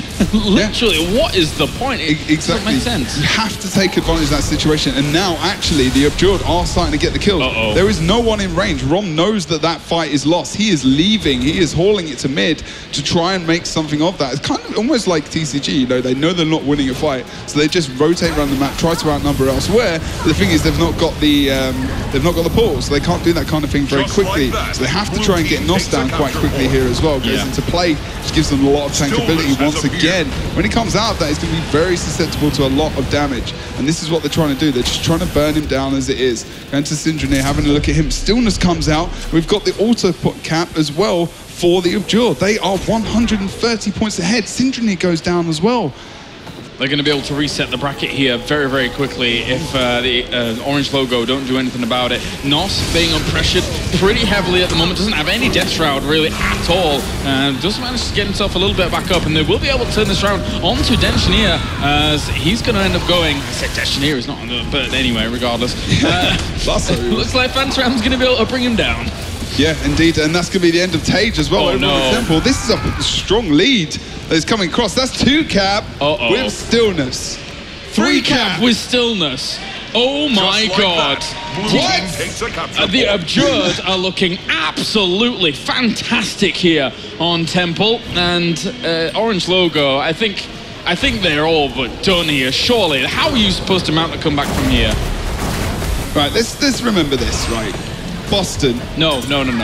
Boston. No, it's not. They did not lose a game against the Absurd. They've just lost twice in a row. Yeah, this is looking fantastic as well for the Absurd, and especially on this map in particular, because this map is always the second one in the rotation currently. They're going to try and put pressure on against Factoram here, trying to find some kind of weird little comeback, but it's not going to work out at all. 475 points against 210. The Absurd have demolished Orange Logo here in game at number 2, and they will be resetting our bracket. We will be going on to another best of 3 here to determine who is going to be our World Tournament Series champions. They want to go 4-0 as well, the other way. There you go, GG, the Absurd force it. And against Orange Logo, smiles. That is a happy moment here for the Absurd, because the last thing that they want to have happen is for doubt to set into their minds against a team that I believed before this series began had the Absurd's number, but they proved me dead wrong. And Orange Logo now has got to find some kind of steady momentum to build back up, because right now the momentum is definitely not on their side. Not at all, and I think they realise that. Look at their faces. They understand that that is a situation, that maybe something even needs to change. Maybe a composition change. I don't know. At the moment, it's not feeling like the same Orange Logo, the same confidence that they had in that Boston tournament. I mean, I really feel like that 2 Elementalist team, and also, you know, the fact that some people, like these guys, like Magic Toka, is just playing so phenomenally. They're not overcommitting to fights. Like, Toka isn't dying. He's pulling out, and he's being very advantageous around the rest of the map. You know, he's able to get those decaps and keep his team fighting, even though they're losing 1 or 2 players in those team fight situations. And the team fighting is a lot better than we saw in WTS and Boston as well. It's pretty intense here in Cologne. That is all we will say. And like I said, reset the brackets as well. So whoever wins this series wins. That is it. Yeah. We have the full reset on our hands. And, you know, oftentimes here in competition, you do see that happen. After the first victory from a team in a dual bracket situation, in winner bracket, lower bracket situation, teams oftentimes in those kind of high octane moments will come back and that's exactly what we've seen the Absurd do here. Especially since all tournament long, we've spoken about how closely matched every single one of these teams is. And right now, Orange Logo got to pull something out special, but it's not like they haven't done it before. Exactly, and they really can. But what is happening right here, I mean, it feels like something's broken up here. I mean, I'm not sure, I mean, how confident, I don't know how the crowd feel or how people on Twitch feel and how they think this is going to go. But it was fairly, like, in the community, it was fairly expected that the Absurd would almost come third. Like, to a degree, we were very confident that EU was going to be, you know, first, second. Which way it was going to go around, we're not sure. But there was almost an idea that we're not sure how far the Absurd really going to go into this. And they're well on track for winning the whole thing. Oh, yeah. Oh, in EU. in Europe. Of course, we had our European representatives in Boston do very well for themselves across the pond. But now that man has got some rallying to do behind his team. I don't know what he's saying right now, but he's probably giving this entire team a pep talk. Of course, many of them have been on these stages before. Sindranir wants to carve his name into the trophy for the first time in this grand final, but it's gonna take an uphill struggle to do it because the Absurd, I've got to agree with you, Jebro, they are looking on point right now. Yeah. Just wondering what Rom's thought process is at the moment. So I'm just going to go and check what's going on. Now, we have had a change-up. I think this is going to be sensible. More team might... I mean, I think to a degree that the Burn Guard is actually quite easily, not easily countered by the Absurd, but they've got a lot of cleansing coming out. You know, the conditions, like Nos can really 1v1 quite well versus Frey because he can get rid of those conditions, and he's, you know, negating a lot of Frey's damage, and survivability wise he's actually dying quite fast. Well, not fast, but, you know, faster than he would be normally. And then Wakey and also Phantom, they can take away those conditions. There's a lot of condition cleanse, and we're also seeing that from Toka as well, and they just, that Burn Guardian maybe didn't feel as if that was working to their advantage there. But now we've got another Rampage Warrior coming out. This could be pretty intense. Feels to me like the very beginning of the newer patch here with the trait change-up, specialization change-up, as Orange Logo look to go back into bulldozer mode here in this final series of the day. Let's get into it as the final series between Orange Logo and the Absurd begins. Let's go. Indeed, so as we see the teams coming out into this map, of course, standard movement from Phantom is going to be over towards the far. They know Orange Logo haven't been waiting for that movement. It's, again, quite predictable, and that could be something which doesn't work in their favor as they go for the far point push as well and try and take the advantage there early on. Looks like we're going to see here also Rom just kind of getting back into the action as well, down towards that far point. They really want to try and rival that at the moment. Nos is taking quite a bit of damage. He goes into his death shroud there for a moment before actually coming out of it, and he's still keeping himself alive, so at least they've been able to do that now. Yeah, exactly. Denshi coming in as well to try and cleave up on point. He's got no cooldowns. He's got his death shot back up. Oh, nice. He can fear Denshi just for a moment, but as soon as he comes back out, that might actually die as well. Fantray comes in for the res, armor of his part. They need to cleave, and that's where Rampage comes in. And that's going to definitely put them in a lot of trouble there. But Denshi was under pressure as well. We're going to see Magic Toga potentially almost taking down.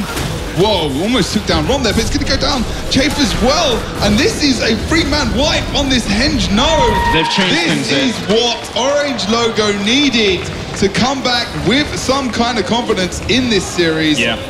Good start on Henge. As said, they're looking for the bulldozer comp with all of this. Rom as well as Frey's playing on, obviously the new character here is going to be trying to bring down Wakey towards mid. Magic Toka just being ultimately cheeky there and trying to cleave down Rom. Does get him down to quite into the down state in the end, but Sindranir, they might punish Toka for that movement, but still not picking again. They got the kills, but they've still not cracked point. Yeah. They're not able to take advantage, and they're back on the map. They need to get the caps. They cannot just win this game by kills alone. It is not going to be enough. No, it won't be. As much as they can prioritize those to start things off, they still need to follow it up, need to get themselves some momentum, need to get themselves some traction. Freylina here with Rom, with Rom actually just fighting on forwards. They're just looking for the best opportunity to absolutely destroy some of these targets. They're going to pick themselves up Henge, but over towards the keep, it is being captured here by Wakey already. Yeah, exactly. And Syndrome has gone for the decap over on fast, so not too bad. Henge has been capped now, and Orange Logo can push back into this map. But again, you know, Abjurd can defend these points. Syndrome is going to get like a full cap actually, so 2 nodes. This is probably one of the first times we've actually seen this happen in these couple of series today. But easy decap comes out, means Orange Logo can push mid now and try and get a ton of damage off there. Rom Tager coming up as well as Magic Toka, and also Wakey to defend this node. Should get some assistance quite soon. Nos actually going over to the Henge point himself. Another decap. Yeah. Easy caps. It's going to be 3 caps. There's no difficulty. Orange Logo to a degree feel like they're over-rotating at the moment. They're going to be 3 caps. Yeah, these guys are too sustained. They can't kill them quick enough. And the Elements is so much stronger now as well. You know, this is a problem that they have come up against today. They're not able to get the kills enough very quickly, so they're not able to actually rotate around the map. At the moment, domination here by the Abjurd again. It really feels like Orange Logo are trying with this kind of this buster composition almost to just try and get them some sustain here on Forest, trying to get themselves the map, maybe try and sacrifice Temple because it's too much of a difference to actually make up that kind of position on a map like that and force it onto Fofire. But at the moment, the opportunity here for them isn't working out. They're down almost 100 points thanks to the fact that they're able to stabilize. They're going to take mine, but Chafe is straight in there as he walks away from it. They've got no eyes on him. Oh no. This communication just feels off for Orange Logo. It's again, the free cap is coming in again. And the reason I just brought up the scoreboard is the fact that we're seeing more points for Orange Logo because they've purely got the kills. But it's not enough. Another free cap for the Abjurd. And then we see the Moa coming out onto Frey there as well. I mean, it's not looking great at the moment. They need to be more solid on these nodes. They need to use that element. They've got the Bunker Guardian as well. There is not really much of an excuse to not keep someone on point. Chafe into Rampage as well, on towards Mines, and Freylina's going to have to try and get on away from that as much as he has his own Rampage and probably on cooldown at the moment, so can't quite easily counteract that either. He gets himself onto Magic Toka though, as he does find him up on the ramparts, and we'll be able to just push him away for now. Back onto the point though, Fantaram all the other side of the map, just having to run away. Wakey's taking big damage here from Freylina, who is looking to continue chasing on down, and maybe they've pushed them away. Yeah, they've denied some of these caps from continuing, but still Keep is in favor of the Abjurd. They are almost 200 points ahead. This is a massive lead. Okay, it's happened before, but this doesn't feel the same. I mean, maybe we'll see that pick up as we go back into this map here. Having a look at mid now. Orange Logo do have the cap, 1 cap in their favor. Again, pretty much lost as soon as they get it. Yeah. As soon as they get the advantage, it gets lost from losing that cap. Are they moving too quickly around this map?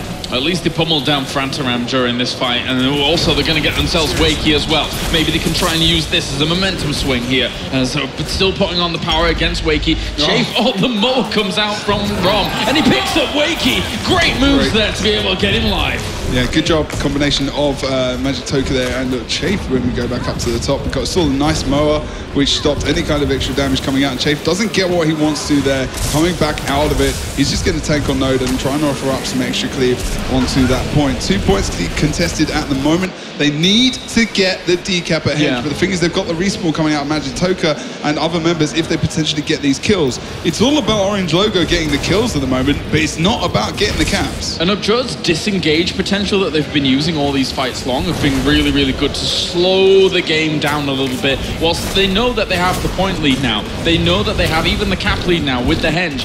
No reason for them to take these fights, you know, totally head up, just try and keep alive for as long as possible and basically waste Orange Logo's time whilst they're trying to run around in circles. Oh, Chafe tried to come in there and get the potential resin to Nos. Unfortunately, a little bit late with that Elixir X throw, and he's going to be able to tank for a little bit of time here actually against Freylina, unless he's able to... Oh, wow, does take him down into that Elixir S. and we are going to see potentially Frey get this kill onto Chafe as well. Oh, look at Toka, he's going to change it around. He's getting into such a great position, which means they can both re-engage onto Frey here. Are they going to be able to get the kill?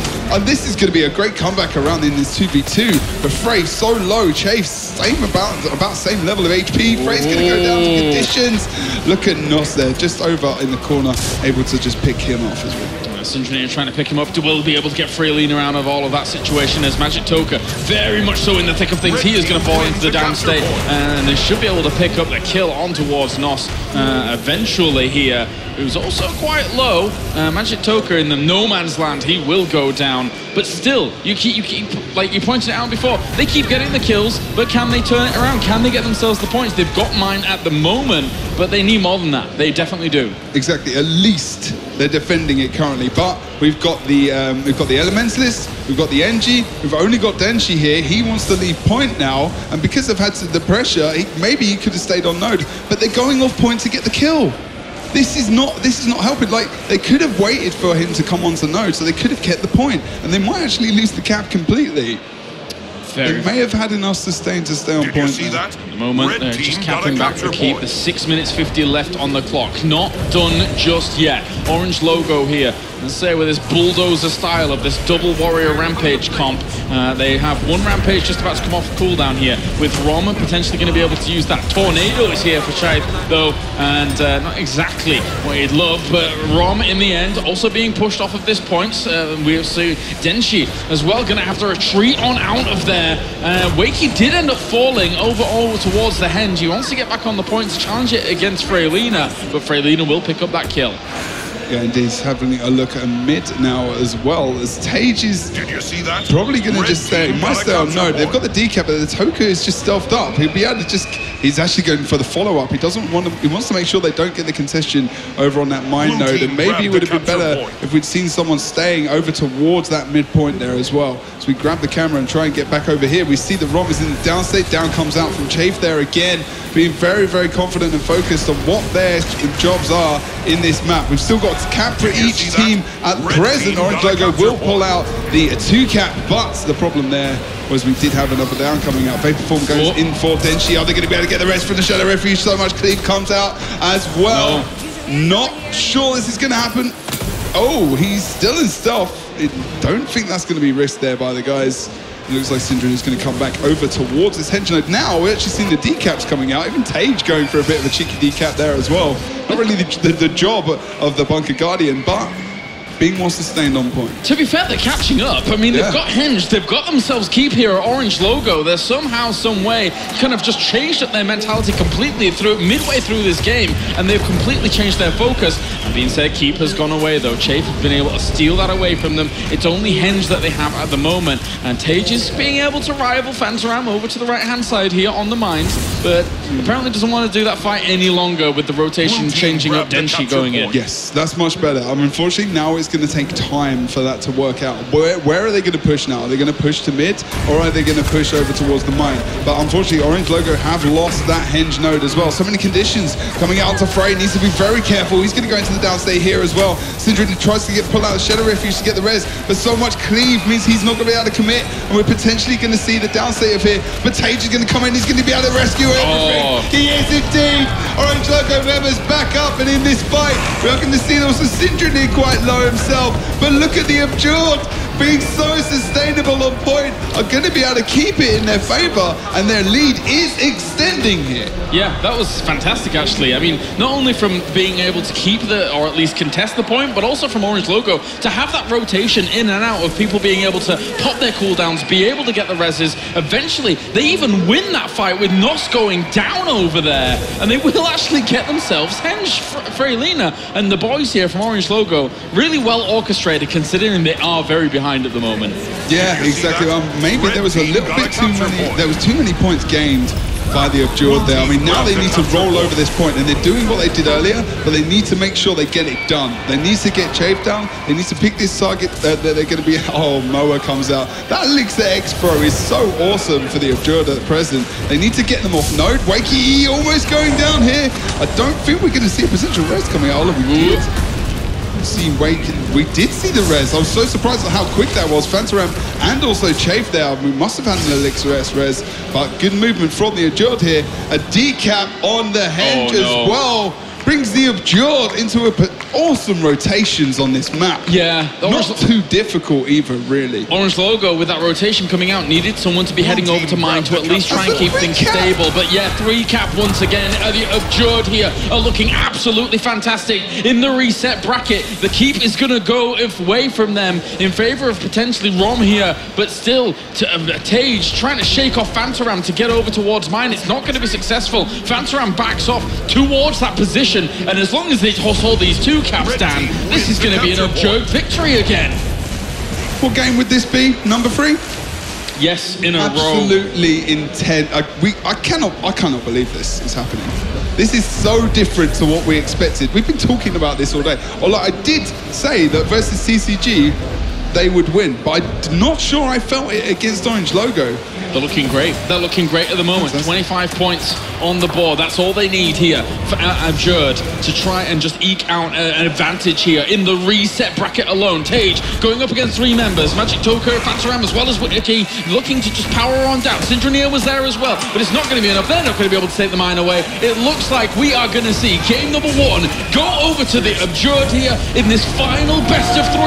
They are 1 game away from being crowned the World Tournament Series champions. I'm not even sure that some of those guys can believe this is happening right now. Look at Chafe. He's just unbelievably happy. I think it's kept inside. I'm not sure they're going to be slowed down. Magic Toka feels it as well. It's going to be difficult for them to shut down the Abjured. Orange Logo have got to play the game of their life now going into this. And look at the faces here of Orange Logo. They look bemused about what they can do to try and shut down this American powerhouse. Out of anyone, maybe they just didn't.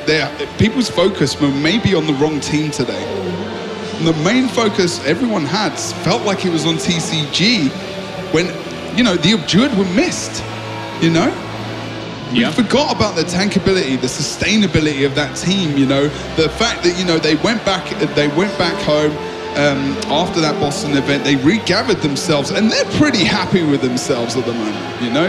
I mean, Magic Toka, obviously, he's got to be a consideration for MVP today, for sure, in my eyes. I mean, even all these boys, probably, just because of how well they've been playing as a unit. And, I mean, I wish I could go back to those points in the last game, but I'm pretty sure the Orange Logo had more personal point score in terms of kills. You make such a good point, because I look at the entire lineup of the Abjured today, and I think, who would I give MVP to? And then it's like, Magic Toka was really good, Chafe was really good, Fantaram was really good.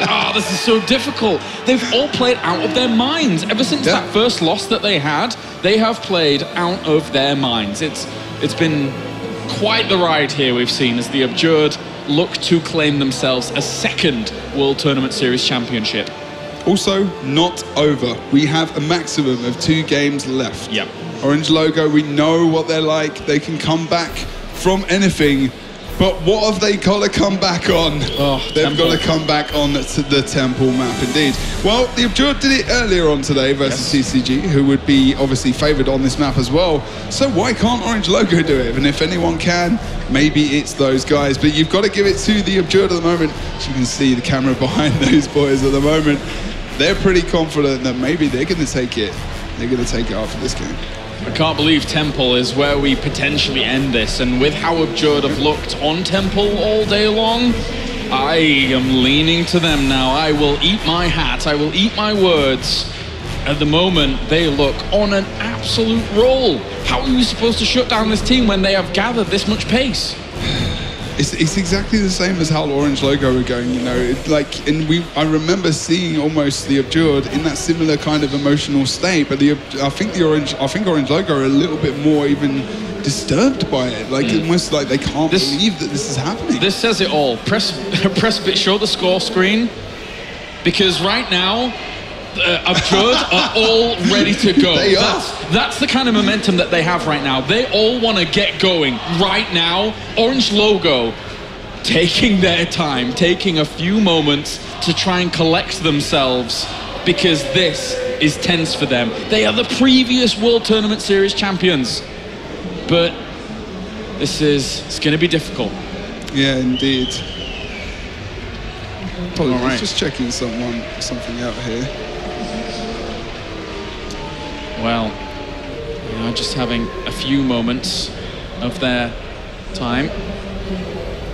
Indeed, yeah. I mean, like you said, that really describes it very well.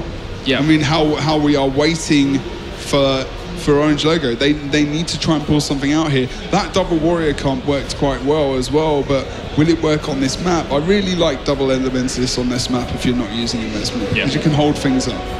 And they're so strong at the moment, it just makes them sense. Our Magic Toker's changed his mind. Okay. It's because we were talking about him being MVP. I don't know. Whatever. Maybe. But anyway. Yeah, some changes, you know, Nos going for that signal build.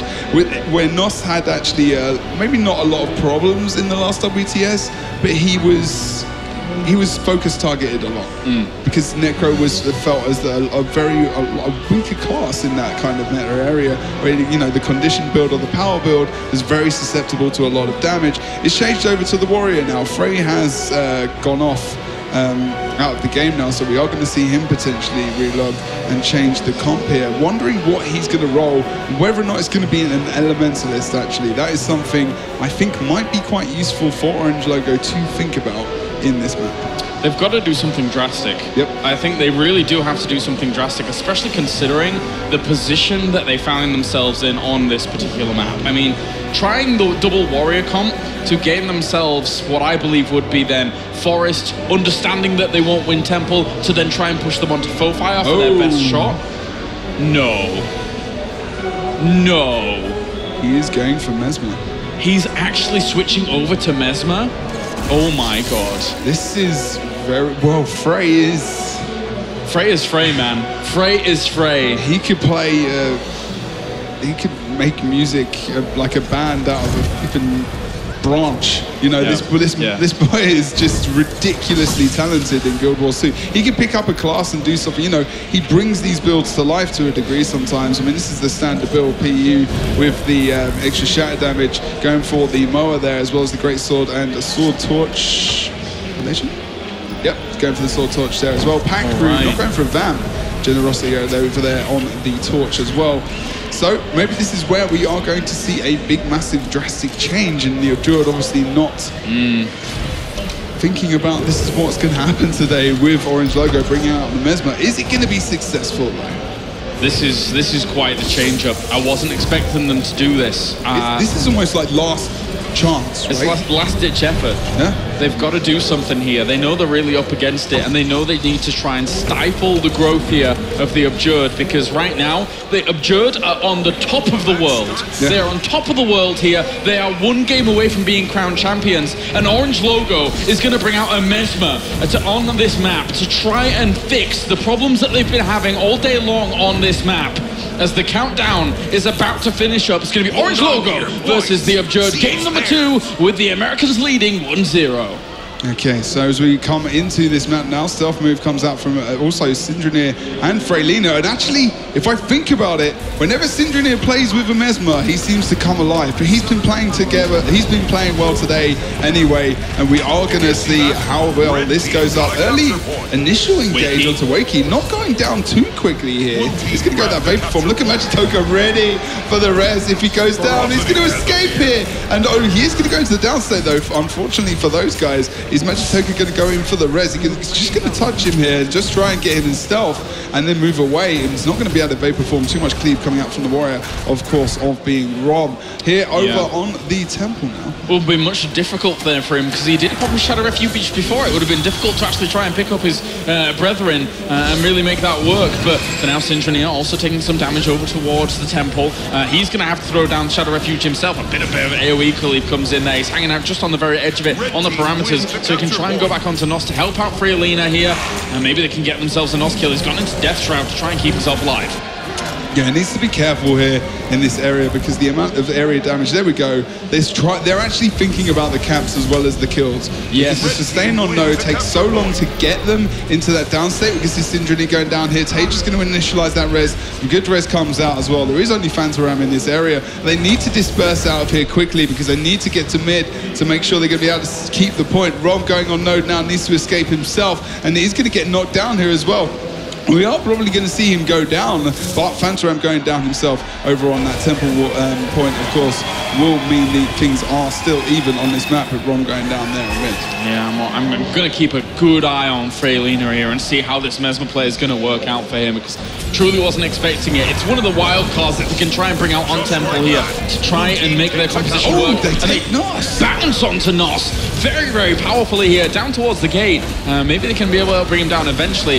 Keith is in the thick of things up towards the altar as well. Nos went down pretty rapidly over at gate. Yeah, I mean, they still, as soon as they get that cap, they got Phantom killed, they plus 2, they were 3v1 for a while, and they lose the cap that easily. They've not got Watchful Eyes. If they're going to be that focused on the rest of the map, they need to make sure they're getting these kills, or at least the decaps elsewhere, very quickly, so they can move quickly around the map and snowball it, but snowball it in a direction where they're keeping nodes in their favor. Jake managed to get himself once again Rampage, but wasn't able to bring down Denshi at all there.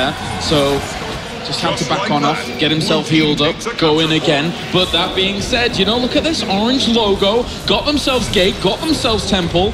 Temple going away from there slightly, but in the end, you know, they're still not doing too badly in terms of points at all. It is much better than it was last time. Yes. Last time for sure. I mean, as we go back over towards this temple node, we can see Denshi's going to come in to just sustain the point, and Rom's going to be able to focus down his damage. He's going to be able to do the damage that's needed to try and get this point in their favor and actually get the full cap back. So Wakey's just going to watch out there for their home point and just guard that for now. We are going to see Syndrome here thinking about potential decap as well on that altar node. But look at Magic Joker again. And Rom gets up as well there during all of that over towards the temple, so good stuff here for them to just continue to kind of keep this fight alive in the end. Syndronia is down, though. Wakey making sure that he is going to stay down. Oh my god, Wakey, you go crazy, man. As Nos over towards the temple here in full health, Death Shroud almost. I'm pretty sure, like, I wasn't watching the map completely just then, but when I was in temple, but I'm pretty sure that Magic Toka just went to mid, went to stillness, picked up stillness to give them the two cap advantage, and I was just waiting for him to come into that temple node and pick him up there, but he wasn't able to. But great play from him to keep them and their momentum going in this game now as Frey comes down towards that midpoint. We're going to see the Moa coming out onto Wakey here. Easily should be taken out here as well. And even Tage going back over towards that temple point now to make sure they sustain that. Yeah, went through the portal there from Frey, allowing him to just kind of rotate on around and make sure he's going to pile on some pressure, making sure the Magic Toka isn't going to have enough room to just sit around there and gather himself some points. That would have been a bit of a disaster there for them, but at the same time, the Abjurd still has an advantage. They need to make this Mesmer work. Frey is under a lot of pressure there and is going to have to bounce on out of there, making sure that he can blink away. Yeah, he's going to be okay for now. No one's able to actually get momentum on him and actually move forward and get the kill, unfortunately. Syndrome also having a couple of issues. He's going to have to Shadow Refuge just over towards the side. Freylina's still okay. He's going to be in stealth and actually move back onto the node when he possibly can. Taking down Nos quite low from range, but Nos still regenerating, doing a good job at line of sighting here as well. They really need to finish him, and they need to finish him quick. We've been able to see Orange Logo actually sustain well over on that temple point as well. Neither team, though, really having to pay any attention here to Alter. Realistically, Orange Logo would like to send someone over there, maybe Syndronia, but until they get Nos out of the picture, and that will be a little difficult. They managed to, though. This is a good opportunity for Syndronia to start rotating on around. They're going to get themselves Wakey as well. They're actually not going to send... they're not going to send Syndronia because, well, he goes down himself. Yeah, trying to come up with the potential res. Tage is rushing down the way to try and get that res onto him. Unfortunately, not able to in the end. But Wakey, in all of that was going on, we can see Tage pick up the... No, he didn't indeed. He wasn't able to get that quickness down. No. I do believe a little bit of an animation mistake there. I'm not sure if he did cancel it halfway through, because the cleave was pretty good, and he didn't need to. He just wanted to go for the support instead. We are going to see Rom coming into that Rampage form, though, as well, trying to kill these guys so they can get map control, of course. But as again, Orange Logo, as they get those kills around the map, they lose the caps they have. They cannot sustain. They are moving around the map really quickly. Yeah. They should be able to get themselves Temple at least, though. Fantaram was forced to retreat on out of there and maybe just help out elsewhere, because at the moment, Wakey is also moving into position for Tranquility. Is there anybody that's actually going to be able to rival him here? Tage is on the way. A bit far away, actually. I think he's going to get it. No? Close. Using that orb for the range. Oh, he got it. He got it. He came up? Yes, he got Tranquility. That was interesting. Okay, let's go back over towards the midpoint now. Oh my god. Just seen caps coming at last, then we actually saw that coming out and getting that stillness in the end. Not interrupted, apparently. We are going to see here as well, as we go back up towards this temple node here, Fantaram is going to be challenging Denshi as well as Magic Toka, pushing him out of that temple node. I mean, the commitment to all of these Tranquility, stillness, it doesn't really matter what's going on, as long as you know, if you don't have enough people on the field, you lose them or lose their benefits as easily as you gain them. Orange Logo was on the field. They were over towards Altar. They pick that up. Of course, Temple goes over to the Abjurd, and Abjurd once again has been able to rival the Altar. So good stuff by them. Still getting the 2 cap as well with that stillness, and Orange Logo have a very uphill struggle to meet currently. Not sending someone down there early enough to Tranquility, as well as being Tage again, something I feel that was quite a mistake. Potentially maybe sending Denshi down there would be a lot more advantageous. We're going to see that port play coming out from Frey, moving him back over towards that Warful node, and we are going to see the Moa coming out onto Nos as well, so they should be able to finish this, pick up the 2 cap if they should so need. It's not over yet, but it's feeling like it at present, how well the Abjurd are playing on this point. It's feeling very, very difficult here for Orange Logo, for the European representatives. America looking strong. The Abjurd, once they got sent down into the lower bracket, they did not take their feet off the pedal at all. They have been rolling and cruising on forwards. 2 cap coming out though for Orange Logo. Opportunity now here for them to try and mount a comeback. They even get themselves a decap over towards Altar. Brilliant little start to some kind of comeback, but still far away. They need to keep this point contested. They have to. Yes. The thing is, they might even lose set. No, this is good. Denshi's on point. They're going to have a 2v2 at Temple. It's going to be contested for a little bit of time, but I don't think we're going to see Altar come out. And actually, we've seen Frey doing a great job versus Nos at the moment. He's fairly confident here. We are going to see mid has been decapped here by Wakey. Syndrome can't do much about this. I think he would be best off just +1ing over on this 2v2, or even just coming to help Frey and try and potentially kill Magic Toka as well, because he's so influential. They need to keep more of an eye on him. Yeah, Magic Toka will find some room down towards the gate here to put some pressure on towards Syndrome and make sure that they're not going to be able to do anything there. Gate has been taken, even just any AoE damage that he could have done there to make sure that he will be able to catch people. Rom does go down, and over towards Temple. That's going to mean a Kappa going away from them, unless Syndrome is able to do something, but I don't think he will be able to at all. No, not at all. Look at Magic Toka again, going for stillness. That's going to be 2 cap. No one is in any position to do anything about that. They are 150 points away from winning. The crowd should definitely be happy about something about this. That's amazing. This is intense. This is the amazing. Abjurd have taken a 2 cap. They are presently having a 4 cap due to stillness. I think maybe everyone's just a bit stunned that this is even happening at the moment. Such impressive stuff here by the Abjurd. Such impressive stuff. They've got themselves the 2 cap, and even over towards the Altar. You know, Nos isn't really being too threatened at all. He's just sustaining against Tage. We saw Kaif actually being able to maybe come over there as well to help out the war effort, but the Abjurd have just steamrolled. They have been on point all day long after getting sent down to the lower bracket, and what a way they're playing this out. Maybe a little bit preempted there. Maybe a little bit. We'll go back. We've still got the game going. We've still got 4 minutes left. 2 minutes 30, and Tranquility is still coming up, but the death of Rom is going to be probably one of... It's just 3-man wipe Abjord are taking down the orange logo, defending champions. The Abjord want it back. Nos and Tage know that this point is just going to be contested. There is no points. Yes. Over on the midpoint as well, it looks like people have stopped. That is it. That is it, ladies and gentlemen. The World Tournament Series champions recover from the lower bracket all the way through. And they're able to take it. Unbelievable stuff here. The Abjord claim their second World Tournament Series championship.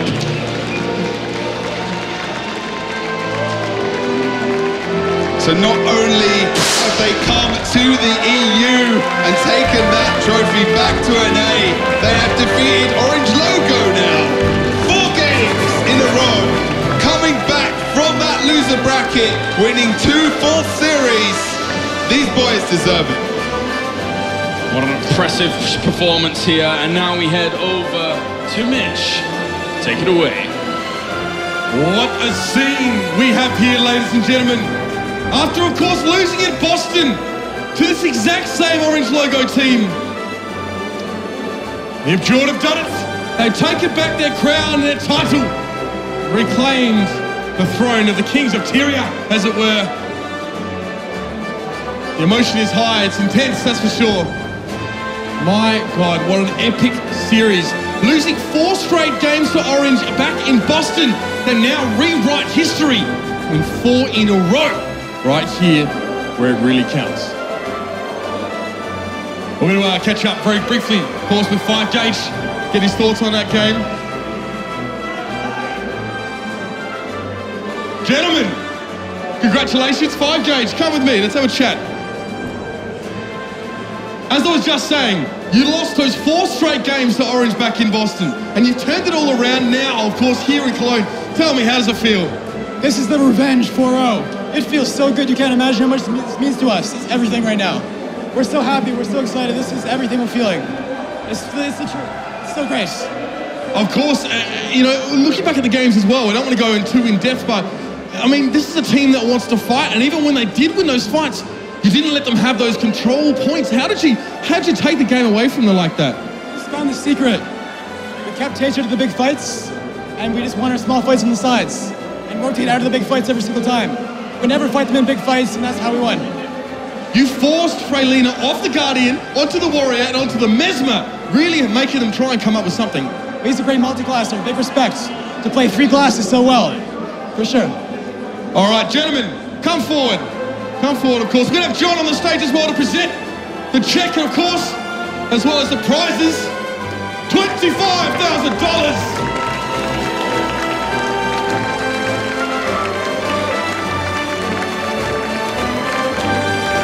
Fantastic. And of course, gentlemen, you all get yourselves one of these as well, a GeForce GTX 980 from our friends at NVIDIA. And of course, we have an MVP to announce. The one player that held his team together like glue, the one player that was always there with those back caps and always getting infold. Well, you're going to have to drop that check because Magic Tokyo is the MVP. And get your biceps around that one, mate. It's an Alienware X51 desktop PC. All those weights are definitely going to help with lifting that one up. Need I say more? Well, ladies and gentlemen, it is with a heavy heart we must finish things off here. A massive thank you, of course, to ArenaNet, to our production team and our casters, and of course our experts are doing such a fantastic job. It's been a great day, and we now have our champions from across the pond. Well, ladies and gentlemen, it's hate to say it, but it's been a great day. We're going to close up here. It's been great. Thank you so much for joining us. We're done here tonight, but ladies and gentlemen, until next time, we'll see you on the fields of Tyria.